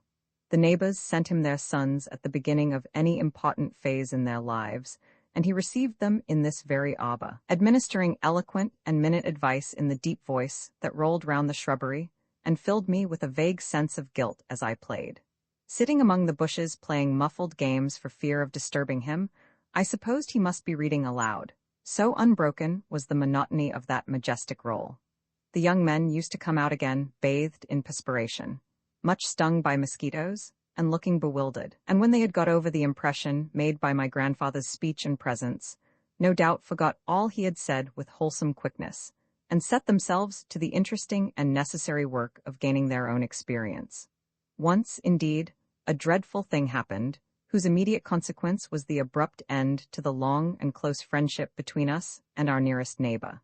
His son was brought to the arbor and left there in the usual way, and either he must have happened on the critical half-hour after the coffee and before the Kruzeitung, when my grandfather was accustomed to sleep, or he was more courageous than the others and tried to talk, for very shortly, playing as usual near at hand, I heard my grandfather's voice, raised to an extent that made me stop in my game and quake, saying with deliberate anger, "Heb dich weg von mir, Sohn des Satans," which was all the advice this particular young man got, and which he hastened to take, for out he came through the bushes, and though his face was very pale, there was an odd twist about the corners of his mouth that reassured me. This must have happened quite at the end of my grandfather's life, for almost immediately afterwards, as it now seems to me, he died before he need have done because he would eat crab, a dish that never agreed with him, in the face of his doctor's warning that if he did he would surely die. "What, am I to be conquered by crabs?" he demanded indignantly of the doctor, for apart from loving them with all his heart, he had never yet been conquered by anything. "Nay, sir, the combat is too unequal, do not, I pray you, try it again," replied the doctor. But my grandfather ordered crabs that very night for supper, and went into table with the shining eyes of one who is determined to conquer or die, and the crabs conquered, and he died. He was a just man, said the neighbors, except that nearest neighbor, formerly his best friend, and might have been a great one had he so chosen. And they buried him with profound respect, and the sunshine came into our home life with a burst, and the birds were not the only creatures that sang, and the arbor, from having been a temple of Delphic utterances, sank into a home for slugs. Musing on the strangeness of life, and on the invariable ultimate triumph of the insignificant and small over the important and vast, illustrated in this instance by the easy substitution in the arbor of slugs for grandfathers, I went slowly round the next bend of the path, and came to the broad walk along the south side of the high wall, dividing the flower garden from the kitchen garden, in which sheltered position my father had had his choicest flowers. Here the cousins had been at work, and all the climbing roses that clothed the wall with beauty were gone, and some very neat fruit trees, tidily nailed up at proper intervals, reigned in their stead. Evidently the cousins knew the value of this warm aspect, for in the border beneath, filled in my father's time in this month of November with the wallflowers that were to perfume the walk in spring, there was a thick crop of, I stooped down close to make sure, yes, a thick crop of radishes. My eyes filled with tears at the sight of those radishes, and it is probably the only occasion on record on which radishes have made anybody cry. My dear father, whom I so passionately loved, had in his turn passionately loved this particular border, and spent the spare moments of a busy life enjoying the flowers that grew in it. He had no time himself for a more near acquaintance with the delights of gardening than directing what plants were to be used, but found rest from his daily work strolling up and down here, or sitting smoking as close to the flowers as possible. It is the purest of humane pleasures. It is the greatest refreshment to the spirits of man. He would quote, for he read other things besides the Kruzeitung, looking round with satisfaction on reaching this fragrant haven after a hot day in the fields. Well, the cousins did not think so. Less fanciful and more sensible as they probably would have said, their position plainly was that you cannot eat flowers. Their spirits required no refreshment, but their bodies needed much, and therefore radishes were more precious than wallflowers. Nor was my youth wholly destitute of radishes, but they were grown in the decent obscurity of odd kitchen garden corners and old cucumber frames, and would never have been allowed to come among the flowers. And only because I was not a boy here, they were profaning the ground that used to be so beautiful. Oh, it was a terrible misfortune not to have been a boy. And how sad and lonely it was, after all, in this ghostly garden. The radish bed and what it symbolized had turned my first joy into grief. This walk and bottom me too much of my father reminded, and of all he had been to me. What I knew of good he had taught me, and what I had of happiness was through him. Only once during all the years we lived together had we been of different opinions and fallen out, and it was the one time I ever saw him severe. I was 4 years old, and demanded one Sunday to be taken to church. My father said no, for I had never been to church, and the German service is long and exhausting. I implored. He again said no. I implored again, and showed such a pious disposition, and so earnest a determination to behave well, that he gave in, and we went off very happily hand in hand. Now mind, Elizabeth, he said, turning to me at the church door, there is no coming out again in the middle. Having insisted on being brought, thou shalt now sit patiently till the end. Oh yes, I promised eagerly, and went in filled with holy fire. The shortness of my legs, hanging helplessly for 2 hours midway between the seat and the floor, was the weapon chosen by Satan for my destruction. In German churches you do not kneel, and seldom stand, but sit nearly the whole time, praying and singing in great comfort. If you are 4 years old, however, this unchanged position soon becomes one of torture. Unknown and dreadful things go on in your legs, strange prickings and tinglings and dottings up and down, a sudden terrifying numbness, when you think they must have dropped off but are afraid to look, then renewed and fiercer prickings, shootings, and burnings. I thought I must be very ill, for I had never known my legs like that before. My father sitting beside me was engrossed in the singing of a chorale that evidently had no end, each verse finished with a long drawn-out hallelujah, after which the organ played by itself for 100 years, by the organist's watch, which was wrong, 2 minutes exactly, and then another verse began. My father, being the patron of the living, was careful to sing and pray and listen to the sermon with exemplary attention, aware that every eye in the little church was on our pew, and at first I tried to imitate him, but the behavior of my legs became so alarming that after vainly casting imploring glances at him, and seeing that he continued his singing unmoved, I put out my hand and pulled his sleeve. Hallelujah, sang my father with deliberation, continuing in a low voice without changing the expression of his face, his lips hardly moving, and his eyes fixed abstractedly on the ceiling till the organist, who was also the postman, should have finished his solo. Did I not tell thee to sit still, Elizabeth? Yes, but... Then do it. But I want to go home. Unsin. And the next verse beginning, my father sang louder than ever. What could I do? Should I cry? I began to be afraid I was going to die on that chair, so extraordinary were the sensations in my legs. What could my father do to me if I did cry? With the quick instinct of small children, I felt that he could not put me in the corner in church, nor would he whip me in public, and that with the whole village looking on, he was helpless and would have to give in. Therefore I tugged his sleeve again and more peremptorily, and prepared to demand my immediate removal in a loud voice. But my father was ready for me. Without interrupting his singing, or altering his devout expression, he put his hand slowly down and gave me a hard pinch. Not a playful pinch, but a good, hard, unmistakable pinch, such as I had never imagined possible, and then went on serenely to the next hallelujah. For a moment I was petrified with astonishment. Was this my indulgent father, my playmate, adorer, and friend? Smarting with pain, for I was a round baby, with a nicely stretched, tight skin, and dreadfully hurt in my feelings, I opened my mouth to shriek in earnest when my father's clear whisper fell on my ear, each word distinct and not to be misunderstood, his eyes as before gazing meditatively into space, and his lips hardly moving. Elizabeth, when du schreist, naf ich dich bist du platzt. And he finished the verse with unruffled decorum. Will Satan mich verschlingen, so las die Engel singen hallelujah? We never had another difference. Up to then he had been my willing slave, and after that I was his. With a smile and a shiver, I turned from the Bada and its memories to the door in the wall, leading to the kitchen garden, in a corner of which my own little garden used to be. The door was open, and I stood still a moment before going through, to hold my breath and listen. The silence was as profound as before. The place seemed deserted, and I should have thought the house empty and shut up but for the carefully tended radishes and the recent footmarks on the green of the path. They were the footmarks of a child. I was stooping down to examine a specially clear one, when the loud caw of a very bored-looking crow sitting on the wall, just above my head, made me jump as I have seldom in my life jumped, and reminded me that I was trespassing. Clearly my nerves were all to pieces, for I gathered up my skirts and fled through the door, as though a whole army of ghosts and cousins were at my heels. Nor did I stop till I had reached the remote corner where my garden was. "Are you enjoying yourself, Elizabeth?" asked the mocking sprite that calls itself my soul, but I was too much out of breath to answer.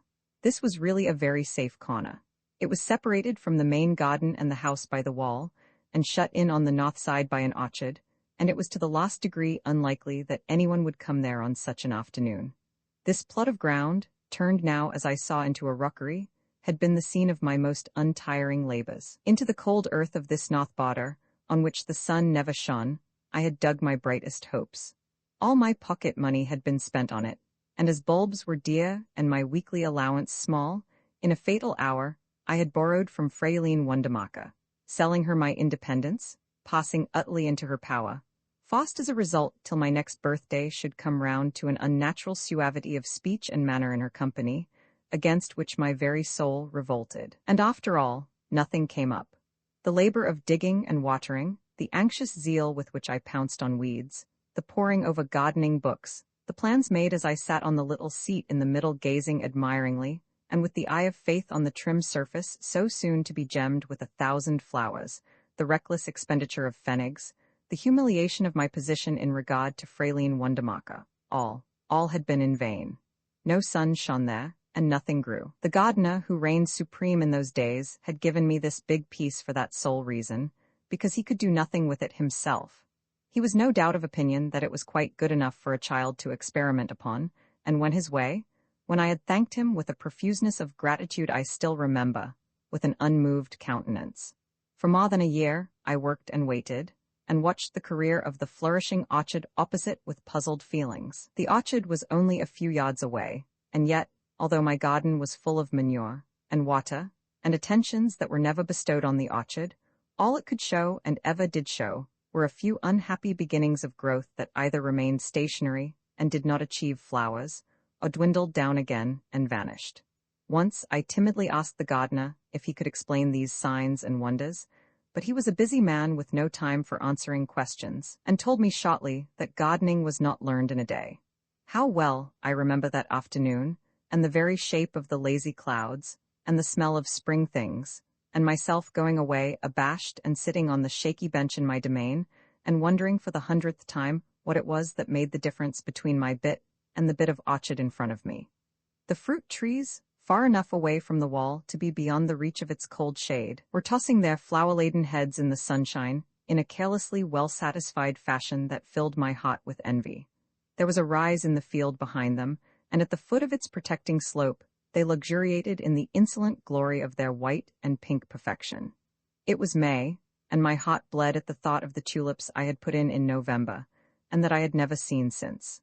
The whole of the rest of the garden was on fire with tulips. Behind me, on the other side of the wall, were rows and rows of them, cups of translucent loveliness, a jeweled ring flung right round the lawn. But what was there not on the other side of that wall? Things came up there and grew and flowered exactly as my gardening books said they should do.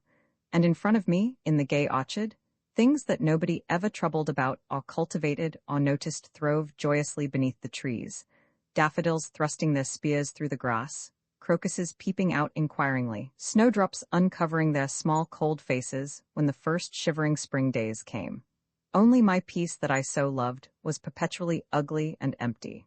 And I sat in it thinking of these things on that radiant day, and wept aloud. Then an apprentice came by, a youth who had often seen me busily digging, and noticing the unusual tears, and struck perhaps by the difference between my garden and the profusion of splendor all around, paused with his barrow on the path in front of me, and remarked that nobody could expect to get blood out of a stone. The apparent irrelevance of this statement made me weep still louder, the bitter tears of insulted sorrow. But he stuck to his point, and harangued me from the path, explaining the connection between north walls and tulips and blood and stones, till my tears all dried up again, and I listened attentively, for the conclusion to be drawn from his remarks was plainly that I had been shamefully taken in by the head gardener, who was an unprincipled person thenceforward to be forever mistrusted and shunned. Standing on the path from which the kindly apprentice had expounded his proverb, this scene rose before me as clearly as though it had taken place that very day. But how different everything looked, and how it had shrunk. Was this the wide orchard that had seemed to stretch away, it and the sloping field beyond, up to the gates of heaven? I believe nearly every child who is much alone goes through a certain time of hourly expecting the day of judgment, and I had made up my mind that on that day, the heavenly host would enter the world by that very field, coming down the slope in shining ranks, treading the daffodils underfoot, filling the orchard with their songs of exultation, joyously seeking out the sheep from among the goats. Of course I was a sheep, and my governess and the head gardener goats, so that the results could not fail to be in every way satisfactory. But looking up at the slope and remembering my visions, I laughed at the smallness of the field I had supposed would hold all heaven. Here again, the cousins had been at work. The site of my garden was occupied by a rockery, and the orchard grass with all its treasures had been dug up, and the spaces between the trees planted with currant bushes and celery in admirable rows, so that no future little cousins will be able to dream of celestial hosts coming towards them across the fields of daffodils, and will perhaps be the better for being free from visions of the kind. For as I grew older, uncomfortable doubts laid hold of my heart with cold fingers, dim uncertainties as to the exact ultimate position of the gardener and the governess, anxious questionings as to how it would be if it were they who turned out after all to be sheep, and I who, for that we all three might be gathered into the same fold at the last, never, in those days, struck me as possible, and if it had I should not have liked it. Now what sort of person can that be? I asked myself, shaking my head as I contemplated the changes before me. Who could put a rockery among vegetables and currant bushes? A rockery, of all things in the gardening world, needs consummate tact in its treatment. It is easier to make mistakes in farming a rockery than in any other garden scheme. Either it is a great success, or it is great failure. Either it is very charming, or it is very absurd. There is no state between the sublime and the ridiculous possible in a rockery. I stood shaking my head disapprovingly at the rockery before me, lost in these reflections, when a sudden, quick pattering of feet coming along in a great hurry made me turn round with a start, just in time to receive the shock of a body tumbling out of the mist and knocking violently against me. It was a little girl of about 12 years old. "Hullo," said the little girl in excellent English, and then we stared at each other in astonishment. "I thought you were Miss Robinson," said the little girl, offering no apology for having nearly knocked me down. "Who are you?" "Miss Robinson, Miss Robinson," I repeated, my eyes fixed on the little girl's face, and a host of memories stirring within me. Why, didn't she marry a missionary and go out to some place where they ate him? The little girl stared harder. "Ate him? Marry? What, has she been married all this time to somebody who's been eaten and never let on? Oh, I say, what a game!" And she threw back her head and laughed till the garden rang again. "Oh, hush, you dreadful little girl," I implored, catching her by the arm, and terrified beyond measure by the loudness of her mirth. "Don't make that horrid noise. We are certain to be caught if you don't stop." The little girl broke off a shriek of laughter in the middle and shut her mouth with a snap. Her eyes, round and black and shiny like boot buttons, came still further out of her head. "Caught?" she said eagerly. "What, are you afraid of being caught too? Well, this is a game." And with her hands plunged deep in the pockets of her coat, she capered in front of me in the excess of her enjoyment, reminding me of a very fat black lamb frisking round the dazed and passive sheep its mother. It was clear that the time had come for me to get down to the gate at the end of the garden as quickly as possible, and I began to move away in that direction. The little girl at once stopped capering and planted herself squarely in front of me. "Who are you?" she said, examining me from my hat to my boots with the keenest interest. I considered this ungarnished manner of asking questions impertinent, and trying to look lofty, made an attempt to pass at the side. The little girl, with a quick, cock-like movement, was there before me. "Who are you?" she repeated, her expression friendly but firm. "Oh, I'm a pilgrim," I said in desperation. "A pilgrim?" echoed the little girl. She seemed struck, and while she was struck, I slipped past her and began to walk quickly towards the door in the wall. "A pilgrim," said the little girl again, keeping close beside me and looking me up and down attentively. "I don't like pilgrims. Aren't they people who are always walking about and have things the matter with their feet? Have you got anything the matter with your feet?" "Certainly not," I replied indignantly, walking still faster. "And they never wash, Miss Robinson says. You don't either, do you?" "Not wash? Oh, I'm afraid you are a very badly brought-up little girl. Oh, leave me alone. I must run." "So must I," said the little girl cheerfully, "for Miss Robinson must be close behind us. She nearly had me just before I found you." And she started running by my side. The thought of Miss Robinson close behind us gave wings to my feet, and casting my dignity, of which, indeed, there was but little left to the winds, I fairly flew down the path. The little girl was not to be outrun, and though she panted and turned weird colors, kept by my side and even talked. Oh, I was tired in body and mind, tired by the different shocks I had received, tired by the journey, tired by the want of food, and here I was being forced to run because this very naughty little girl chose to hide instead of going into her lessons. I say, this is jolly, she jerked out. But why need we run to the same place? I breathlessly asked, in the vain hope of getting rid of her. Oh, yes, that's just the fun. We'd get on together, you and I. No, said I, decided on this point, bewildered though I was. I can't stand washing either, it's awful in winter and makes one have chaps. But I don't mind it in the least, I protested faintly, not having any energy left. Oh, I say, said the little girl, looking at my face and making the sound known as a guffaw. The familiarity of this little girl was wholly revolting. We had got safely through the door, round the corner past the radishes, and were in the shrubbery. I knew from experience how easy it was to hide in the tangle of little paths, and stopped a moment to look round and listen. The little girl opened her mouth to speak. With great presence of mind, I instantly put my muff in front of it and held it there tight while I listened. Dead silence, except for the labored breathing and struggles of the little girl. I don't hear a sound, I whispered, letting her go again. Now what did you want to say? I added, eyeing her severely. I wanted to say, she panted, that it's no good pretending you wash with a nose like that. A nose like that? A nose like what? I exclaimed, greatly offended, and though I put up my hand and very tenderly and carefully felt it, I could find no difference in it. I am afraid poor Miss Robinson must have a wretched life, I said, in tones of deep disgust. The little girl smiled fatuously, as though I were paying her compliments. It's all green and brown, she said, pointing. Is it always like that? Then I remembered the wet fir tree near the gate and the enraptured kiss it had received and blushed. Won't it come off? Persisted the little girl. Of course it will come off, I answered, frowning. Why don't you rub it off? Then I remembered the throwing away of the handkerchief and blushed again. Please lend me your handkerchief, I said humbly. I have lost mine. There was a great fumbling in 6 different pockets, and then a handkerchief that made me young again, merely to look at it was produced. I took it thankfully and rubbed with energy, the little girl, intensely interested, watching the operation and giving me advice. There, it's all right now, a little more on the right, there, now it's all off. Are you sure? No green left? I anxiously asked. No, it's red all over now, she replied cheerfully. Let me get home, thought I, very much upset by this information. Let me get home to my dear, uncritical, admiring babies, who accept my nose as an example of what a nose should be, and whatever its color think it beautiful. And thrusting the handkerchief back into the little girl's hands, I hurried away down the path. She packed it away hastily, but it took some seconds for it was of the size of a small sheet, and then came running after me. Where are you going? She asked surprised, as I turned down the path leading to the gate. Through this gate, I replied with decision. But you mustn't, we're not allowed to go through there. So strong was the force of old habits in that place that at the words not allowed my hand dropped of itself from the latch, and at that instant a voice calling quite close to us through the mist struck me rigid. Elizabeth, Elizabeth, called the voice. Come in at once to your lessons, Elizabeth, Elizabeth.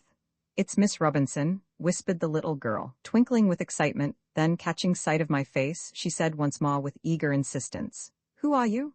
Oh, I'm a ghost, I cried with conviction, pressing my hands to my forehead and looking round fearfully. Pooh, said the little girl. It was the last remark I heard her make, for there was a creaking of approaching boots in the bushes, and seized by a frightful panic, I pulled the gate open with one desperate pull, flung it to behind me, and fled out and away down the wide, misty fields. The Gother Almanac says that the reigning cousin married the daughter of a Mr. Johnstone, an Englishman, in 1885, and that in 1886 their only child was born, Elizabeth.